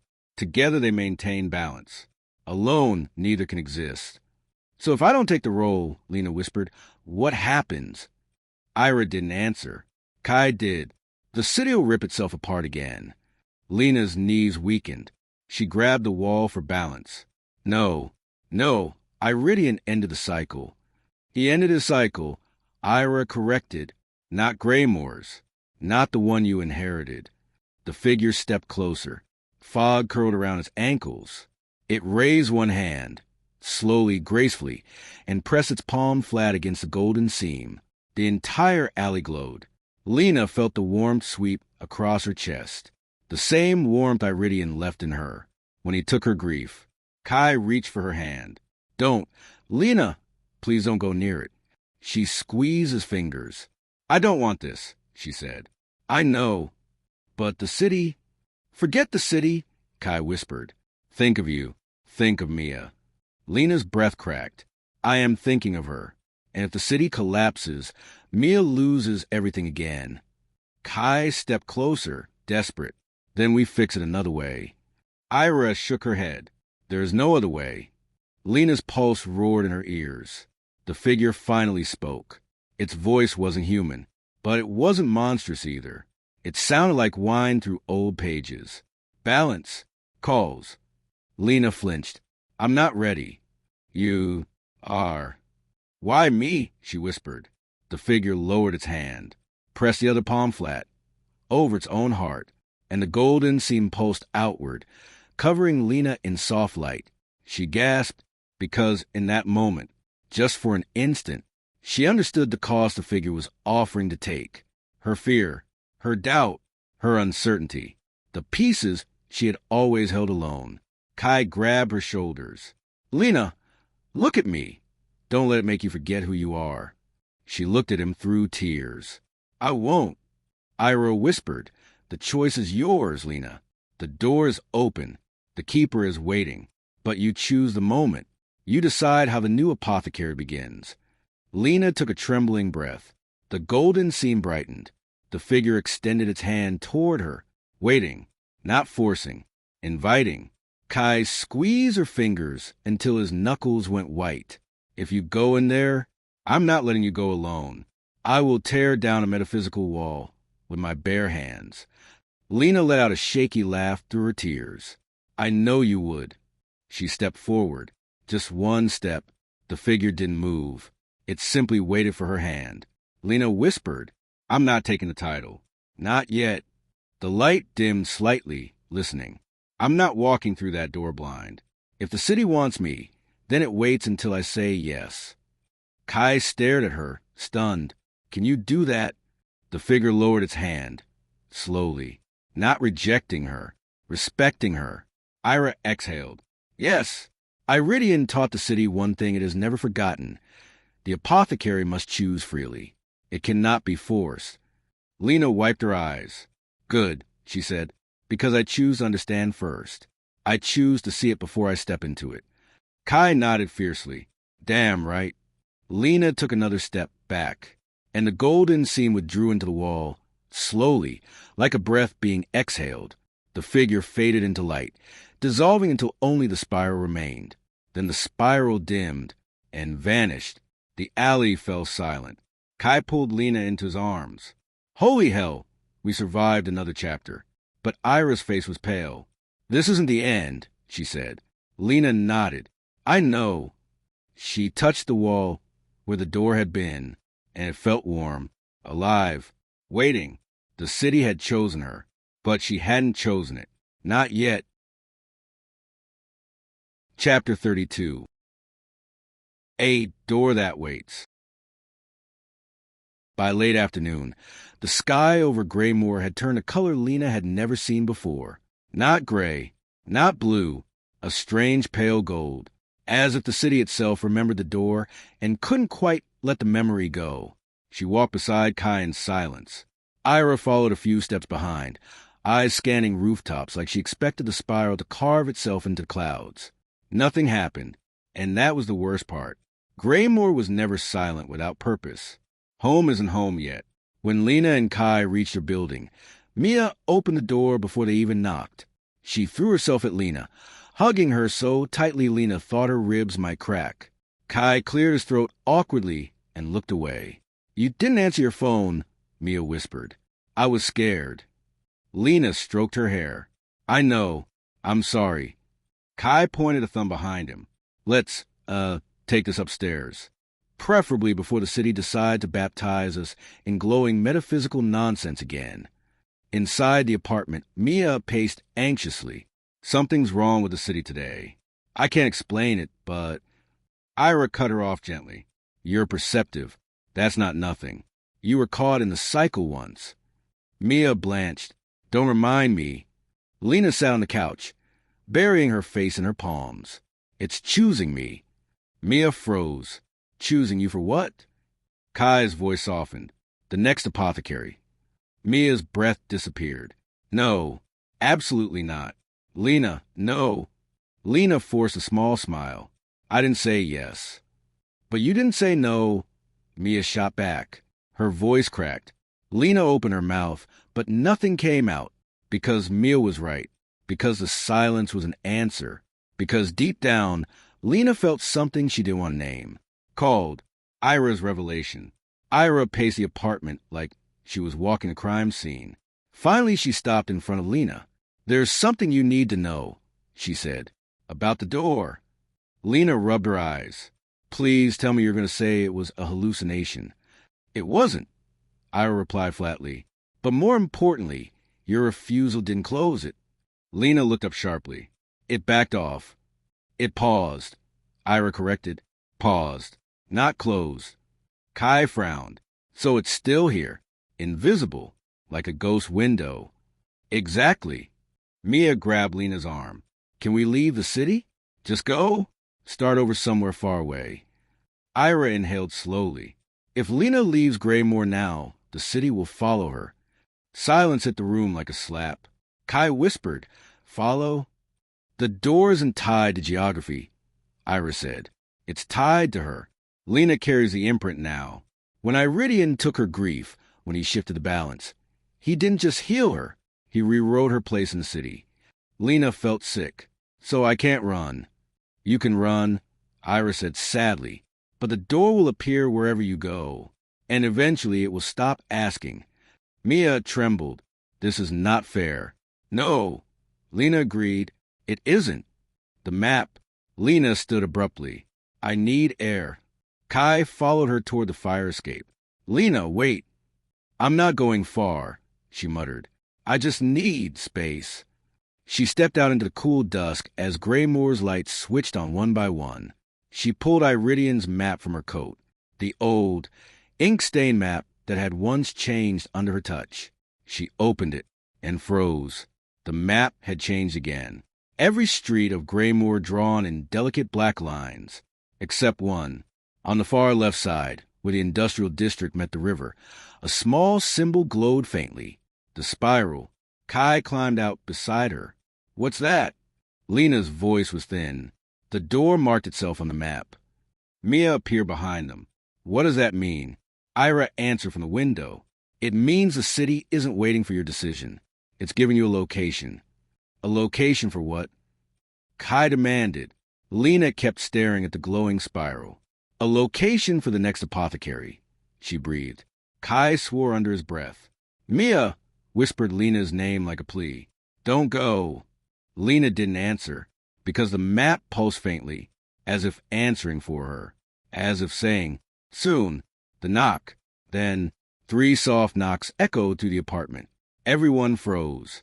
Kai moved first, hand reaching instinctively for a weapon he didn't carry. Mia's breath hitched. "Who is that?" Ira stepped forward cautiously, posture rigid. "Lena," she whispered, "stay behind me." Kai approached the door slowly. Lena felt the hairs on her arms rise. Cold slid down her spine. The knock came again. 3 taps. Measured. Balanced. Kai swallowed. If it's glowing, I'm moving to Australia. He pulled the door open and stumbled back with a strangled sound. Lena gasped. Mia clapped a hand over her mouth. Ira swore again, quietly, viciously, because standing in the doorway was a man, alive, breathing, dust on his coat, hair a little longer, eyes dimmer than the amber they once held. He leaned heavily on the doorframe, exhausted, broken, but real, alive. Vale! Lena whispered. Iridian lifted his head slowly. His voice was rough, like someone who had climbed back from someplace no soul should go. Miss Morrell, he rasped. He tried to smile. Failed. I believe, Iridian whispered. We need to talk about the door. And then he collapsed. Chapter 33. The man pulled back. Iridian hit the floor before anyone could catch him. Kaida first. I've got him. Lena, help me. Ira, do something. His voice cracked with panic. He didn't bother hiding. Lena dropped to her knees beside Iridian, sliding an arm under his shoulders. His coat was scorched around the seams, as if he walked through light that burned instead of warmed. His breathing was ragged, shallow, uneven. Vale, she whispered. Look at me. Stay awake. Iridian's eyes fluttered open. Not golden. A dull, muted amber, like a candle fighting its last breath. Mia hurried for a pillow. Kai lifted Iridian so she could slip it behind his head. Ira knelt on the other side, her face pale as she examined him with quick, precise motions. He shouldn't be here, she whispered. This is impossible. The chamber never returns a keeper. Lena felt her stomach twist. But he is here. Iridian managed a thin, cracked smile. Against its wishes, he coughed, hard enough to make his whole body shake. Dark flecks hit his palm like soot. Kai recoiled. What is that? Ira leaned in. The chamber's residue. He's still half inside it. Iridian closed his fist, hiding the ashes. Not for long. Lena touched his cheek. Cool, not cold. Why did you come back? Iridian looked at her with an expression she had never seen on him before. Fear. You must not take the door. Lena's breath hitched. I told it no. Iridian shook his head weakly. It heard your hesitation. Ira muttered a curse. So it intensified. It will not stop, Iridian rasped. Not until it binds you to a keeper. Kai stiffened. That shadow thing? The one in the door? Iridian nodded. The city is making one. Faster than it ever made me. Lena grabbed his coat. Why? Why me? Why now? Iridian's eyes softened, dimming. Because you carry balance. Because your grief was purified. Because you walked into the chamber and walked out unchanged on the surface but altered beneath. Lena swallowed. You left something in me. Iridian exhaled. A spark of the apothecary. The city felt it. Then take it back, she whispered desperately. Iridian's gaze darkened. I cannot. Each spark has its own path. Kai stood up abruptly, pacing. Okay, I hate this. I hate everything about this. Why does the city need an apothecary at all? Why not retire the whole cosmic nightmare system? Iridian's voice dropped. Because Greymoor is built on bargains, on debts, on histories never resolved. The apothecary is not a convenience. It is a containment.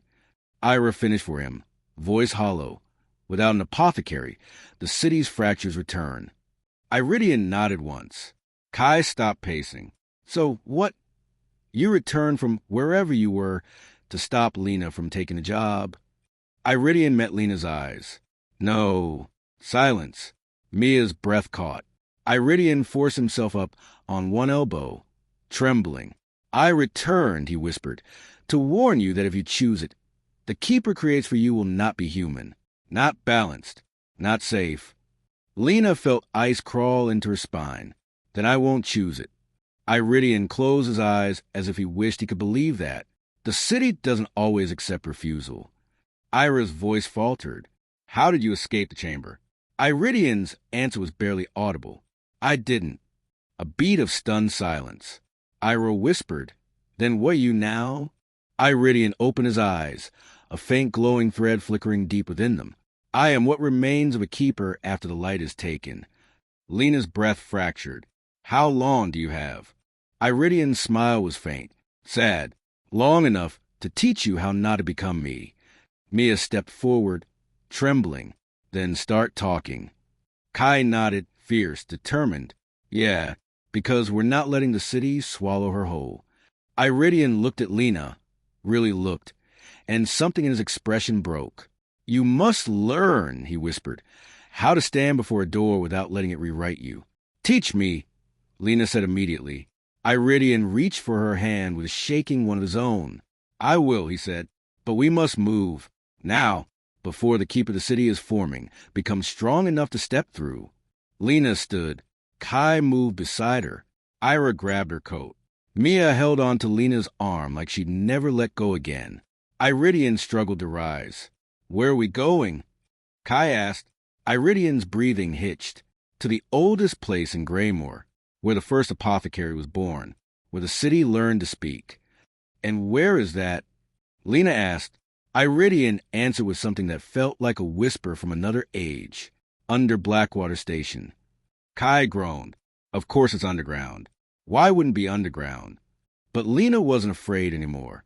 She looked at Iridian, broken but unbowed, and nodded. "Then we go." Iridian's lips curved into something like gratitude. And the moment they stepped out of the apartment, far across the city, below street level, in the blackened tunnels of Blackwater Station, a faint spiral of golden light, unfolded on a wall of ancient stone, waiting, breathing, becoming. Chapter 34. Beneath Blackwater. Blackwater Station was closed to the public. Officially, water damage, structural instability, pending renovation. Unofficially, Greymoor had swallowed the station whole decade ago. No one went down there. No one even tried. But Iridian led them. Not quickly. His body was failing, but with the absolute certainty of someone walking a familiar dream. Lena and Kai stayed close enough to catch him if he stumbled. Mia carried a flashlight, even though the tunnel seemed to create their own dim, source-lit glow. Ira walked ahead, checking every shadow like it might be watching her. By the time they reached the lowest platform, the air changed. It thickened, warmed, hummed. Kai whispered, "Feels like the air's alive." "It is," Iridian rasped. The station had no electricity, yet strips of old tiles pulsed faintly. A rhythm, almost a heartbeat. Lena stepped closer. "Iridian, what is this place?" Iridian braced himself on a rusted pillar where the first apothecary stood. Not a building, a breach. The city opened itself to a person who carried all its weight. "Who?" Mia asked. Iridian shook his head. "No records." The city erased the first name, as it always does. Ira scanned the tracks. "Why bring us here?" Iridian pointed toward the far tunnel. A faint golden spiral flickered on the stone, not like the door's mark. Older, deeper, almost carved into the world's bones. Kai swallowed. "That looks like bad news." Iridian shuddered. "That is where the city learned to choose, where it learned to create keepers." Lena felt her pulse spike. "And it's doing it again." "Yes," Iridian whispered, faster than it ever did before. "Because this time, it already has a spark." He looked at Lena. She tasted panic in the back of her throat. Kai stepped between them. "Then we stop it." Ira turned sharply. "No. If we interfere directly, we risk ripping the city open again. We need to understand what kind of keeper is forming. And how do we do that?" Kai snapped. Iridian closed his eyes. "We knock." Lena blinked. "Knock." He raised his hand, trembling, unsteady, and tapped his knuckles softly against the old spiral on the tunnel wall. Once, twice, thrice. The stone groaned in response. The ground vibrated under their feet. Mia grabbed Lena's arm as cracks lit up across the spiral, glowing lines crawling outward like veins of molten gold. Kai whispered, "Iridian, what did you just do?" I asked the city to show us the keeper, Iridian said, voice thin, before it chooses its final form. The tunnel shook harder. Dust fell from the ceiling. A wind pushed against them, warm, unnatural, like breath moving through stone. Iris shouted, "Back! Everyone back!" But the spiral burst open before they could move. A radius of light spilled outward, and from the crack in the wall, a silhouette stepped through. Human shape, but wrong. Not solid, not complete. Its edges flickered between dimensions. Its outline stuttered like a half-finished drawing. Kai braced himself. Oh, God! The keeper in formation turned toward them. Slow, deliberate, like deciding what kind of creature it wanted to be. It stopped when its bright, eyeless face locked onto Lena. It reached out a hand. "Do not touch her," Kai growled, stepping forward. Ira grabbed him. "You can't fight it." But Kai didn't stop. "Watch me." The keeper's hand extended another inch. Iridian forced himself between Lena and the figure. He barely stood upright. His voice trembled, but his presence, broken, flickering, still carried authority. "Not yet," Iridian said. The silhouette hesitated. Its head tilted, studying him. Its voice came out like broken glass being pushed across stone. "Keeper? One. Remnant." Lena felt her blood run cold. "It knows you." The silhouette reached toward Iridian's chest, toward the dim spark of amber still burning deep inside him. Kai took another step. "Touch him, and I swear I'll—" "Stop," Iridian commanded. Everyone froze, even the creature. Iridian's voice softened, cracked. "You cannot take me. I am already taken." The silhouette recoiled, confused. The glow inside its chest fluttered chaotically, like it wasn't finished understanding its purpose. Lena stepped forward despite Kai's desperate "Lena, and oh." She faced the keeper forming. "I'm not choosing yet," she said. The silhouette tilted its head again. The light within it flickered faster, reacting to her words. "Balance. Awaits." Lena lifted her chin, fighting panic. "I'm not choosing. Not now. Not like this." The keeper trembled. The ground vibrated beneath them. "Apothecary. Must be chosen." "That's not how this works anymore," Lena said louder. "Iridian changed the rules. I changed the rules too." The silhouette twisted, its shape destabilizing. Behind her, Ira whispered in awe. "She's imprinting on it, without touching the door." Kai grabbed Lena's shoulder. "Lena, stop. What if it reacts?" But the keeper reacted to something else. Lena's refusal. It staggered backward. Its form blurred. Its faint arm crumbled into sparks. Iridian's voice broke into a whisper. "It's weakening." Lena exhaled. "Good." "No," Iridian said sharply. "That's not good." The keeper convulsed, light flaring wildly, and then it screamed. The sound shook the entire station. Mia dropped her flashlight. Kai covered Lena with his body. Ira shielded her ears. Iridian stared in horror. "No, no. The city is rejecting the incomplete form." The keeper exploded, not outward, but inward, collapsing into a vortex of spiraling gold that sucked the air from the station. A single command echoed from the collapsing light. "Complete," or "corrupt." Then silence. The light vanished. The spiral on the wall dimmed to charcoal gray. Iridian sank to his knees, trembling violently. Ira whispered, "What just happened?" Iridian's breathing shook as he forced the truth out. "If Lena refuses the door for too long," he lifted his head, "the keeper will corrupt, and the city will build a monster instead of partner." Kai stared at Lena, horror dawning in his eyes. "Meaning?" he asked. Iridian swallowed, voice breaking. "Meaning the next time it forms, it won't choose her." Lena felt sick. "Then who?" Iridian shut his eyes. "It will choose Greymoor's next strongest weight, the one who stands between her and the door." Lena froze. Kai did too. Slowly, Iridian looked at Kai and whispered, "You." Kai went pale. Lena grabbed his arm. "No, no, absolutely not. The city can't take him." "It already marked him," Iridian said, "when he stepped between you and the keeper." Kai staggered backward. Wait, no, what? I didn't choose anything. I didn't.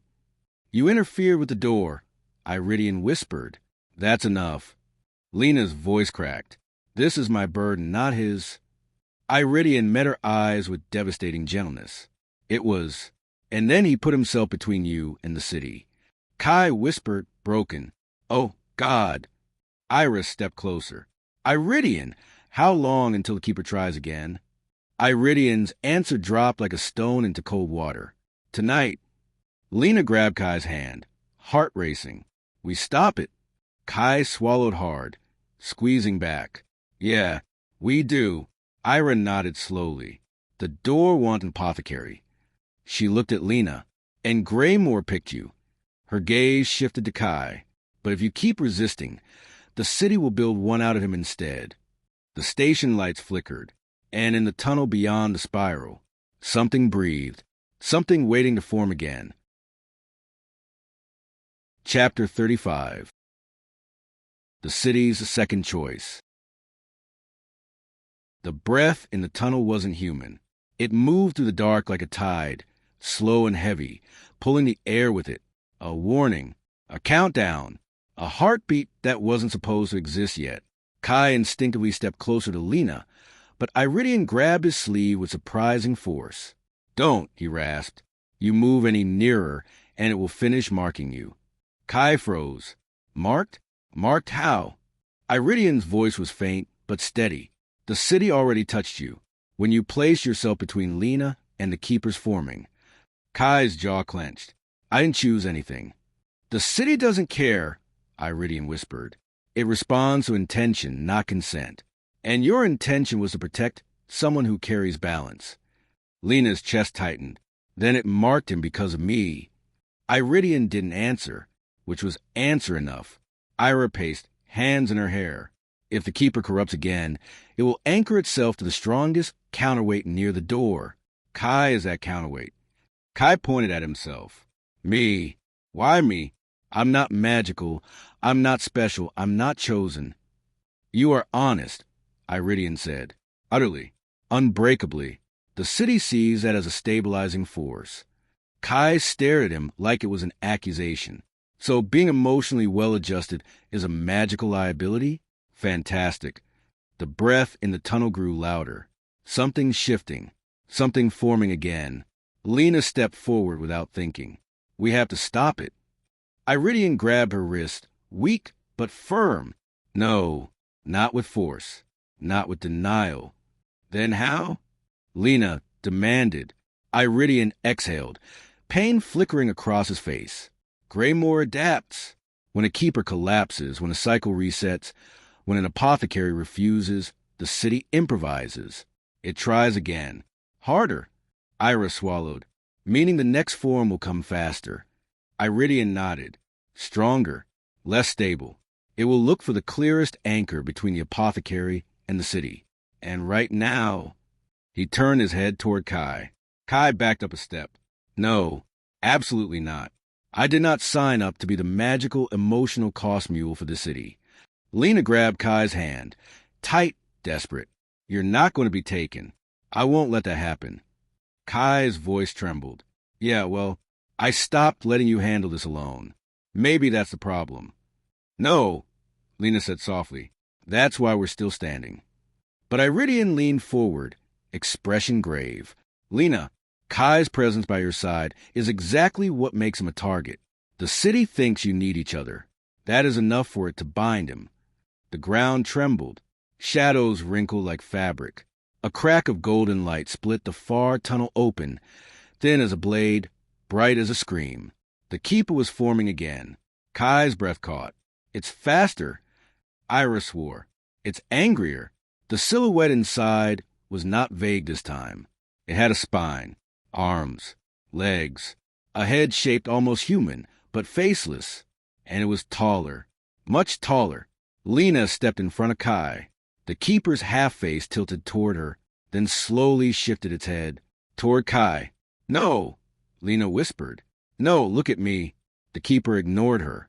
Its attention locked onto Kai, with hunger, need, inevitability. Iridian forced himself upright, agony shaking his posture. It's choosing him, because you refuse the door. Kai's voice cracked. What happens if it takes me? Iridian swallowed hard. You will become what I was. But without training, without anchor, without humanity. Kai went pale. So a monster? Yes. Lena's chest constricted. Then we stop it. Kai shook his head frantically. Lena, no. If you fight it, the city will just get more aggressive. I'm not fighting it, Lena said. She stepped away from Kai, toward the keeper. Kai grabbed her arm. Lena! Stop, what are you doing? She turned to him, tears bright in her eyes. What I should have done earlier. Iridian's eyes widened. Miss Morrell, no. Lena faced the keeper and spoke clearly, loudly, firmly. I am the apothecary's successor. Not him. Me. Do you hear me? Me. The air split open. The keeper froze. Its faceless head snapped toward her. A violent, sudden jerk, like a puppet pulled by strings. Ira gasped, Lena! Don't force the choice. But Lena didn't stop. She stepped close enough that the golden light painted her skin. I claim the role, she said, voice steady. Not today. Not now. But the next door opens for me. Not him. I am the bearer of light. I am the successor. Take your mark off, Kai. The keeper's body shuddered. Once. Twice. As if rewriting its directive. Iridian sucked in a breath. Lena, be careful. The keeper raised his hand. Toward Lena. Kai lunged. No! Iridian and Ira grabbed him, holding him back with everything they had. Lena stood still, letting the light touch her. The keeper's hand hovered inches from her chest, then pressed lightly over her heart. Warmth surged through her. Bright, burning, ancient. A spark, an imprint, a claim. Lena gasped, and the keeper convulsed. Golden shards tore away from his body and dissolved into the dark. The silhouette collapsed inward and vanished, leaving a single, faintly glowing spiral burned into the tunnel floor beneath her feet. Silence. Kai staggered to her as soon as Ira and Iridian released him. Lena, are you okay? She staggered but stood. I'm fine. Iridian leaned on the wall. You turned the city's gaze back to yourself. You clarified the inheritance. You saved him. Kai exhaled shakily. Don't ever do that again. Lena smiled weakly. No promises. Ira knelt and touched the newly formed spiral. Her eyes widened. This isn't a warning, she whispered. It's a reservation. Kai frowned. A what? Iridian answered, voice trembling. The city has marked Lena as the next apothecary. Formally. She chose a path voluntarily. And now Greymoor cannot take another. Kai is safe. Kai sank against the wall, relief shaking him. Thank God. Lena looked at the spiral beneath her feet. It pulsed once. A heartbeat. Her heartbeat. Her fate. Mia whispered behind her, terrified and awed. So what happens now? Lena breathed out slowly, the glow reflecting in her eyes. Now, she said, the city waits for me to open my first door. Chapter 36. The first lesson. The spiral on the tunnel floor glowed faintly beneath Lena's boots. Not bright, not insistent, just present, like a heartbeat waiting to sync with her own. Kai squeezed her shoulder shakily. So that's it? You're chosen. Iridian shook his head. Not chosen. Confirmed. There's a difference. Ira rose from the ground, brushing dust off her coat. The city accepted her refusal as a condition, not a denial. That's rare. Kai muttered, I hate how you say rare like it's comforting. Mia stepped up beside Lena, voice trembling. If the city marked you, does that mean it's done? It won't try again. Iridian leaned heavily on the rusted railing of the platform. The flicker of life in his eyes dimmed another degree. It will not force another keeper, or another candidate. Kai sighed with relief, but Iridian didn't let it linger. But it will wait. Lena swallowed. How long? Iridian studied her. As long as it takes for you to choose a path. The city is patient when the successor acknowledges the inheritance. Patient, Kai repeated. Great. Combine that with creepy glowing spirals, and we're basically living in a cosmic waiting room. Iridian pushed off the railing and nearly collapsed. Ira caught him before he hit the ground. "Easy," she murmured. "You shouldn't be on your feet." "I shouldn't be here," Iridian said. "And yet here I am." He motioned for Lena. "Walk with me." Kai immediately moved to follow, but Iridian lifted a hand. "Alone." Kai froze. "Not a chance." "She's not." "I'm not harming her," Iridian said, voice thin but firm. "And she needs to hear something without interference." Lena gave Kai a small nod. "I'll be okay." Kai wasn't happy, but he stepped back. "Yell if he collapses." "I will." Lena walked with Iridian a few meters down the platform, the dim amber glow from the tiles reflecting off his ruined coat. His steps faltered. He leaned against the wall. Lena moved to support him, but he shook his head. "No, let me stand on my own just for this." Lena waited, silent. Iridian's voice dropped to a whisper no one else could hear. "You changed the keeper." Lena stiffened. "What do you mean?"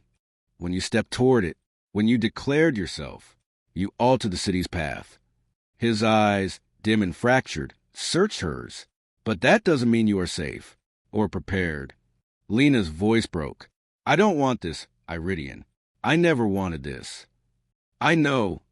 He paused. "That is why the city trusts you." She swallowed. "Hard. I'm scared." "You should be." A small, fragile laugh escaped her. "You're terrible at comfort. I've never claimed otherwise." He reached out, touching the wall opposite the spiral. Golden cracks flickered faintly under his palm. "This place," Iridian murmured, "is the origin, the city's first memory of healing, and its first memory of hunger." "Hunger?" Lena asked. Iridian nodded. "Greymoor doesn't want an apothecary for power. It wants one to contain itself. You are not inheriting a job. You are inheriting a struggle." Lena felt cold. "Then why did you take it?" Iridian's eyes softened. "Because the alternative was worse." "A beat," Lena whispered. "And what happens to you now?" Iridian exhaled, slow and painful. "The chamber took my purpose. The city took my light. What remains," he tapped his chest, "is enough to guide you. Nothing more." "That's not enough," Lena said sharply. "I need you to survive this." Iridian looked at her, really looked at her, and murmured, "I survived enough. Now you must." She felt tears sting her eyes. "Teach me," she whispered. Iridian nodded. "I will. But listen carefully. There is one rule you must learn first." Lena straightened, bracing herself. Iridian's voice dropped to a hush. "Never open a door with a full heart." Lena blinked. "Why?" "Because doors reflect intention," Iridian said. "If your emotions aren't contained, the city will shape the space around them. Fear becomes danger. Grief becomes loss. Anger becomes violence." He paused. "Hope becomes temptation." Lena's stomach twisted. "So if I feel something while I open one, the door will manifest it," Iridian said. "Twist it or weaponize it." She shivered. "Iridian, I'm not even sure I understand my own emotions half the time." "That," he said, "is why we must begin." She frowned. "Begin what?" Iridian stepped away from the wall and nearly fell. Lena caught him. "Training," he whispered, "before the city opens a door for you." Before Lena could answer, a tremor ran through the floor. Not violent, not dangerous. A signal. Iridian's eyes widened. Ira rushed toward them. "Something's happening." Kai grabbed Lena's wrist. "What now?" Mia pointed frantically at the map in Lena's pocket, glowing again, this time not marking one spot, marking three. 3 spirals, pulsing in sync. Iridian's voice broke. "No, not this fast. Not already." Ira whispered, horrified. "The city is creating multiple candidates. It's forcing its own options." Kai stared at the map. "Multiple candidates for what?" Iridian turned to them. Weak, breaking, terrified. "The city is preparing 3 new doors." Lena felt her breath vanish. "Why 3?" Iridian swallowed. "Because 1 door is for you. 1 is for the keeper. And the third, he closed his eyes, is for whatever the city becomes if you fail. The ground shook again, stronger. The spirals pulsed harder. Lena's pulse hammered. Kai grabbed her hand. Mia whispered her name. Ira backed away from the wall. Iridian whispered the final truth. Greymoor is no longer waiting. It's evolving. And down the tunnel, 3 golden seams, opened at once. Chapter 37. The 3 that opened. The 3 golden seams didn't glow like the first door they encountered. They vibrated. Thin vertical lines of blinding light carved themselves into the tunnel walls.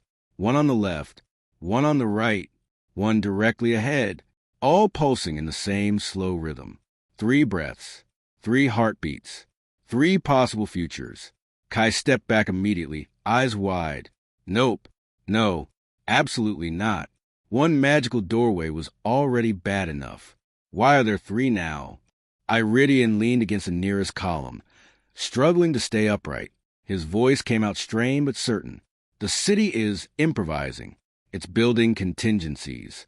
1 door for the apothecary, 1 for the keeper, and 1 for the city itself. Ira paled. For the city? What does that even mean? It means Greymoor is preparing to evolve. Iridian whispered. If Lena refuses her role, the city will overwrite the system entirely. Lena's pulse quickened. Into what? Iridian didn't answer immediately. When he did, his voice shook. Into something that doesn't require humans at all. The doors pulsed again and light spilled across the floor. Warm, steady, reaching for Lena like fingertips brushing her skin. Mia grabbed her hand. Don't go any closer. But the doors kept humming, and the light grew brighter. Iridian winced. It's calling you. Kai stepped in front of her instantly. Well, we're calling her back, so the doors can kindly screw off. But this time, the light didn't slide around Kai like before. It touched him, softly, but undeniably. Kai jerked back like he'd been burned. Oh, come on, and oh, Lena. Iridian swore under his breath. It's testing him, seeing if he can still become the keeper. Kai backed away, shaking. I am not your keeper. Try again. This time, the light shifted off him, not selecting him, just evaluating. Lena pushed past him before her fear could stop her. Stop.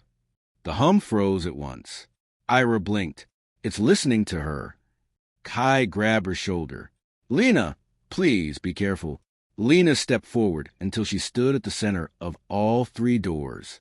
Her voice echoed through the tunnel, firm and sharp. I haven't chosen yet.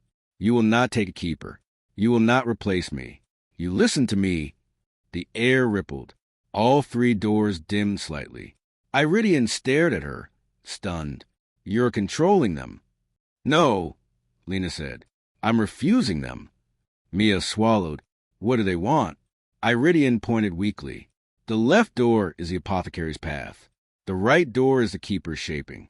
But the center door, his voice cracked, is the city's emergency evolution. A new system without human intermediaries. Kai's jaw dropped. That sounds like the worst possible option. It is catastrophe, Iridian said. The doors pulsed again, faster now, more urgent, more insistent. Lena took a shaky step. Iridian steadied himself. To close the 3rd door, you must acknowledge one of the others. Lena's stomach twisted. I'm not ready. If you do nothing, Iridian warned, the 3rd door will open fully, and Greymoor will become something unrecognizable. The center door cracked, splitting open by an inch, and a wave of cold air rolled through the tunnels. Kai gripped her hand fiercely. Do not let that thing open. Lena squeezed back. I'm not planning to. Mia's voice trembled. Lena, you can't. But Lena stepped forward anyway. 1 step. 2. The left door flared, calling her. The right door pulsed faintly. The center door hissed open another inch. Iridian's voice broke. Decide. Now. Lena inhaled sharply. Then she faced the 3rd door head-on. Everyone shouted at once. Lena, stop. Get back. That door isn't. But Lena raised her hand, and the tunnels went silent. Her voice cut through the stillness. If you want me, if you want an apothecary, if you want balance, you close this one. Now! The third door flickered violently. Its light broke like shattered glass. Lena stepped closer, unwavering. Close. The center door convulsed, then collapsed inward like a lung exhaling, and vanished. The tunnel fell silent. Kai sagged against the wall, shaking. Oh, thank God, thank God. Mia wiped tears from her face. Ira let out a breath she'd clearly been holding. Iridian stared at Lena as though seeing her for the first time. You commanded the city, he whispered, and it obeyed. Lena trembled. I didn't choose a door. I just stopped the wrong one. Kai stepped forward, gripping her shoulders. Then what did you choose? Lena looked at the two remaining doors. The apothecary's call, and the keeper's forming. Both waiting, both patient. I chose a rule, she said quietly. Ira tilted her head. What rule? Lena straightened, steady and clear. I choose when, not the city.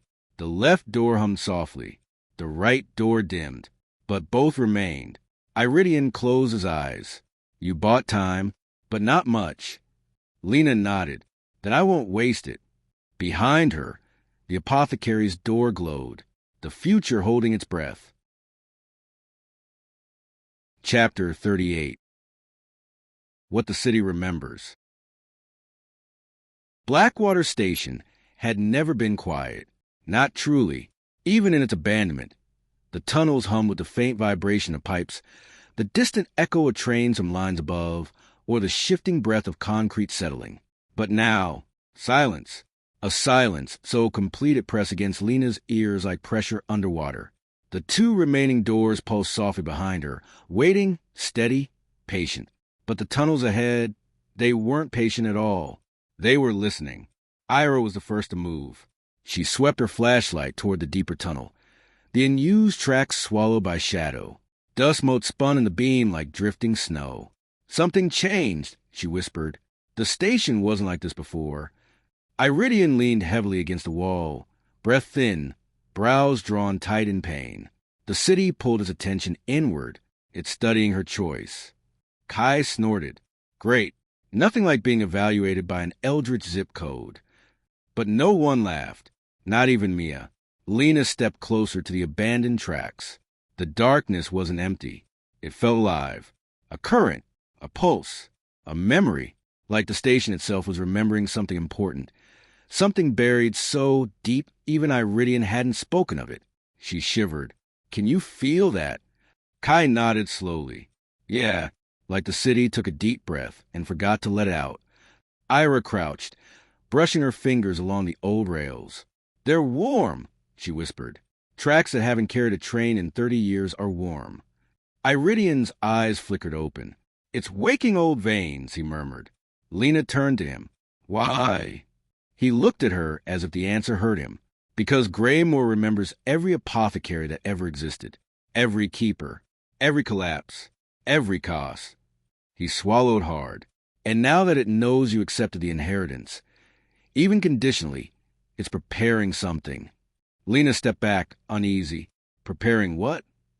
Iridian closed his eyes and whispered, a trial. Kai threw up his hands. A trial. What is this magical jury duty? Ira didn't answer. She stared down the tunnel, her face tightening. Mia stepped beside Lena, gripping her hand. Maybe we should leave. Just go back up. Just breathe. But Lena knew they were too late. The station shifted again. A tremor rolled through the tunnel. Subtle, controlled, intentional. Iridian's breath caught. No, not yet. Kai grabbed Lena's arm. What is it? What's happening? Iridian lifted a shaking finger toward the darkness. The city is opening a memory. Lena's heart stilled. A memory? Yes, Iridian whispered. A place the living cannot normally walk. Ira's voice dropped to a hush. The old apothecaries. Mia's eyes widened. You mean they're ghosts? Not ghosts, Iridian said. Imprints. Fragments. Their final moments. A cold wave slid through the station. The shadows at the far end of the tunnel moved. Not randomly, not as tricks of the light, but in shapes, tall shapes, thin shapes. Human silhouettes burned into the darkness like such stains come alive. Kai staggered backward. Nope, no, whatever that is, put it back. Lena's voice was barely a breath. Those are people. No, Iridian said. Those were apothecaries. One shape stepped forward. It had no face, no features, only weight. A heavy, crushing weight that pushed Lena's breath from her lungs. Iridian forced himself upright, gripping the wall. The city is showing you what you inherit, what your predecessors bore, what their doors cost them. Lena shivered. The shapes didn't move with malice, but they moved with purpose. Ira's voice cracked. Why now? Because, Iridian whispered, the city wants to know what kind of apothecary you'll be. Mia clutched Lena's arm. You don't have to do this. But Lena couldn't look away. The silhouettes whispered, dozens of overlapping voices, soft, distant, echoing like wind through hollow stone. A woman's voice, a man's, a child's, a blend of languages and ages. Balance, cost, wait, keep what must be kept, give what must be given. The city remembers. Lena stepped forward. Kai grabbed her. Lena, no. She gently removed his hand. I'm okay. No, you're not, he snapped. You don't walk toward ghost people representing cosmic burnout. But Lena shook her head. They're not hurting us. They're showing us. Iridian breathed out sharply. She's right. They cannot harm her. The trial is observation, not punishment. Kai looked unconvinced. That doesn't make it better. But Lena kept walking. Every step brought the silhouettes into sharper focus. A woman with long hair, a man with broad shoulders, a teenager clutching something close to his chest. Iridian's voice broke from behind her. They all took the door. They all carried the city's weight. And some never returned. Lena swallowed. One silhouette separated from the others. A tall figure, steady posture, hands clasped behind its back. The shadows around it bent and receded. Iridian's breath caught. His knee buckled. Kai rushed to catch him. Iridian, what? Iridian stared at the tall silhouette with something like awe or fear. That one, he whispered, was the first. Silence slammed through the station. Ira froze. Mia covered her mouth. Kai whispered, the first apothecary? Iridian nodded slowly. Yes. The silhouette lifted its head, not toward the others, but toward Lena. Lena felt the pressure instantly. Not threatening, not cruel, just enormous. A lifetime of weight poured into a single moment. A burden 15 lifetimes old. And then, for the first time, the silhouette spoke. Its voice was deep, resonant, and carved from centuries. You carry light. Lena staggered. The silhouette took one slow step closer. Show us how you hold it. The tunnel dimmed. The memory wall of shadows flickered. The two remaining doors hummed like anxious breaths. Kai shouted her name. Mia screamed. Ira reached toward her. But Iridian's voice cut through the chaos. Soft but absolute. Lena. She turned. His amber glow eyes locked onto hers. This is the trial, he breathed. Show them who you are. Lena inhaled, steady and scared, turned back to the first apothecary, and stepped forward into the memory of a city older than every life she'd ever known, a trial waiting to judge her worth. Chapter 39. The Weight of the First. Lena stepped forward, and the shadows opened just enough to let her through. The tunnel felt heavier, as if it were holding its breath. The silhouettes around her didn't close in or threaten. They watched, patient and silent, forming a corridor toward the tallest figure at the center. Kai tried to follow, but Iridian caught his arm. She must make this approach alone. The city needs to see her. Kai didn't like it, but he didn't move. Just don't disappear into a wall of ghosts, he muttered under his breath. Lena ignored the tremor in her stomach and approached the central silhouette, the first apothecary.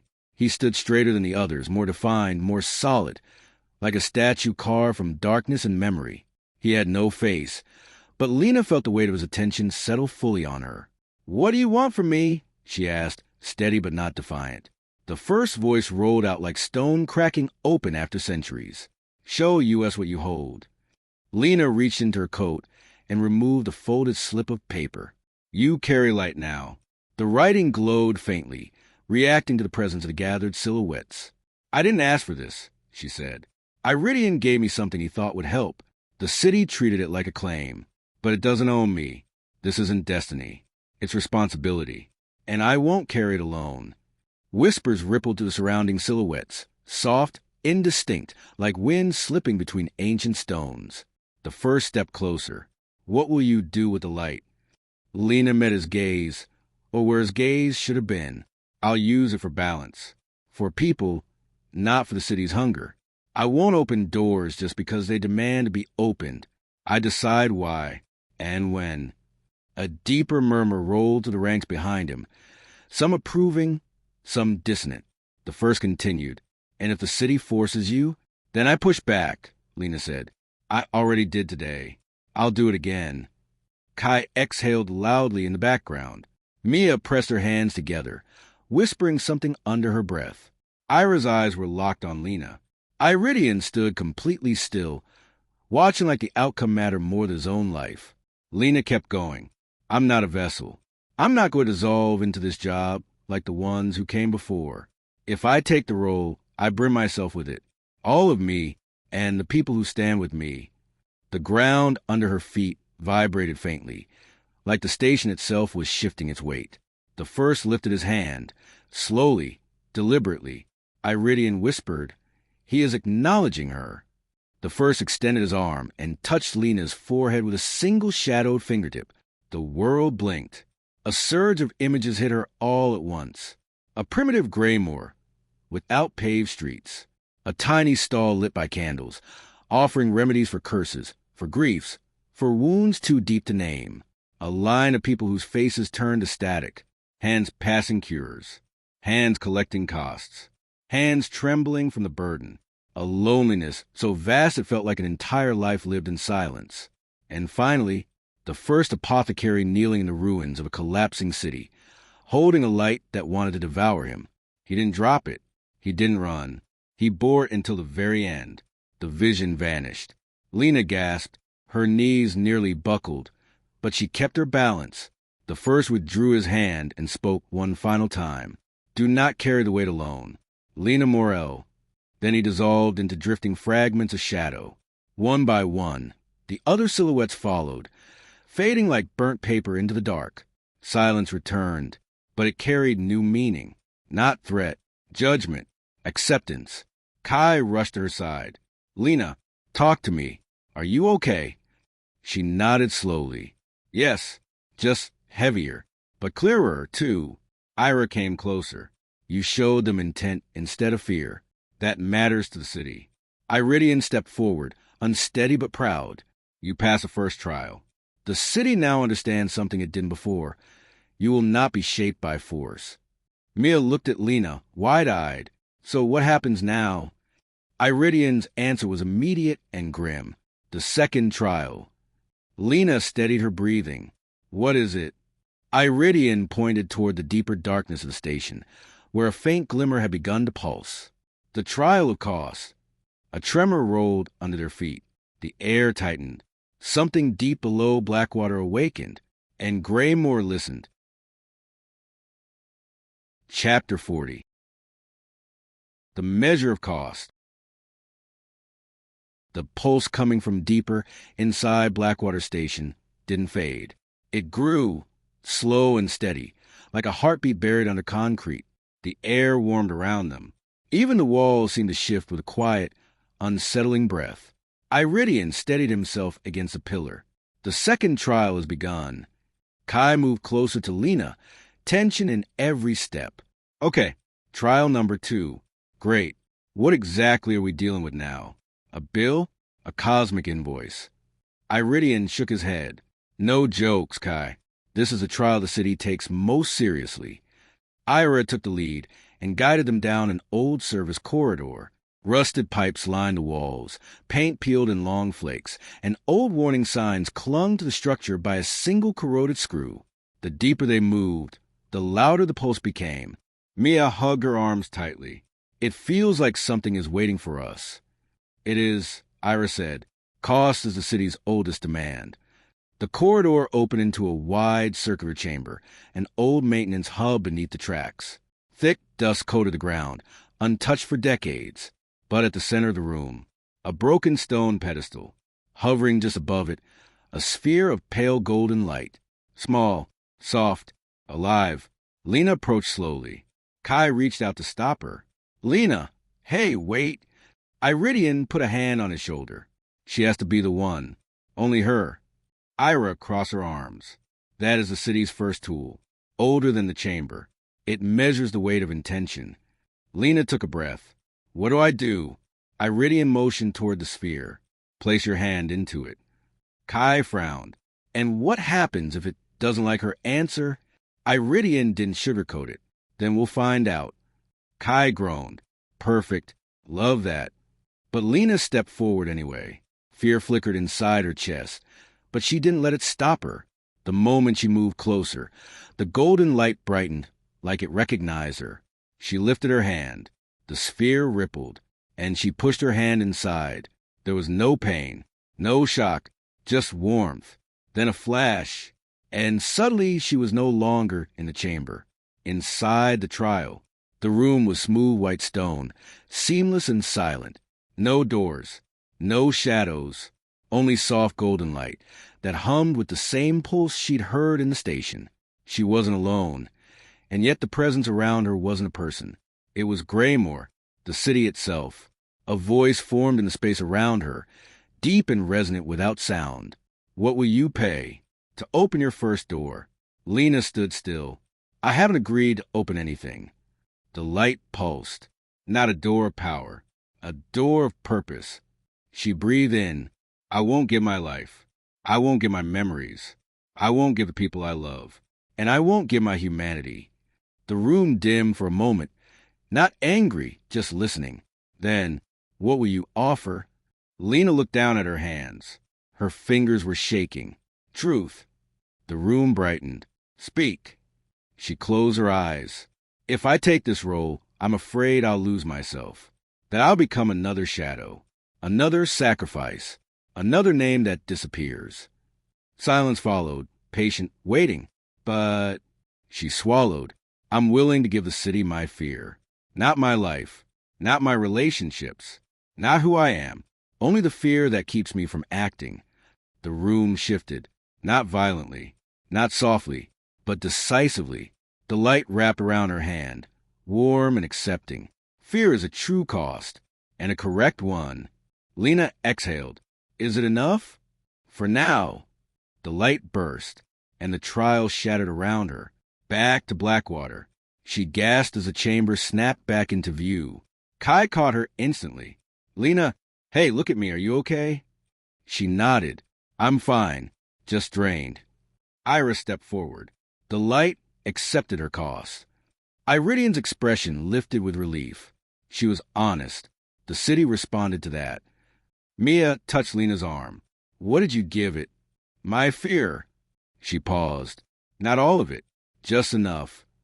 Mia relaxed slightly, but Iridian did not. His eyes were on the pedestal, on the sphere. It wasn't glowing anymore. It was cracking. Small lines of white light splintered across its surface like a spiderweb. Iridian's voice turned grave. Kai. Kai stiffened. What now? The city accepted her cost, Iridian said, but it wasn't prepared for it. The sphere fractured. A pulse of raw white light exploded to the chamber, racing down the tunnel. The ground shook. Ira's eyes widened. That wasn't supposed to happen. Kai pulled Lena behind him. What did we trigger?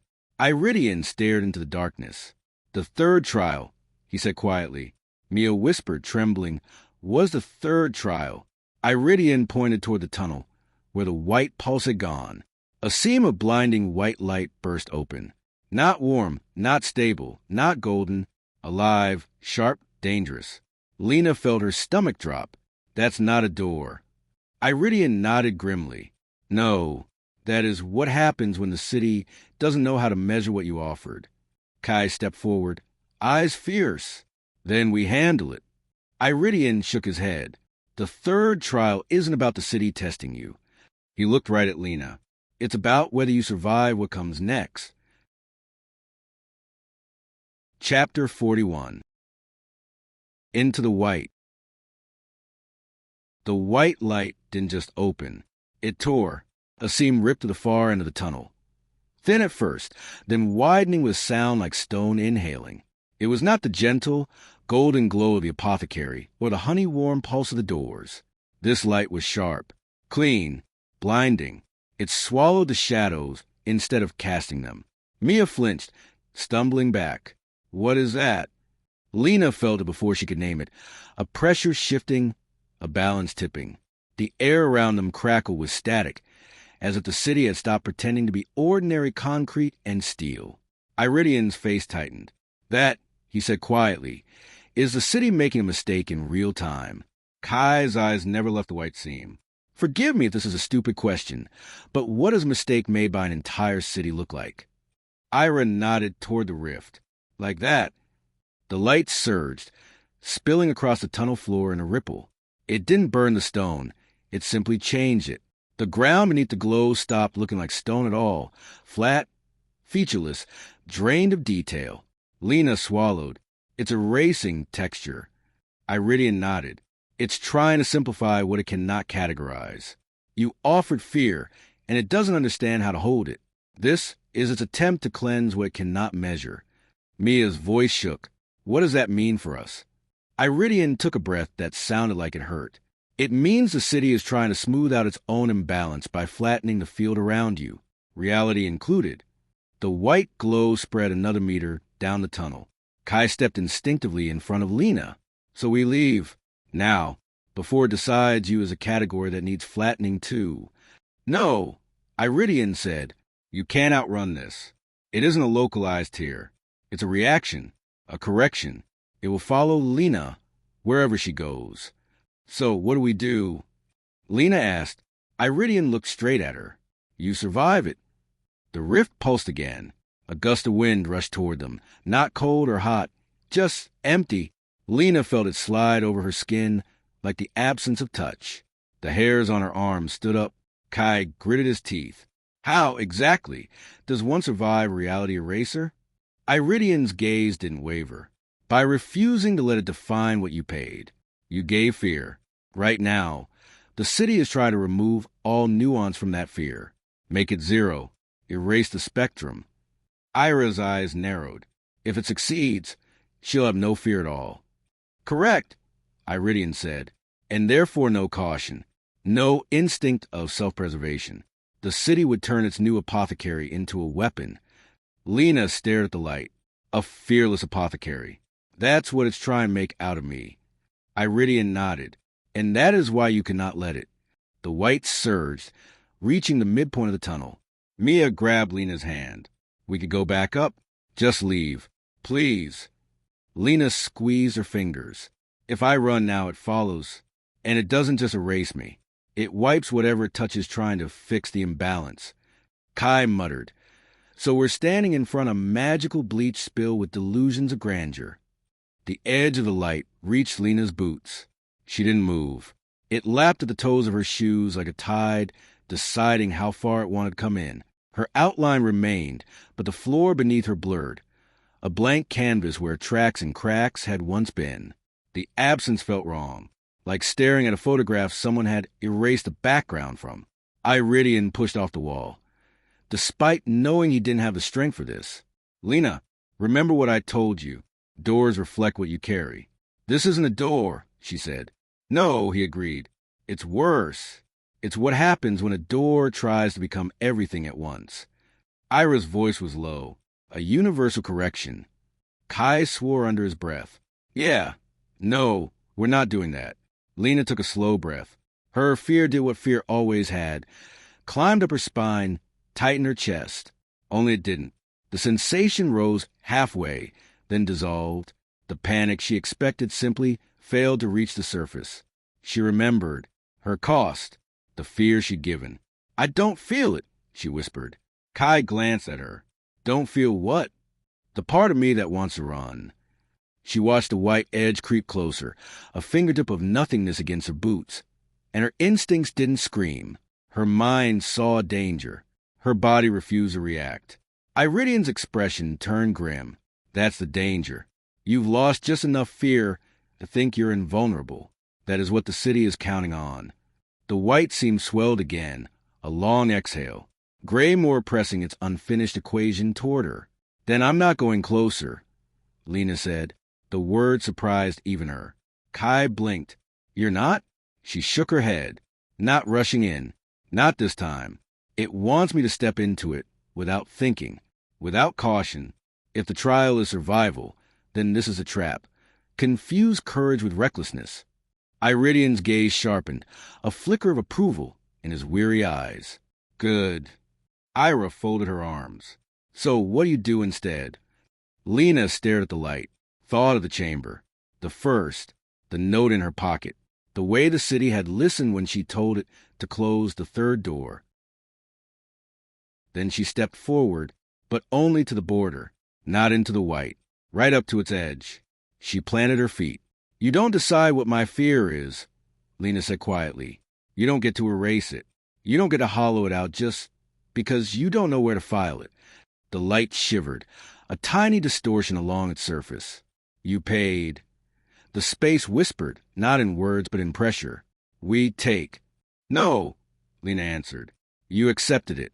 That's different." The seam brightened. The white deepened, so stark it almost hurt to look at. Kai took a step closer to her, careful not to cross the line. "You don't have to talk to it like that." "Yes," she murmured. "I do." She lifted her chin, spoke clearly, knowing the city didn't hear sound so much as weight. "You can hold what I gave you," Lena said, "but you don't get to rewrite me to make the numbers easier. My fear isn't 0 or 1. It's a spectrum. It reminds me I can break. It reminds me other people can break. It keeps me careful." The white buzz of the faint high sound, like feedback from a broken speaker. "Erase that," Lena continued, "and you lose the very thing that makes an apothecary necessary. Someone who sees the cost before they hand over cure." The light surged abruptly, flaring like a struck match. Mia cried out. Kai yanked Lena back on instinct. Her heels scraped over stone. For a second she thought the light had grabbed her, but it hadn't. It had stopped at the border. Iridian smiled, exhausted. "It heard you." Ira's voice was cautious. "Not enough. Look." The seam remained open, but its edges were less clean now. They frayed slightly, threads of light drifting off like steam. "Lena," Iridian said carefully, "what did you intend when you gave up your fear?" She thought back to that quiet white room, to the word she'd chosen. "I didn't want to be ruled by it," she said.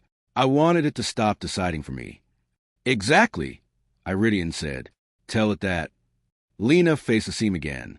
"You don't get to take fear completely," she said. "You take the part that freezes me, the part that lies to me, the part that says, you can't move. You don't erase the part that warns me when someone I love stands in the path of a train." The white rippled. A wave passed through it, like something thinking. Then it pushed back, not outward, but inward. The light, which had spread down the tunnel like spilled milk, began to recoil, slowly, reluctantly, as if fighting instinct. The erased patches of floor regained texture. Cracks, dirt, imperfection, reality returning in pieces. Mia gasped. "It's listening." Ira nodded. "It's recalibrating, narrowing its field." Kai squeezed Lena's hand. "You're winning." Lena didn't feel like she was winning. She felt like she was negotiating with a storm. The seam drew tighter, collapsing toward original form, a vertical wound of white in the air. "Keep going," Iridian urged, voice shaking. "Shape the cost. Don't let it shape you." Lena stepped up to that shrinking tear in reality, just close enough to feel its hum in her bones. "I will be afraid," she said quietly, "sometimes, of losing people, of failing, of becoming something I don't recognize. That fear stays with me." She touched her chest. "You take the fear that stops me from acting when I know the action is right. That's the cost I offered. That's the cost you accepted. Nothing more. The seam flickered. Once. Twice. Then it snapped shut. No sound. No blast. Just absence. The tunnel was dark again, save for the faint remaining glow of the two doors far behind them. No one moved at first. Then Kai let out a long breath and leaned his forehead briefly against Lena's shoulder. Remind me never to piss you off. Mia laughed shakily, then covered her face. You did it. Ira's gaze was fixed on the spot where the seam had been. The city compromised. Iridian sagged back against the pillar, exhaustion carving new lines into his face. No, it adapted. You taught it a new parameter. Lena stared at her own hands, still feeling the ghost of the white hum in her skin. So that was a third trial? Iridian nodded slowly. Yes, and I passed. His answer took a moment. You survived, he said. That's what matters. The floor under their feet settled. The pulse that had haunted the station since they arrived faded into a softer rhythm. Not gone, but calmer. Now what? Lena asked. Iridian's eyes drifted toward the direction of the remaining doors. Now, he said quietly, the city knows you won't let it define your boundaries. The next move will be yours. Kai squeezed her hand. So we leave this underground nightmare and take your next move somewhere with coffee. Mia nodded quickly, seconded. Ira gave a small, tired smile. The station will hold, for now. Greymoor has a lot to digest. Lena took one last look at the dark tunnel, where the white had been. It looked ordinary again. It wasn't. None of this was. She turned her back on it and walked toward the stairs of the others, feeling the city's attention follow her. Not with hunger this time, but with something new, curiosity. For the first time since all of this began, Lena felt something else beneath the exhaustion and the weight. Not fear, control, fragile, earned, real. Greymoor had seen what she was willing to give. Now it would have to wait and see what she chose to become. Chapter 42. Surface Tension. They climbed the last rusted staircase and pushed open the heavy service door leading out of Blackwater Station. A rush of cold night air hit them. Crisp, sharp, almost shockingly normal after the suffocating pulse of the tunnels. Lena staggered slightly as she stepped out onto the empty street. Greymoor City spread out before them. Neon signs flickering above closed storefronts, the hum of distant traffic, the soft electric buzz from street lamps. Everything looked painfully, beautifully ordinary. Kai inhaled deeply. I swear I might kiss the sidewalk. Real sidewalk this time, with texture. Mia leaned on the railing, catching her breath. No white voids. No doors. No shadows talking. This is nice. Ira scanned the street, eyes narrowing. Don't get too comfortable. The city isn't done. It's just resetting. Iridian stepped out last, gripping the railing for support. The night air made him sway slightly, but he forced himself upright. The third trial is complete, he murmured. But trials are not the end. They're the threshold. Kai rubbed his face. Please tell me thresholds come with snacks. Lena didn't answer, because something felt off, not wrong. She knew wrong, now in a way that had weight and shape, but different, like the air had changed density. She looked at the lamppost across the street. The light flickered once, twice, then steadied. Normal. Too normal. Ira noticed her staring. You feel it too? Yeah, Lena whispered. It's like the city is pretending to be fine. Iridian nodded. It's watching you in a new way now, not as a possible successor, but as an unpredictable variable. Kai scoffed. Welcome to Lena Morrell's entire personality. Lena would have smiled, but the flicker in the lamppost had already spread. Subtle shifts in the light across the entire street. Neon signs brightened by a fraction, then dimmed. Traffic sounds seemed to fade and surge like a heartbeat. Mia wrapped her arms around herself. The city's breathing weird. Iridian shook his head. Not breathing, rebalancing. You forced it to redefine the nature cost. That doesn't happen quietly. Lena looked around. Everything was still recognizably Greymoor, but everything was listening. Okay, Kai said, try and keep things grounded. Fine. The city's doing whatever cities do after magical panic attacks. What's next? What does an apothecary in progress actually do after all that? Iridian turned to Lena. You wait. Lena frowned. For what? For the city's next question, he said. You've shown it how you carry light. You've shown it what you're willing to give. Now it wants to know what you intend to do with what's left. That sounds ominous. It is... Iris stepped forward. And it won't ask through doors anymore. Not right away. It will ask through signs, through patterns, through disruptions. As if on cue, a bus rolled past the intersection. Empty late-night route, its headlights cutting across the quiet street. The bus slowed. The interior lights flickered. Every seat inside was empty, except one. A figure sat halfway down the aisle. Small, still, facing forward. The silent child. Kai swore, "You've got to be kidding me." The bus rolled another meter, passing under a street lamp, and the silent child slowly turned its head, looking out the window, directly at Lena. No smile, no malice, just a statement. I'm still here. And so is everything that comes next. The bus did not stop. It drove straight past them, humming into the distance. Its tail lights flickered once, as if blinking at her, then vanished around the corner. Mia whispered, "What does that mean? Why show up like that?" Iridian exhaled. "It's a placeholder." Ira nodded. "A marker." Kai frowned. "Marker for what?" Iridian looked at Lena. "For the next phase," he said softly. "The city will not try to break you again, but it will test what you do with freedom." Lena's pulse quickened. "Freedom?" "Yes," he said. "You have been freed from the Chamber's demands. Freed from the rigidity of the old cost. Freed from the instinctive fear that used to bind you." He paused.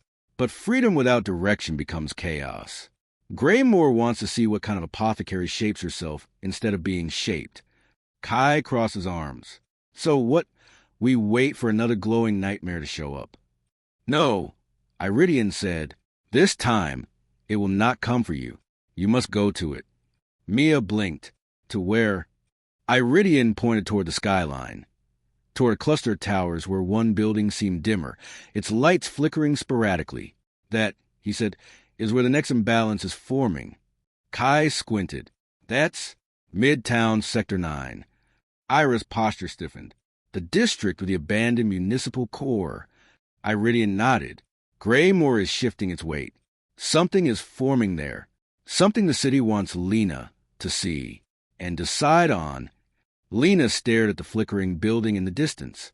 The pulse of the city, not golden, not white, but a new rhythm, spread to the streets like a whisper.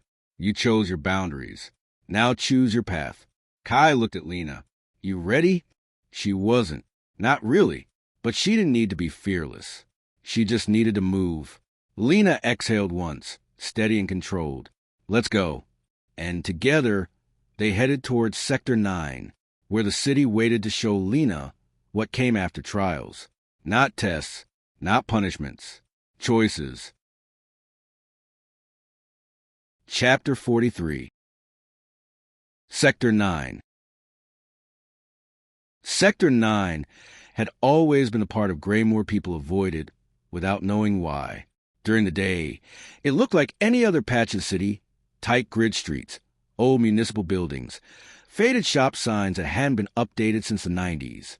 But at night, the whole district took on a different density. Sound traveled strangely. Light dimmed faster. The air felt like it held its breath. Tonight, it was worse. Much worse. As Lena, Kai, Mia, Ira, and Iridian stepped into the district, the streets felt too wide, the shadows too straight, and every window too dark. Kai nudged Lena gently. "You feel that, right? Tell me it's not just my nerves." "It's not your nerves," Lena said quietly. "The city's pulling something inward." Iridian leaned on Ira's arm as they walked. Sector 9 is where Greymoor stores the things it doesn't know how to categorize. Old infrastructure, abandoned networks, unfinished ideas. Kai raised an eyebrow. "The magical junk drawer of the city. Perfect. They crossed an intersection where the lights all flickered in unison, once, twice, then settled. Lena felt the vibrations under her feet, not like a subway, but like a quiet engine buried deep beneath the asphalt. Mia pointed ahead. There, the municipal core building. The structure towered 3 stories above the others, an old administrative center made of concrete, faded glass, and iron framework. Half the windows were dark. The rest flickered with a light too steady to be electricity. They approached the front steps. The doors were unlocked. Ira frowned. That's not right. This place has been sealed since the fire. No locks matter to Greymoor, Iridian murmured. Lena pushed the door open. Inside, the air was cold and sterile. Rows of old desks, files scattered on the floor, fluorescent lights buzzing faintly overhead. The faint hum of abandoned circuitry echoed from somewhere deep within the building. Kai whispered, "This is ghost movie territory. $10 says a coffee machine still work and spit out nightmares." Iridian ignored him. He was staring down the main hallway, where a faint white glow pulsed. "Not that again," Kai muttered. "Please tell me that's just a reflection." "It isn't," Iridian said. They moved forward. The glow led them to the center of the building, a wide atrium dominated by a circular sunken floor, once used for public hearings.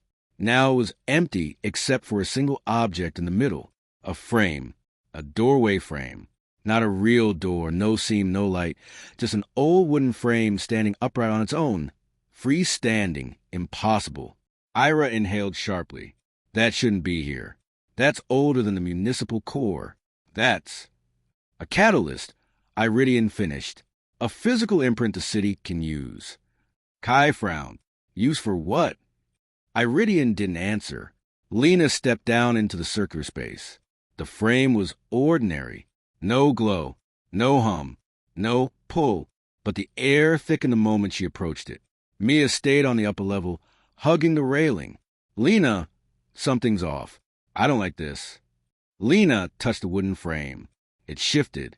The light inside the building flickered once, twice. Then the frame ignited, not with fire, but with a wash of shimmering color. Gold, white, amber, shadow, all swirling and folding into each other like liquid glass. Kai grabbed the railing.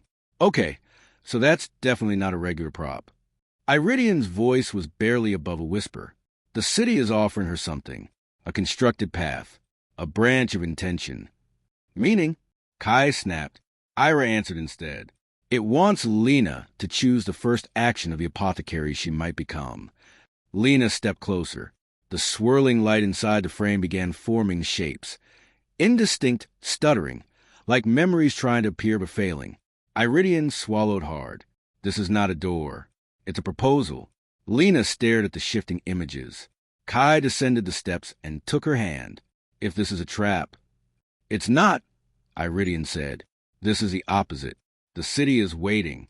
It's letting her decide what happens next." Lena's chest tightened. The images inside the frame sharpened. A hospital room. A crying woman on the floor. A man clutching his chest. A child curled under a desk. A street corner with a flickering lamppost.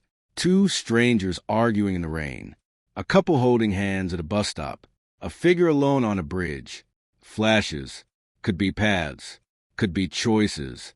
Kai whispered, "What are those?" Iridian's answer was immediate. Lives. Imbalances. Threads the city cannot fix without a hand. Without an apothecary. Mia's voice cracked. "Do you have to pick one?" Lena didn't know. The frame pulsed, responding to her presence. Iridian said very softly, "Lena, this is the moment Greymoor discovers what kind of healer you intend to be." Kai stepped closer to the shimmering glow, eyes narrowed. What if she picks wrong? What does wrong even look like? Iridian looked at him, tired, sad, honest. There is no wrong. There is only cost. Lena exhaled. Her heart thudded. The swirling lights shifted into clearer scenes. One stood out above the others, stable, waiting. An apartment balcony at night. A woman standing on the edge, shivering, alone. Lena froze. Kai saw it too. "Lena?" The frame hummed. Not commanding. Not pulling. Inviting. Iridian stepped down the stairs toward her, his voice steady despite the pain. If you step through that frame, you're not accepting the role. You are accepting responsibility for a single choice, a single life. This will shape how the city measures you. Lena's breath trembled. One life. Yes, Iridian said. The first life you choose, not one forced on you. That's the real beginning. Kai looked at her, fear and pride battling in his expression. Mia whispered, "It's your path." Ira folded her arms. Whatever you choose becomes precedent. Lena stared at the balcony scene, at the trembling figure, at the tear-lit rail. The frame warmed under her fingertips. Decision pressed against her pulse. She stepped forward and placed her hand on the threshold. The light flared. The balcony sharpened. The city waited. And Lena understood this wasn't a test. It was an invitation. The first choice of the apothecary she might become. She inhaled, steady, and stepped through the frame. Chapter 44. The balcony threshold. The world snapped sideways. Lena didn't feel herself move. One moment she was stepping to the wooden frame in Sector 9. The next, cold night air rushed against her skin, and the sounds of Greymoor rearranged themselves into an unfamiliar rhythm. She landed on solid concrete, on a balcony, high up, dangerously high. Wind pushed at her coat, carrying the metallic scent of rain on steel. The city stretched below like a restless labyrinth, lights flickering in uneven pulses, as if reacting to her arrival. Kai wasn't with her. Neither was Mia, Ira, or Iridian. She was alone. The balcony railing stood just a few feet away, and the woman she'd seen to the frame was still there, hands gripping the metal, knuckles white, her whole body trembling. Her bare feet were inches from the edge. Lena's heart clenched. Not horror, not panic, but focus. The city had shown her this. This life, this moment. The air hummed with expectation. Not urging her to intervene, not forcing her hand, but holding the tension like a held breath. Lena stepped closer, slow, measured. "Hey," she said softly. The woman didn't turn. Her voice cracked like shattered glass. "Please don't. Whatever you think you're doing, don't." Lena stopped at a respectful distance. "I'm not here to stop you. I'm here because the city brought me here." The woman let out a broken laugh. "The city? Great. Even the concrete wants to intervene." "It doesn't want anything," Lena said. "It reacts. It balances. It listens. Sometimes." A pause. The woman tightened her grip on the railing, shoulders hunched, breath sharp. Lena took in every detail. The shaking, the tension, the quiet desperation. "What's your name?" Lena asked. Another brittle laugh. "You wouldn't know it." "I don't have to," Lena said. "But I'd like to." A long, trembling silence. "Clara?" "Hi, Clara," Lena said gently. "No offense," Clara murmured, "but I don't want company tonight." Lena nodded. "Okay, I'll stand here. Quiet." Clara swallowed hard. "Why? Why stay?"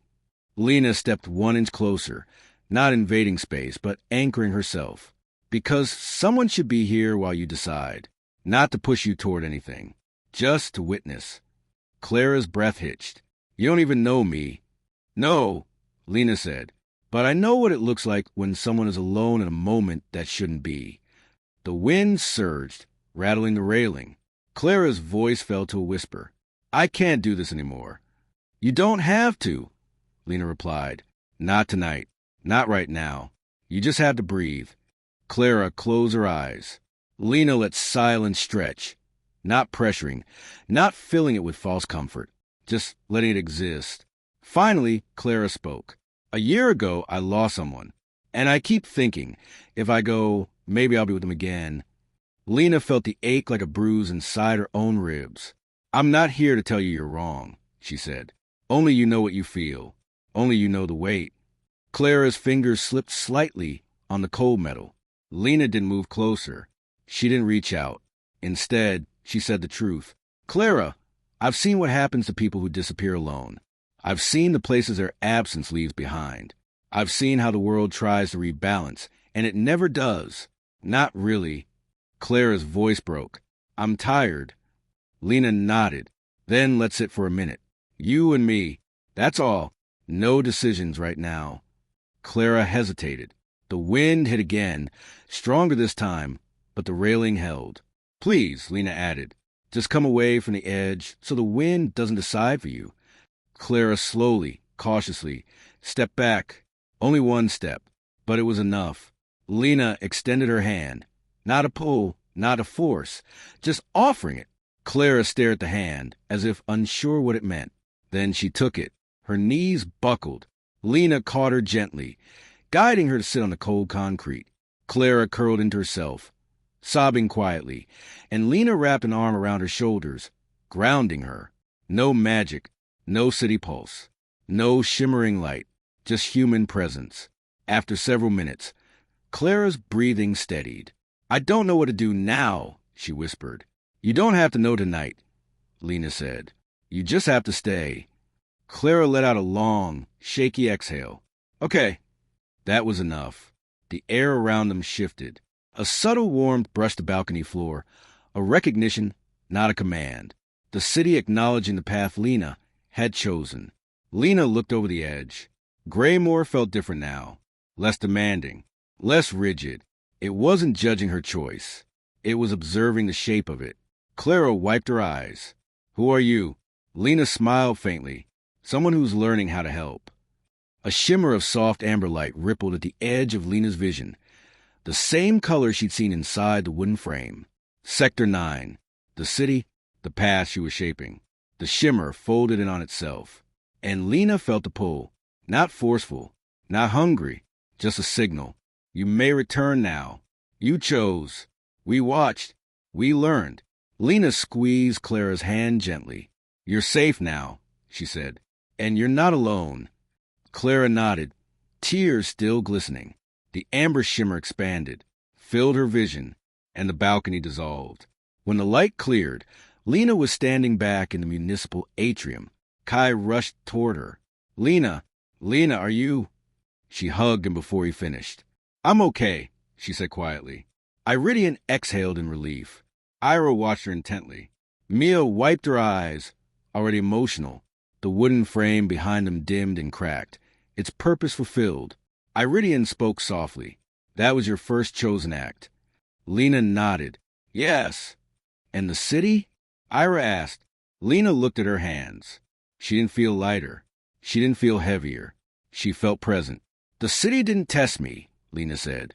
It watched who I chose to be. Iridian's faint smile was tired, proud, and terrified all at once. Good, he whispered, because the next choice will be harder. Lena lifted her head, and for the first time, she didn't shy away from the tension threading through Greymoor streets. Let it come. Chapter 45. Echoes of the Choice. The walk back out of the municipal core felt different this time. Not lighter. Greymoor never granted lightness freely, but steadier, as if the city had shifted its weight to make space for Lena's new shape. Kai stayed at her side the entire time, brushing her hand every few steps, checking in without words. Mia hovered close behind, silent but protective. Ira recorded details under her breath, whispering patterns, connections, theories. And Iridian looked at Lena as though he were seeing a puzzle piece finally slot into place, and fearing what picture it formed. When they stepped outside, the night air met them with quiet, deliberate hush. Greymoor was listening again. Kai lifted his chin. So, that was something. That was a beginning. Iridian corrected softly. They crossed the street, heading back toward the main part of Sector 9. But the district had changed. Not visibly. No glowing cracks, no pulsing walls, no shifting roads, but in tone. Greymoor felt awake. Every light flickered a fraction too long. Every shadow seemed freshly drawn. Every sound had weight. Mia shivered. Feels like the city is whispering. It is, Ira said. It's adjusting to what Lena just did. Kai looked at Lena. So what exactly did you do? Besides give me a heart attack. Lena inhaled. Her own voice felt different in her throat. Stable, certain, grounded. I made a choice. Not for the role, not for the city, for someone who needed help, for one person. And the city reacted? Ira asked. Yes, Lena said, but not with force, with curiosity. Iridian nodded. Exactly. The city now understands you aren't going to follow its blueprint. It wants to see your architecture instead. Architecture. Kai scoffed. She's not building a skyscraper. She saved a woman who was... He stopped mid-sentence. Everyone stopped, because the pavement near their feet rippled. Just once, like a drop of water, hitting perfectly still glass. Lena knelt slowly. The ripple expanded a few inches, forming a faint amber circle before fading. Mia grabbed her arm. What was that? Iridian inhaled sharply. An echo. Kai blinked. Of what? Clara, Lena said quietly. Ira nodded. A successful intervention. The first time a potential apothecary chose a life without being ordered to. The city is marking the resonance. Kai frowned. Is that good or bad? Iridian hesitated, and that hesitation was an answer in itself. Before he could speak, the ground pulsed again, closer, stronger.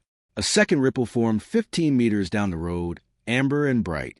Then another, and another, a pattern, a path. Ira's eyes widened. It's leading her somewhere. Mia's hands trembled. Do we follow? Iridian tried to stand straighter, but pain flickered through him. You must. Kai slid under his arm, supporting him. If she must, we all must. The ripples flared again, now forming a faint line down the street, amber light marking the way like breadcrumbs made of intention. Lena took a step. The ripple reacted. Kai swore softly. Okay, that's new. Ira scribbled furiously. Nocturnal alignment, responsive resonance. It's mapping her impact. Iridian, finish your thought. It's showing her the consequences of her choice.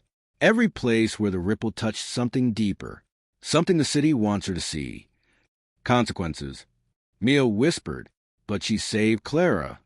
Consequences, Iridian repeated gently, are not always punishment. Lena exhaled, steadying herself. Then let's see where it leads. They followed the amber path through narrow streets, past old brick apartments and fenced-off lots, past shuttered stores and vending machines that hummed out a tune. The ripples grew brighter as they walked. Then they stopped, right in front of a playground.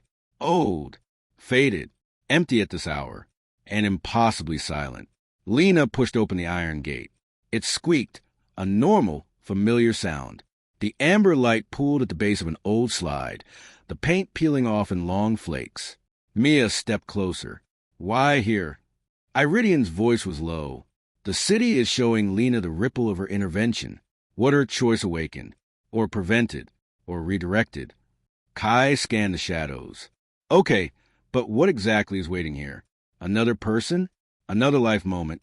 Lena walked toward the slide. The amber glow brightened under her feet, and then she saw it, carved into the metal of the slide, smooth, perfect, impossibly recent, was a symbol she recognized, a spiral, the same spiral the first apothecary used, the same shape the keeper's presence formed, the same marking burned into the tunnel floor when the city acknowledged her. Only this one was small, delicate, child-sized. Mia gasped. What does that mean? Ira swallowed. The spiral isn't just a mark of power. It's a mark of origin. Iridian closed his eyes for a moment. When he opened them, something like dread flickered across his expression. The city is telling her, he whispered, that her choice tonight altered the path of someone else. Kai tensed. Altered how? Iridian pointed at the child-sized spiral. That symbol appears when a life has been shifted toward the apothecary's domain. Someone connected to this place now falls under Lena's sphere of influence. Lena blinked. A child. Iridian nodded slowly. A child, or someone marked in childhood. Someone whose fate changed because you intervened.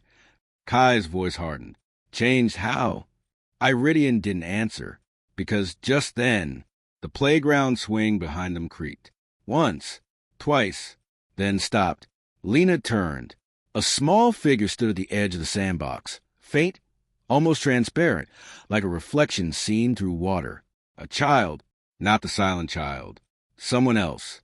A little girl, barefoot, trembling, watching Lena with eyes too wide and too aware. Mia clutched Lena's sleeve. "Oh, God!" Ira whispered. "This isn't an entity. This is residue, a resonance of someone whose path was changed."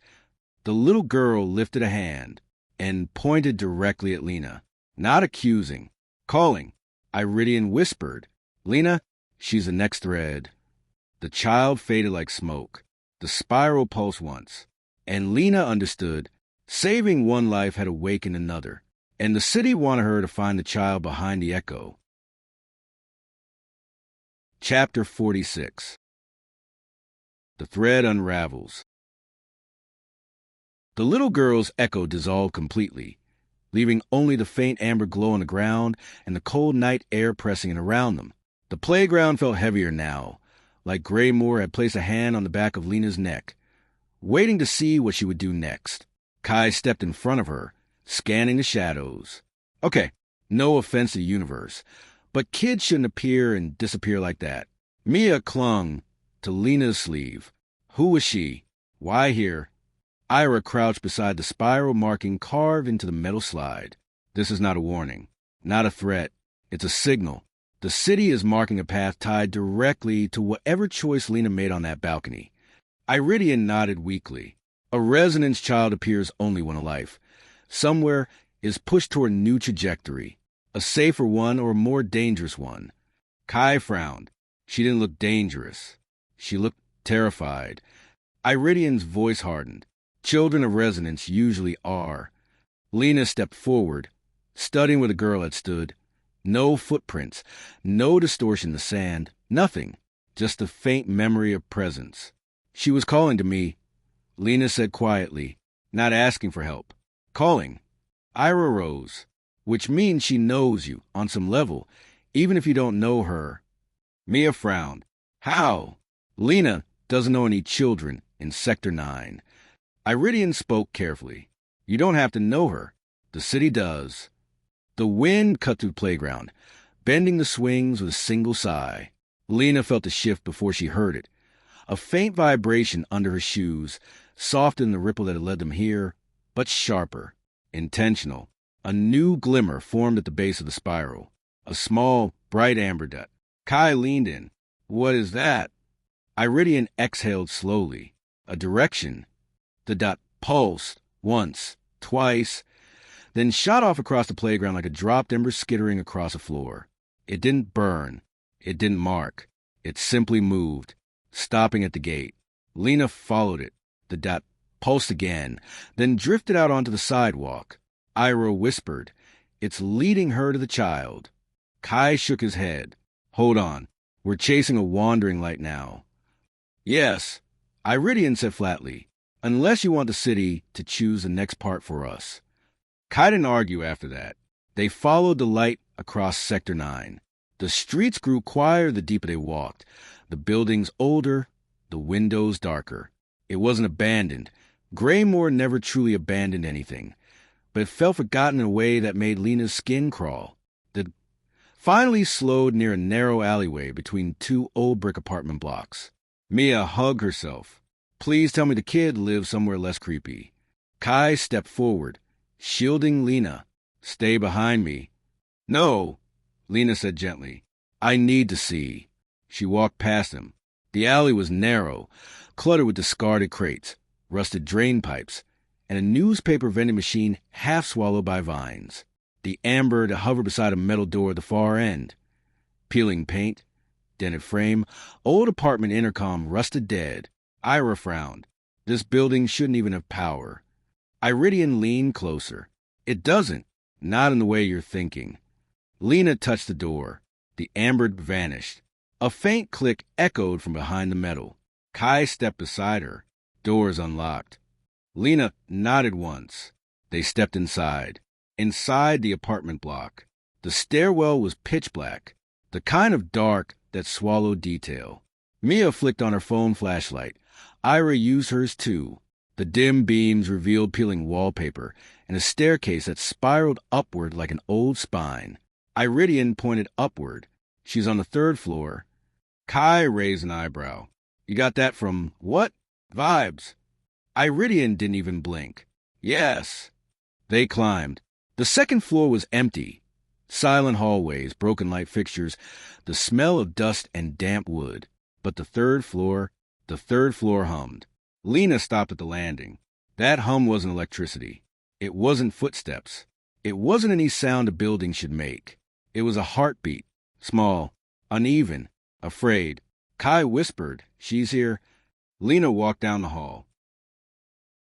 Every door was closed, except one at the end, slightly ajar, a faint amber flicker leaking through the crack. She reached it, pushed it open, and froze. The child behind the echo. The apartment was dim and bare. No furniture, no lights. Just a small, pale girl sitting on the floor with her back against the wall. The same girl from the playground echo. But she wasn't translucent now. Not a resonance. Not a flicker. She was real, shaking, breathing, alive. Mia gasped, "Oh my God!" The child looked up slowly when Lena entered. Her eyes, wide, dark, unblinking, filled the room with something that wasn't fear. Recognition. "Hi," Lena whispered, kneeling. "My name is Lena." The girl spoke for the first time, her voice soft, cracking but certain. "You saved Clara." Lena's breath hitched. "You know about that?" The girl nodded. "I felt it." Kai exchanged a look with Iridian, who whispered, "Resonant sensitivity. Very rare." Ira crouched beside them. "She's connected to City." The girl looked at Lena again. "You stopped her from dying." "Yes," Lena said gently. The girl didn't smile.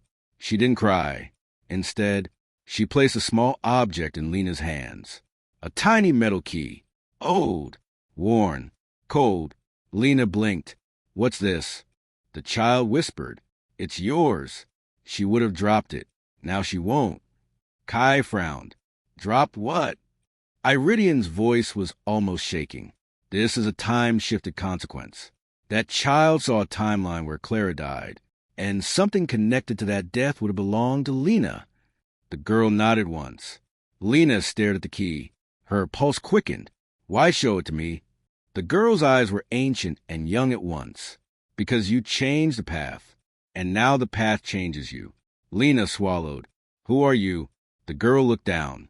When she answered, her voice barely reached a whisper. "I don't know. Not yet." Iridian exhaled slowly. "That means she's newly connected. A node the city just rewrote. She is part of your domain now." Kai looked startled. "Meaning, Lena's supposed to protect her?" Iridian nodded. "Yes, she is a direct echo of Lena's choice. The city will treat her as such." Mia crouched and offered her hand to the girl. "What's your name, sweetie?" The child hesitated, then whispered, "Call me Ember." The amber light in the room flickered once in agreement. Lena closed her fingers around the tiny key, and for the first time since the trials began, she felt something unfamiliar. Responsibility. Not to the city, not to the doors, to someone real, to a life tied to hers. Iridian whispered, "Lena, this isn't a trial." Kai nodded slowly. "This is the beginning of your first case." Lena lifted Ember into her arms, and the key burned softly in her palm. Chapter 47. Ember's Shadow. Lena carried Ember out of the dim apartment and into the hallway. The girl's small hands curled into the collar of Lena's coat. She was light, too light, like someone who had been skipping meals or skipping safety for far too long. Kai hovered close, trying not to crowd them, but unwilling to let Ember out of sight. Mia kept glancing backward, checking the empty hallway again and again. Ira walked ahead, scanning for movement or changes in the building. Iridian followed last, leaning on the wall when he needed to but refusing help. When they reached the stairwell, Ember lifted her head slightly. "Don't go down," she whispered. Everyone froze. Kai blinked. "Oh, why not go down?" "Stairs that way. Door that way. Safety very much that way." Ember shook her head. "The downstairs is wrong." Iridian stiffened. "She's sensing a pull." Ira frowned. "A pull from what?" Ember pressed her face into Lena's shoulder. From the thing that followed. Lena's breath caught. The thing that followed, what? Ember whispered. Clara's moment didn't disappear. It moved. Kai exhaled hard. Fantastic. Her trauma has legs. Mia shivered. Can trauma follow people? Like, actually follow them? Iridian answered quietly. When the city recalibrates a life trajectory so drastically, the possibilities from the original path sometimes don't vanish. They become displaced. Displaced how? Kai asked. Iridian turned to Lena. Into the cracks. That means absolutely nothing to me, Kai said. Ira explained instead. Moments of extreme consequence leave imprints. If the outcome is rewritten, like Clara choosing to live instead of die, the original outcome sometimes condenses into a shadow. Not a ghost, not a monster, a fragment. Kai stared. A fragment of what exactly? A death she didn't have. Iridian nodded. A version of the moment that never happened, but still carries weight. It will gravitate toward the person responsible for the rewrite. Lena's stomach tightened. Me. Ember nods gently against her shoulder. It's looking for you. Mia spoke softly. Can it hurt her? Iridian hesitated. Lena caught that hesitation. Iridian, can it hurt me? Iridian finally answered. Not physically. But fragments don't attack bodies. They attack balance. Ira's eyes snapped to Ember. That's why she can sense it. She's woven into the shift. Ember clutched the front of Lena's coat. It's downstairs. Waiting. Lena steadied her breathing. We avoid the stairs. Kai pointed behind them. Then we go back to the hallway? The window? Fire escape. Ira shook her head. This building is sealed. The only exit is down. Mia whispered. So we're trapped? Iridian closed his eyes briefly, listening. No, the fragment hasn't anchored yet. That means we can still move around it. If we're quick. Kai nodded once, already shifting into that instinctive protect Lena mode. Then we're quick. They retraced their steps to the third-floor landing, Lena adjusting Ember's weight as the girl clung to her silently. The hum vibrated faintly through the building, as if the walls were straining to hear their footsteps. They reached the side hallway Lena hadn't noticed earlier. Old emergency signs pointed toward what used to be a communal laundry area. Ira checked the lights. This hallway is clear. Ember lifted her head again. No, she whispered. Mia bit her lip. You see something? Smell, Ember said. Kai sniffed dramatically. I smell mold. Maybe sadness. No, Ember said softly. The downstairs place smells like stop time. Iridian looked up sharply. That's it. We're close. Lena tightened her grip around Ember and walked down the hall, each step intentional. The hallway was silent, too clean, too unaffected by decay. Even the dust felt unnaturally undisturbed. They reached the laundry room. Lena pushed the door open with her shoulder. Inside, old washing machines sat in rows against chipped tile walls. A single dim bulb flickered overhead. Everything was quiet. Too quiet. Kai stepped inside behind Lena, scanning the room. Okay, nothing's. The bulb flickered once, then went out. The room plunged into darkness. Ember whimpered sharply, burying her face in Lena's collar. Iridian whispered, No one move. The temperature dropped suddenly, just a few degrees, barely noticed with anyone else, but Lena felt it deep, like the air had shifted direction. Kai whispered, Iridian, what do you feel? Iridian closed his eyes, focusing. The fragment is here. It entered the space with us. Mia's voice trembled. Where? Iridian lifted a shaking hand, pointing to the far side of the room. The moment is condensing. Right there. Ira turned on her flashlight, just as the bulb above them flickered back on. A shape stood in the corner. Not a person. Not a ghost. A silhouette of a woman facing the wall. Shoulders shaking. Hands pressed to her face. Hair falling forward, messy, tangled. Clara. Not the Clara Lena saved. The Clara who would have died. The Clara from the timeline. That didn't happen. Kai stepped in front of Lena. Absolutely not. We are not doing this. Iridian's voice was quiet but sharp. Stay calm. It's a fragment. It doesn't know it isn't real. The silhouette trembled violently. Lena held Ember tighter. The girl whispered, Don't touch her. Kai nodded vigorously. Trust me, that was not on my to-do list. But Lena took a step forward. Kai grabbed her arm. Lena, what part of Death's shadow of a person you saved says walk toward it? Lena's voice was steady. She's not here to hurt me. She's here because something that belonged to her ended up with me. She opened her hand. The small metal key lay on her palm. The fragment froze. Ira inhaled sharply. The key, it's the anchor. Iridian nodded, approached slowly.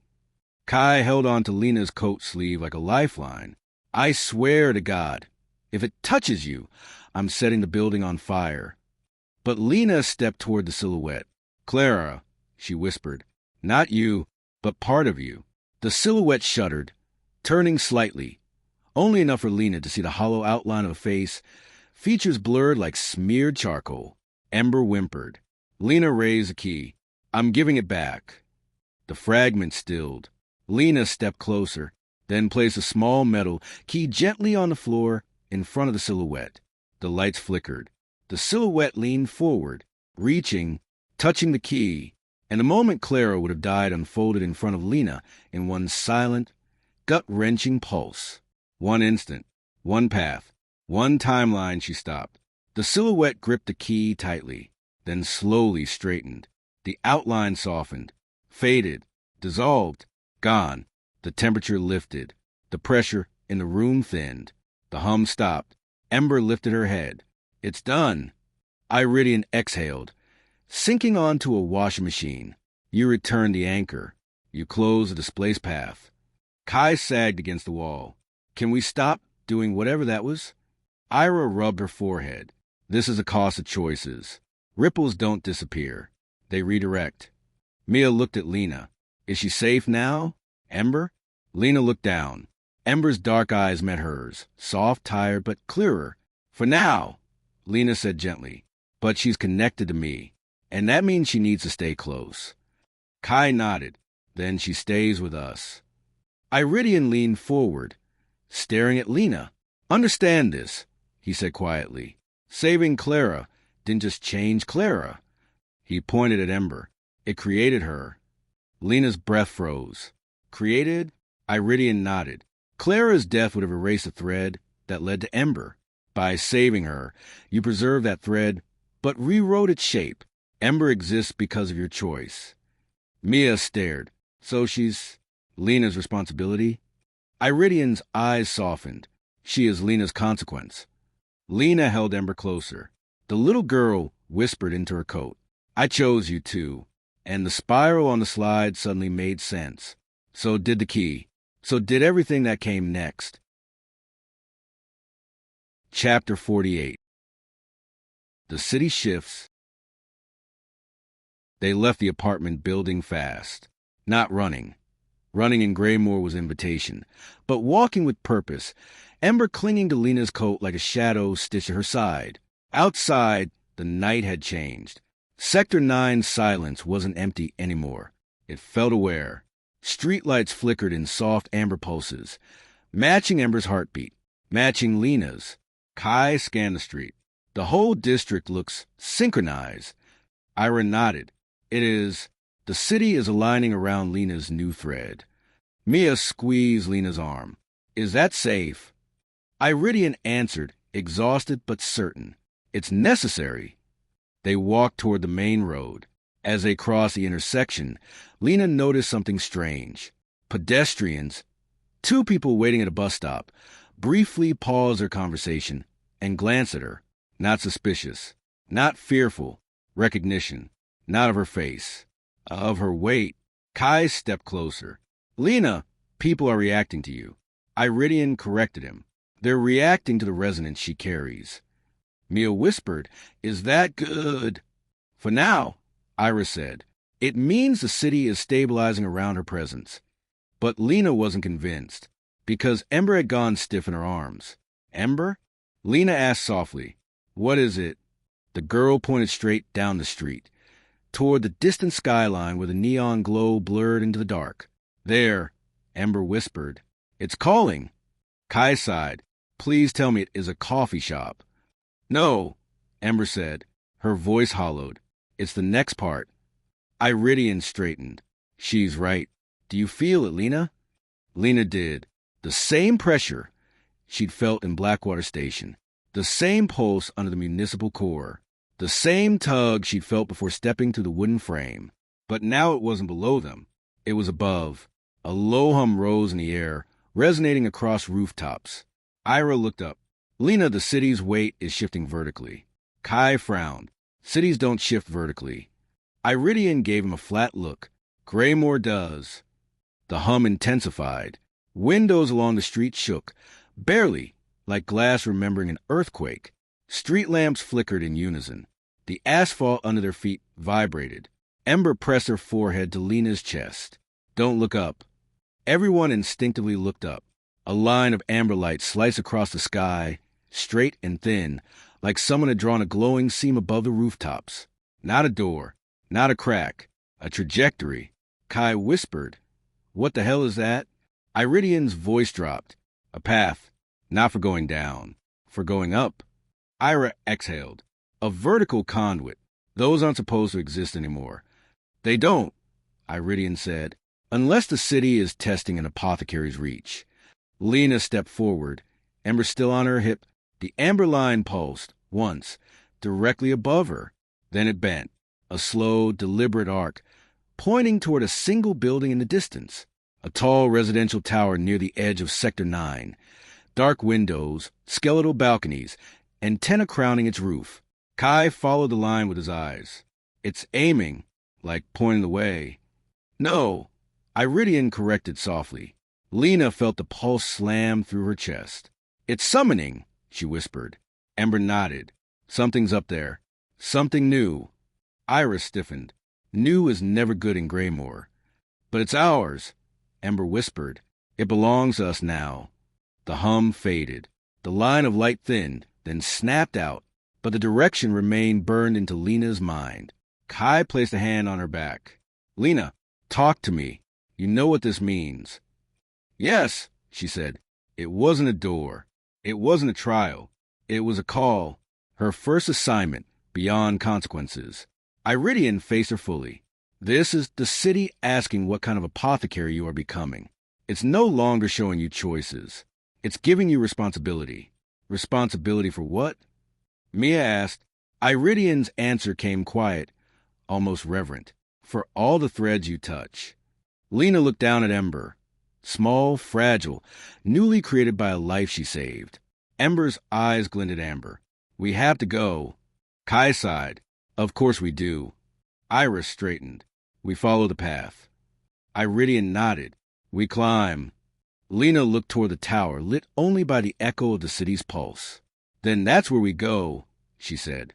She shifted Ember to her other arm. Let's see what Greymoor wants next. And together, they headed toward the dark tower, where the city waited with its next thread, already spinning. Chapter 49. The Tower That Hums. The closer they got to the tower, the clearer it became that something was wrong with the building. Wrong in the way Greymoor often was, but sharper, more deliberate. The air around it vibrated with a low metallic tone, like an elevator cable under impossible tension. Kai stopped at the crosswalk and looked up. Yeah, this place is absolutely going to try to kill us. It won't, Ember said softly from Lena's arms. It's waiting. Kai blinked. You say that like it's reassuring. Ira pulled out her notebook, flipping to a blank page. We need to understand what kind of manifestation this is. A vertical conduit means something is forming at the top. Iridian nodded. Something that believes Lena can climb to meet it. Mia frowned. Why a tower? Iridian answered without hesitation. Height changes perspective. The city wants her to widen her view. Kai muttered. Great. Philosophical skyscrapers. Love it.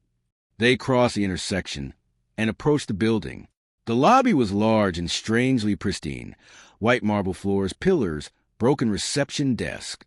Dust lay thick on everything except the elevator doors, which gleamed as if freshly polished, as if someone had touched them. Recently, Ember buried her face into Lena's shoulder. There's something in the walls. Lena steadied her grip on Ember. Something alive? Not alive, Ember whispered. Remembered. Iridian's expression tightened. Residual architecture. Kai groaned. What is that? Some kind of haunted blueprint. Ira answered. It's when the city rebuilds a memory of a structure instead of the structure itself, like a place remembering what it used to be or what it wants to become. Kai sighed. Still a haunted blueprint. The elevator dinged. Everyone froze. The door slid open. Only the elevator wasn't empty. It was lit from within by amber light. Soft, steady, familiar. Lena exhaled. It's the same light from Sector 9. Iridian nodded. Then the city wants you to ride it. Kai took a step forward. We're going with her. The elevator dinged again, louder this time, as if objecting. Iridian shook his head. No, the call was for Lena alone. That's not happening, Kai snapped. Ember lifted her head. Her eyes glowed faintly amber. It only wants Lena, she whispered. Only she can go. Mia swallowed. But why? Ira closed her notebook.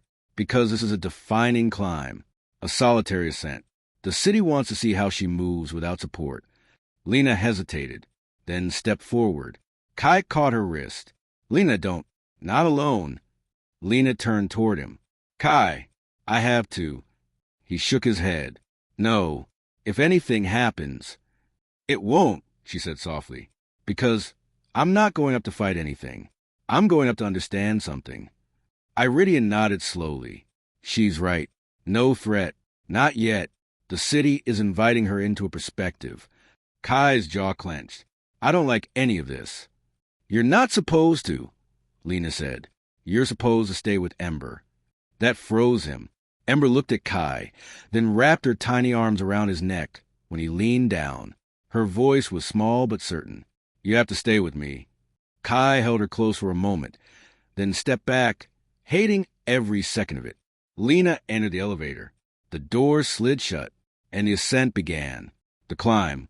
The elevator moved without sound. No cables. No jolts. Just smooth, impossible motion. Amber light washed the walls, shifting slowly from warm gold to deeper orange, as if reflecting her pulse. She didn't feel fear. Not the paralyzing kind. Not the manipulative kind. The fear she still had, the fear she kept, felt clean, clear. It sharpened her thoughts instead of drowning them. Halfway up, the elevator lights dimmed. Not failing, changing. A ripple of shadow across the mirror walls, then split into multiple silhouettes. Not threatening, not hostile. Shapes, people, standing, reaching, waiting. Lena's breath caught. The images were memories, hers and not hers. Shadows of people she had helped as a journalist, people she had interviewed, people she had saved without realizing. Moments where she had changed someone's path simply by showing up. The silhouettes whispered, faint echoes. You listened. You stayed. You saw me. You didn't walk away. Lena swallowed hard. I wasn't an apothecary then, she said quietly. The silhouettes dissolved, as if smiling without faces. You were always moving toward it. The elevator slowed, then stopped. The doors opened. The tower apex. Lena stepped out onto the rooftop. Cold wind whipped her hair across her face. The rooftop was massive, flat concrete, rusted railing. A dead garden of planters filled with dry soil. Beyond the edge, Greymoor stretched endlessly, lights flickering like a fractured constellation. But at the center of the rooftop stood something new, a circle of amber light, glowing faintly on the concrete, a perfect ring, pulsing like a heartbeat. Inside the circle sat a figure, small, still, barefoot. Lena froze. Ember? But no, not Ember. This child wore different clothes. Older, torn jeans, a faded hoodie. Their face was hidden, knees pulled to their chest. Lena approached slowly. What are you? The child lifted their head, and Lena's breath stopped because the face wasn't a face. It was blurred, shapeless, like a painting smudged by water. A new thread, a forming possibility. Something not yet decided. Iridian's voice echoed in her memory. This is the city asking what kind of apothecary you are becoming. The child spoke, not with a mouth, but with a trembling voice that vibrated the air. You saved someone and created someone. Now the city asks what you will shape next. Lena knelt. Are you another consequence? No. The voice shook. I am a future. Lena steadied her breathing. A future what? A future of who you choose to be.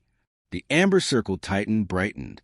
The child leaned forward, and Lena felt a rush of cold wind against her skin. Wind that whispered with the voices of Greymoor. Intent, cost, echo, then choose a fourth.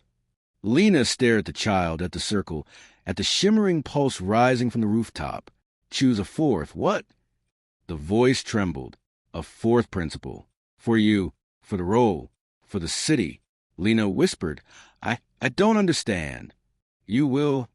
The amber pulse brightened, and the rooftop floor cracked gently beneath the circle, not breaking, opening, revealing something beneath. A fourth concept waiting to be named. A truth the city refused to define for her. The child whispered again, voice breaking like static. Choose what comes after. Intent, cost, and consequence. Lena swallowed. A fourth principle. Not for the apothecary. For her. She took a breath and spoke the word that came from the deepest part of her. Responsibility. The circle ignited, flooding the rooftop with amber light. The child shattered into bright particles. Not dying. Becoming. Becoming a path. Becoming a door. Becoming a future. Lena shielded her eyes, and the world dropped. When the light faded, she was back in the lobby. Kai grabbed her immediately. Lena, are you okay? Ember ran to her, hugging her legs. You're back. Mia and Ira looked shaken. Iridian looked relieved. Lena exhaled. I chose, she whispered. Iridian nodded. We know. Kai frowned.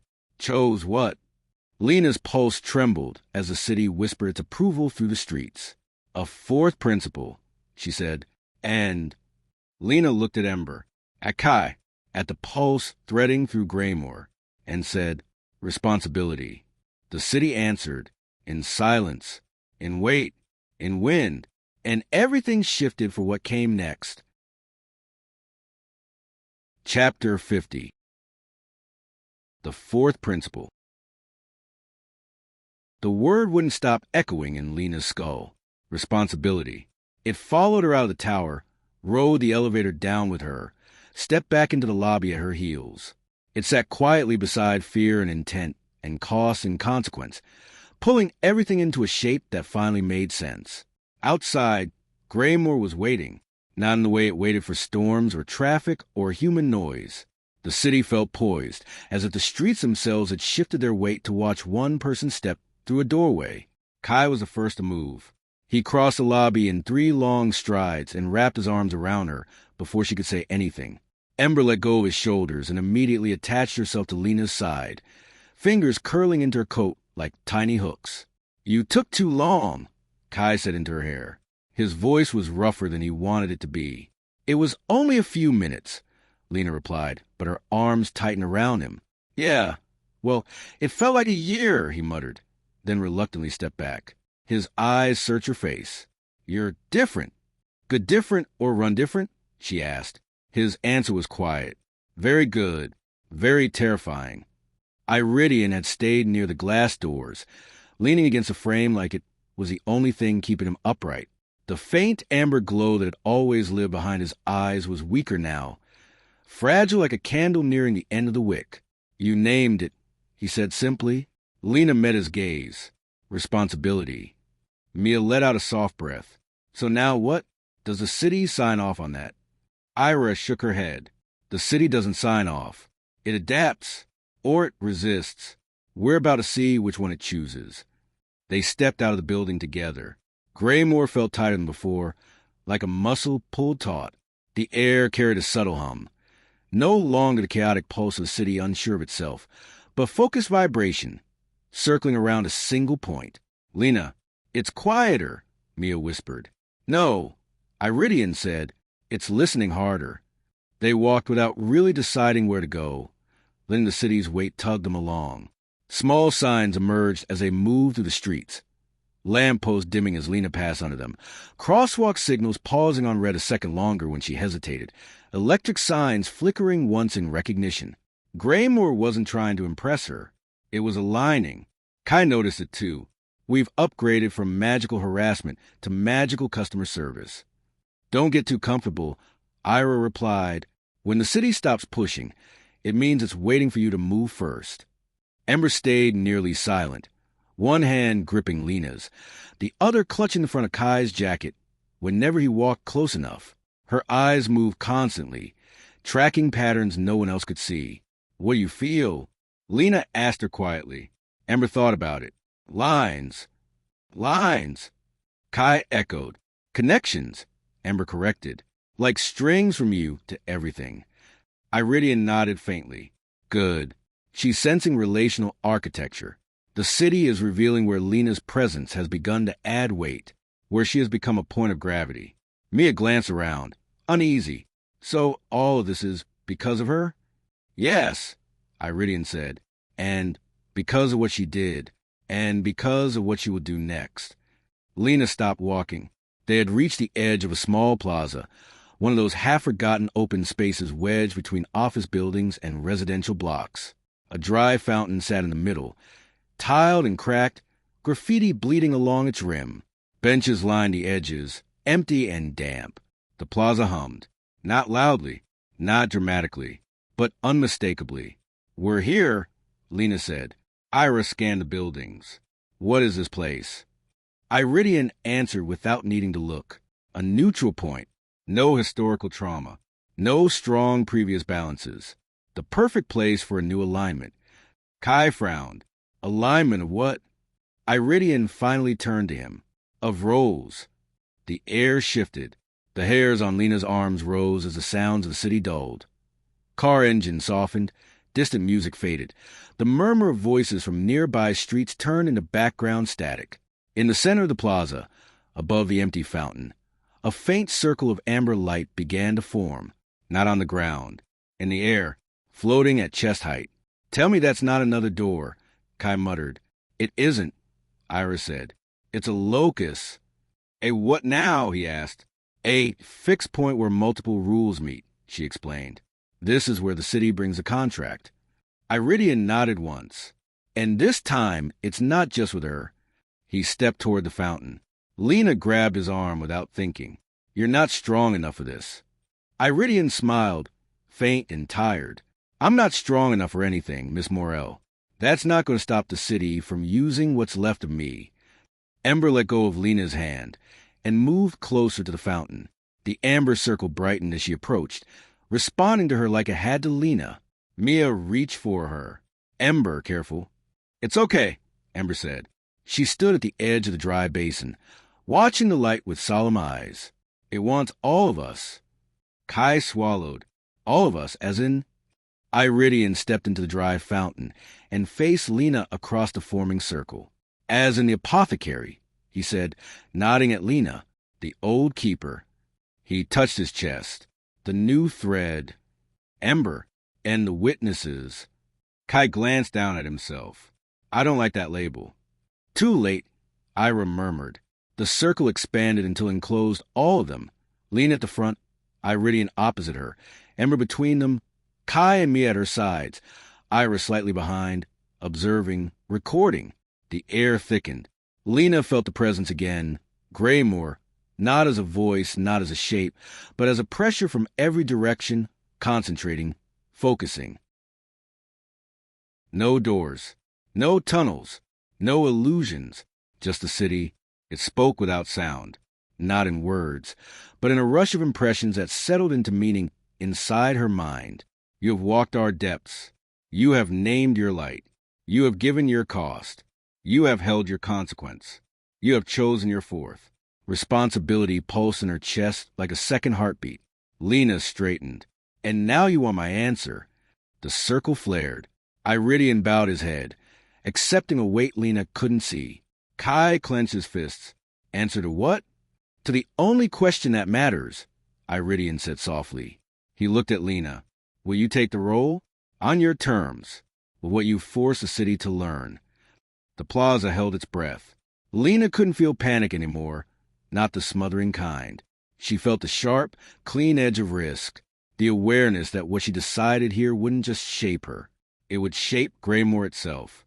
"Before I answer," she said, her voice steady, "I wanted to listen." The circle pulsed, as if offended. "You are listening," Lena corrected. "You're recording. There's a difference." The light flickered once in surprise. Kai whispered, "You're arguing with a civic metaphysical infrastructure." Again. Lena took a step forward, into the circle's center. She saw in her mind the first apothecary kneeling under a collapsing sky. She saw the echo of Clara on the balcony. She saw Ember's small fingers around the key, the fragment dissolving in the laundry room. She saw herself on the rooftop, naming responsibility in front of a future that didn't yet have a face. "This is what I understand now," she said. "Power without responsibility is hunger. Responsibility without power is cruelty. You've asked for apothecaries who carry cost, who accept consequence, who obey your rhythms even when it destroys them. I won't be that." The circle trembled. Iridian watched her with something like awe. Mia reached for Kai's hand, squeezing hard. "I will take the role if I decide what it means," Lena continued. "Not alone, not as a saint, not as a martyr. With them." She nodded at Kai, Ember, Mia, Ira, even Iridian. "You don't get an isolated weapon anymore. You get a network. You get shared responsibility. You get us."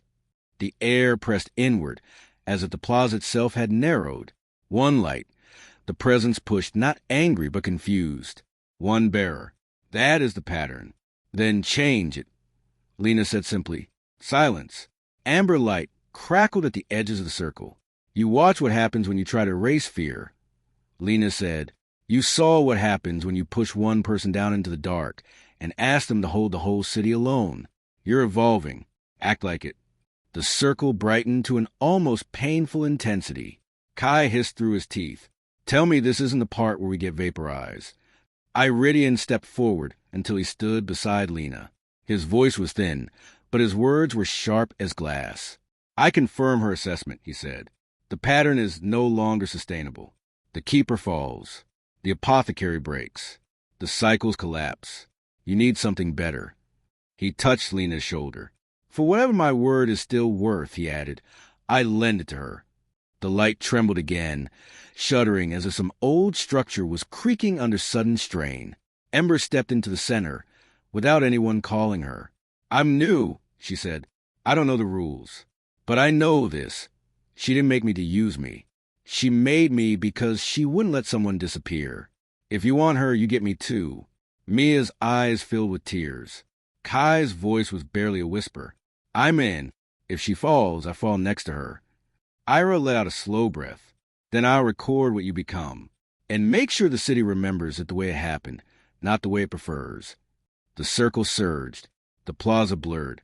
Lena felt the city hesitate, not because it didn't understand, but because it did. For the first time, Greymoor was being offered an apothecary who refused to stand alone.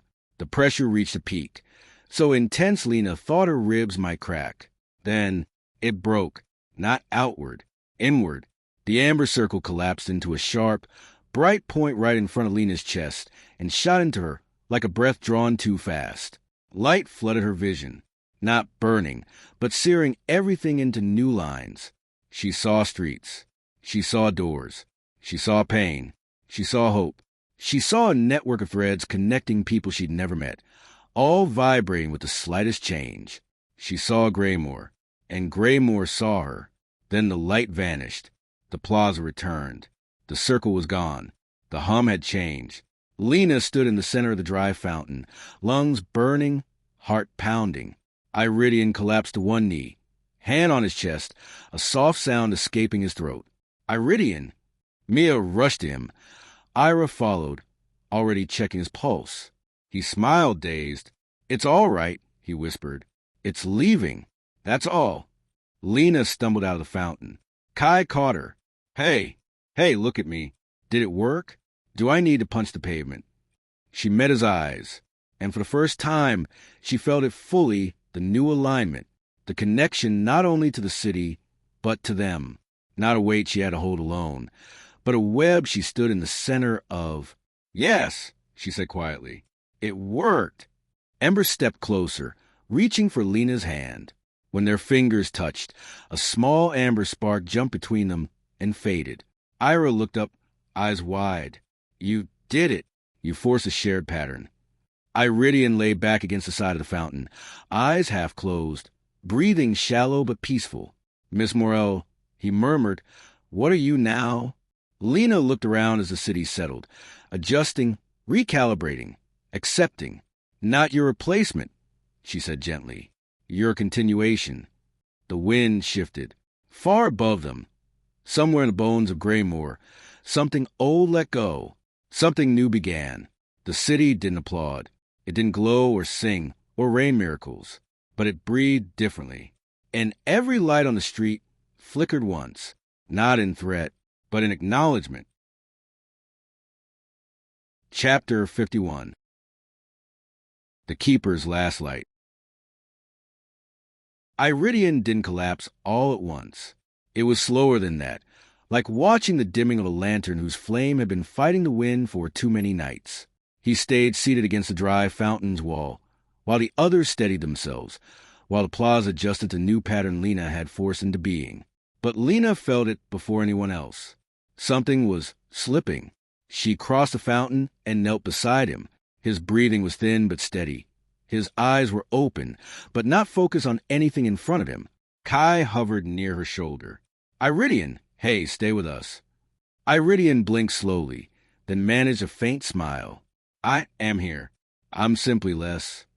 Ira crouched beside him, already assessing him with clinical precision. "His resonance is almost gone," she murmured. "The city released its claim." "That's good, right?" Mia asked, hopeful. Iridian shook his head. "Not for me. My body was held together by what remained of the roll. Without that weight, the fractures return." He touched the side of his chest, as though feeling for a heartbeat that was wandering. All of them. Ember stepped forward, small and silent, and took Iridian's hand gently. For a moment, the faintest amber shimmer flickered between their palms. A tiny echo, an acknowledgement. Iridian looked at Lena. "You changed the contract. The city accepted the pattern you offered. That makes you something new." Lena swallowed. "I don't feel new." He laughed once, soft, rough, almost nostalgic. No one feels new when they're becoming themselves. Kai muttered under his breath, "This guy and his cryptic wisdom." Iridian reached out with his free hand. Lena took it. "Listen carefully," he said. His voice was weak, but his tone carried the clarity of someone carving their last line into stone. "You are not the apothecary the city expected.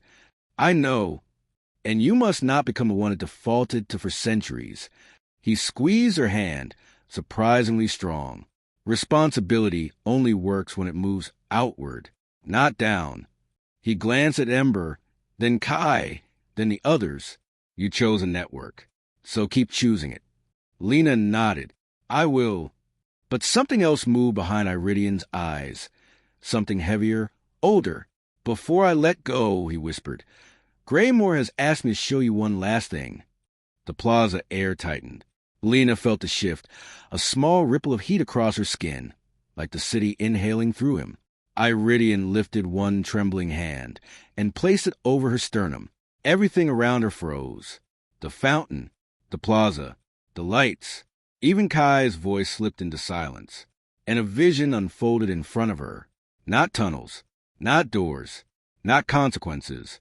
A map, a living map of Greymoor City. Its districts, its arteries, its pulsing and balance points. Every place where choices created threads. Every thread tied to Lena's presence. And in the center, a hollow, a core, a dark shape waiting. Not threatening, not hungry, just unfinished. Iridian's voice echoed inside the vision. This is a part of the city that does not know what it is. It has been empty for decades. It has been waiting for someone who creates instead of consumes. The hollow pulsed. Responsibility is not the end of your role. It is the beginning. Lena felt the truth of it sink through her chest. The city wasn't asking her to heal it. It was asking her to finish it. The vision shattered. Sound returned. Wind returned. Kai's voice returned mid-sentence. Nah. Lena. Hey, are you with us? She opened her eyes. Iridian's hand dropped from her chest and landed weakly in his lap. He exhaled a long, trembling breath. Mia knelt beside him.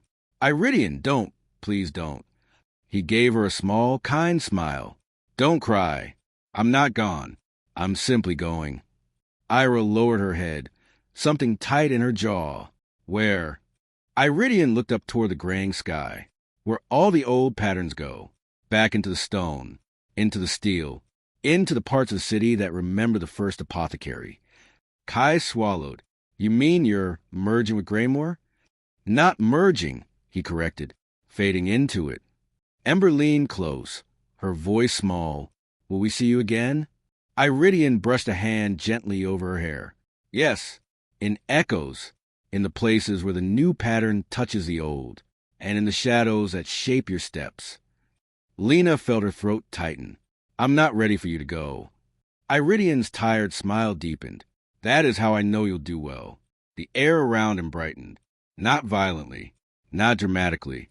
Softly, like sunrise pushing through fog.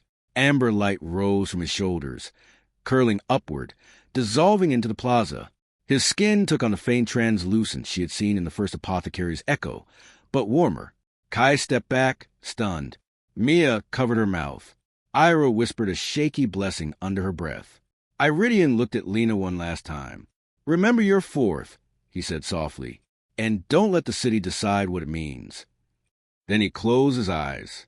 The light lifted off his body, and Iridian Vale, keeper the old pattern, disappeared like a lantern going out gently in the dark. Ember hugged Lena tightly, burying her face in her coat. Kai put a hand on Lena's shoulder. Mia leaned against Ira, crying quietly. Even the city breathed differently. Lena didn't fall apart. She stood, because the weight Iridian carried for years now rested in her hands. But not alone, not anymore. She wiped her face, steadying her breath. Kai looked at her. Lena, what now? Lena turned toward the horizon, toward that hollow in the map she'd seen, the unfinished part of the city waiting for someone brave enough to name it. We finished what he started, she said. Greymoor hummed in agreement, and the wind carried Iridian's last trace into the streets that had shaped all of them. Epilogue. Begin. 3 months later, Greymoor no longer felt like the same city. It watched differently now, less like a force waiting to correct every misstep, more like something learning how to share its weight. The night carried a softer hum, threads shifting in quiet patterns Lena could sense long before she saw them. She crossed the narrow footbridge with Ember at her side, the girl's small fingers gripping her sleeve whenever a thread tugged too sharply. Ember had grown steadier. She didn't flinch at every ripple anymore. She didn't hide behind Lena's coat. She simply walked, listening to the city the way one listens to a familiar song. Lena had learned to listen too. Tonight, 3 threads called out at once. A heated argument at a bus stop, a collapsed heartbeat in a nearby street, a silent cry behind a shuttered shop door. Small moments, not the kind that cracked the city open, but the kind that kept its balance from slipping. We'll start with the bus stop, Lena said. Ember nodded, as if she already knew. They reached the end of the bridge just as Kai jogged toward them, carrying 2 coffees and pretending he hadn't run the whole way. You're both out late, he said, handing one to Lena. And before you say anything, yes, I'm aware this makes me look clingy. I'm comfortable with that. Lena smirked. Ember accepted her hot chocolate like a ritual. Ira appeared a moment later, tablet in hand, glasses fogged from the cold. The municipal archives reorganized themselves again, she said. 3rd time this month. Kai rolled his eyes. Oh, great. The city redesigned its own desktop icons. Call the press. Ira ignored him, as always. Mia hurried up behind them, breathless and smiling. I brought dumplings. Don't argue. Lena didn't. There wasn't anything to argue about anymore. These people, this strange, imperfect constellation, were the only reason she could carry what she carried. They crossed into an older district just as the argument at the bus stop began to escalate. Lena slowed her pace, feeling the tension twist through the air like a frayed wire. She didn't need a door or a trial or a circle of amber light. She only needed to step close enough for the thread to acknowledge her. The argument broke like a wave on shore. Voices softened, hands unclenched. Two people breathed normally again. Lena barely said a word. Responsibility wasn't force. It was presence. When the moment settled, they moved on. Ember traced spirals with her finger on the frost-coated railing, humming quietly. The city answered with flicker of streetlights, soft and warm. Sometimes, in nights like this, Lena felt Iridian. Not as a ghost. Greymoor didn't keep ghosts. As a memory threaded through stone and metal. A faint voice in the hum of the electric lines. A whisper in the corners of her mind. Patterns do not vanish. They redistribute. She didn't speak back, but she always heard him. By the time they reached the edge of the unnamed district, the city's pulse had changed again. Slow, deliberate, expectant.